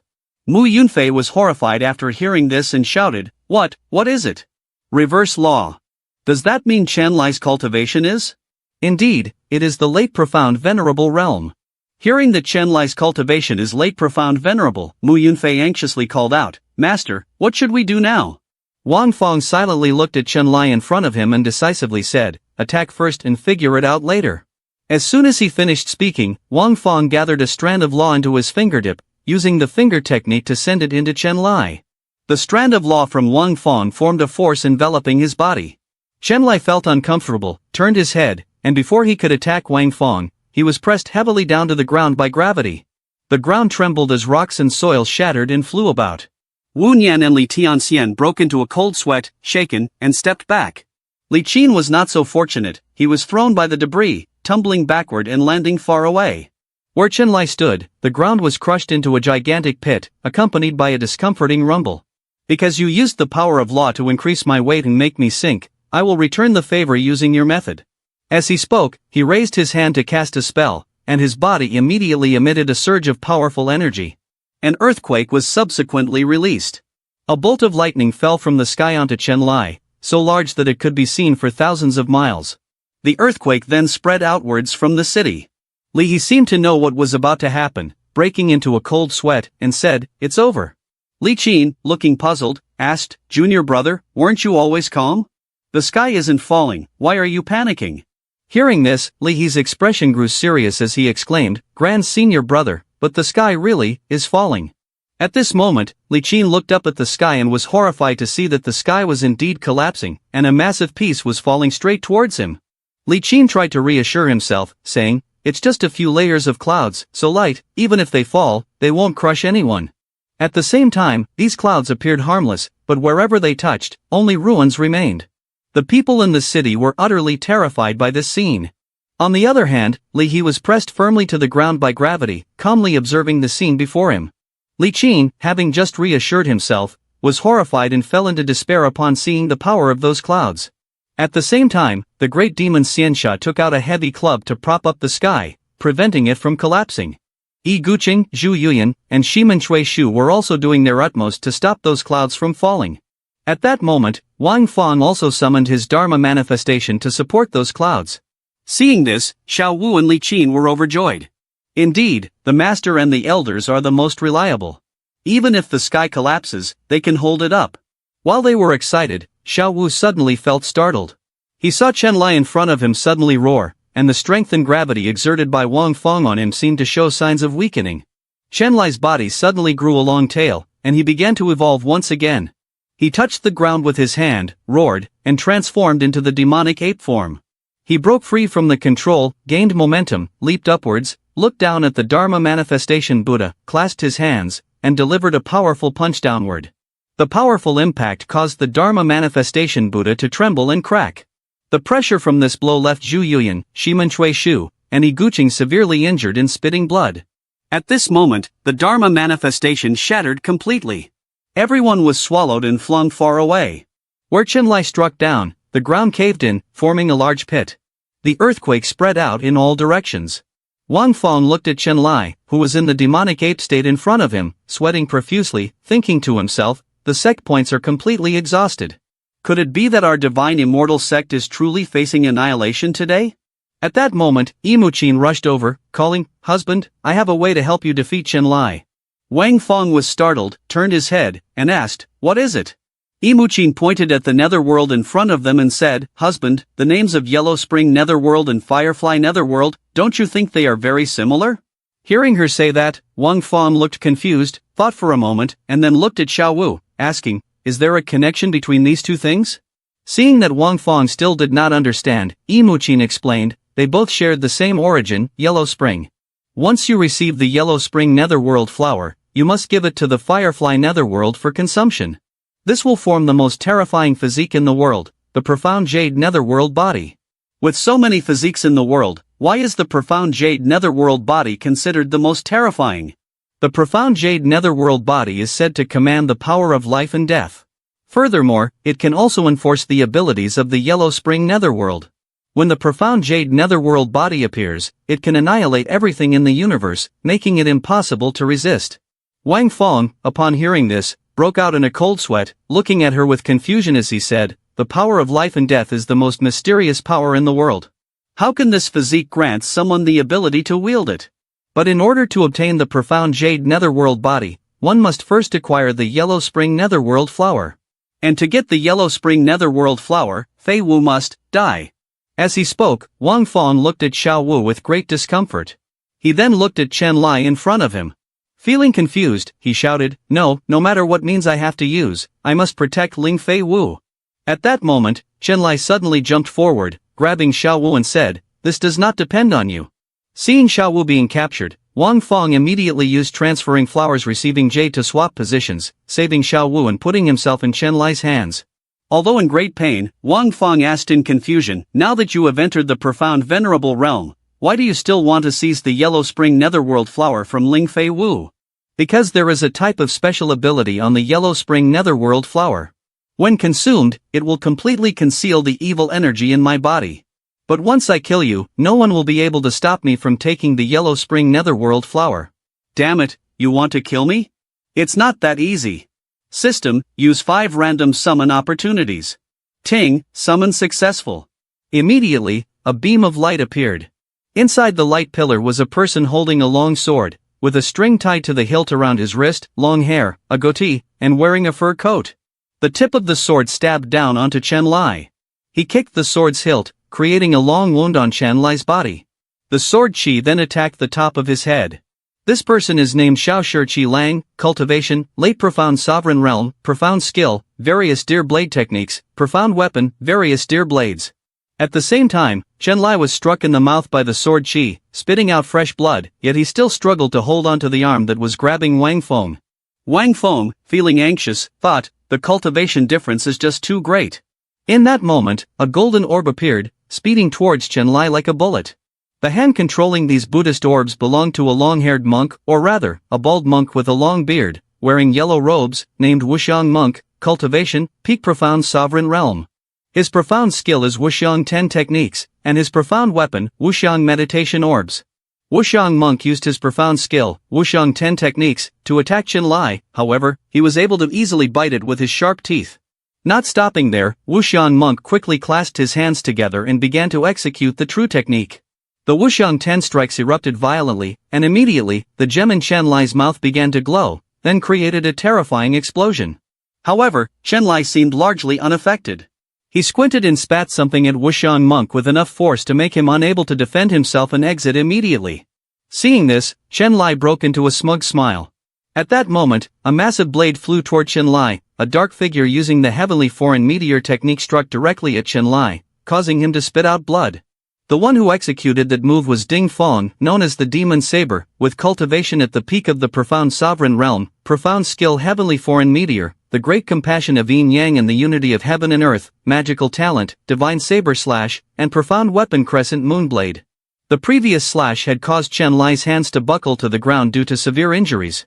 He looked at his trembling hands, blood gushing out, and praised the sharpness. Seeing this, Ding Fong delivered another blow directly to Chen Lai's face, but unexpectedly, Chen Lai was able to use his horn to firmly lock Ding Fong's strike. Afterward, he used his strength on his own sword to strike downwards. With just one slash, Ding Fong turned to dust along with the Wuxiang Monk. The powerful strike reached Wang Feng's position, forcing him to brace himself with his hands. At this moment, it seemed that Chen Lai sensed something, still an expert. At this time, two new figures appeared, one with flowing black hair and the other with full red lips holding a red thread. The first person was Xia Xiaofeng, the third young master sword god, the #1 sword god in the world, of profound venerable realm semi-complete cultivation, with the profound skill heavenly breaker, spanning heaven and earth, wielding the profound weapon sword god evil. The next was Dongfang Bubai, the leader of the Sun Moon God Sect, of profound venerable realm semi-complete cultivation, with the profound skill Florid Blossom Classic, and the magical talent of transforming the natural world from the quantum field, wielding the profound weapon Xiaohua needles. Dongfang Bubai used his slender hands along with the sharp needles, unleashing the Xiaohua needles technique, instantly sending millions of needles to attack Chen Lai. They stitched his entire body together with hundreds of red needle lines. Xia Xiaofeng did not hesitate and brandished his sword, launching his attack. He quickly utilized the earth-shattering heaven technique in heaven and earth binding, slashing hundreds of times at Chen Lai's tightly stitched body, tearing him into many equal pieces. Each piece of Chen Lai's flesh was burning. Li Qin was extremely pleased and clenched his fists, saying loudly, "Great, cut that giant ape into pieces." Mu Yunfei was also visibly delighted, but Wang Feng's expression was extremely grim. He exclaimed in shock that it wasn't good, and they should quickly flee. He wanted to perform heavenly demon integration with them. Just as Wang Feng said, Chen Lai's body began to draw towards the two elders who had just appeared. Immediately, a massive explosion occurred, lighting up the space, and Chen Lai's body returned to its original intact state. He had crushed the bodies of the two elders, causing their blood to flow incessantly onto his body. Yimu Qing, witnessing this, was extremely disappointed. Initially, she thought that the alternating battle style could severely injure him, which would at least narrow the realm gap between her husband and Chen Lai. Seeing Chen Lai's wounds slowly healing, she continued. As a result, Chen Lai can overturn the law, turning harm into benefit, which in turn causes Chen Lai's cultivation to advance by one level. According to Yimu Qing, Chen Lai has now become enormous, like an unbeatable monster. Chen Lai looked at Wang Feng, who stood frozen in place, and gleefully asked, "Wang Master, are there any more experts around?" Seeing that the system panel had run out of random summoning attempts, he helplessly scratched his head and said, "That's it, I firmly clenched my fist, I can't let the 5 elders sacrifice themselves in vain." Chen Lai then declared in a deep voice, "From this moment on, the Xianlan mainland is once again without gods and sections." Saying that, he swung his feet with the intention of crushing the members of the divine immortal sect.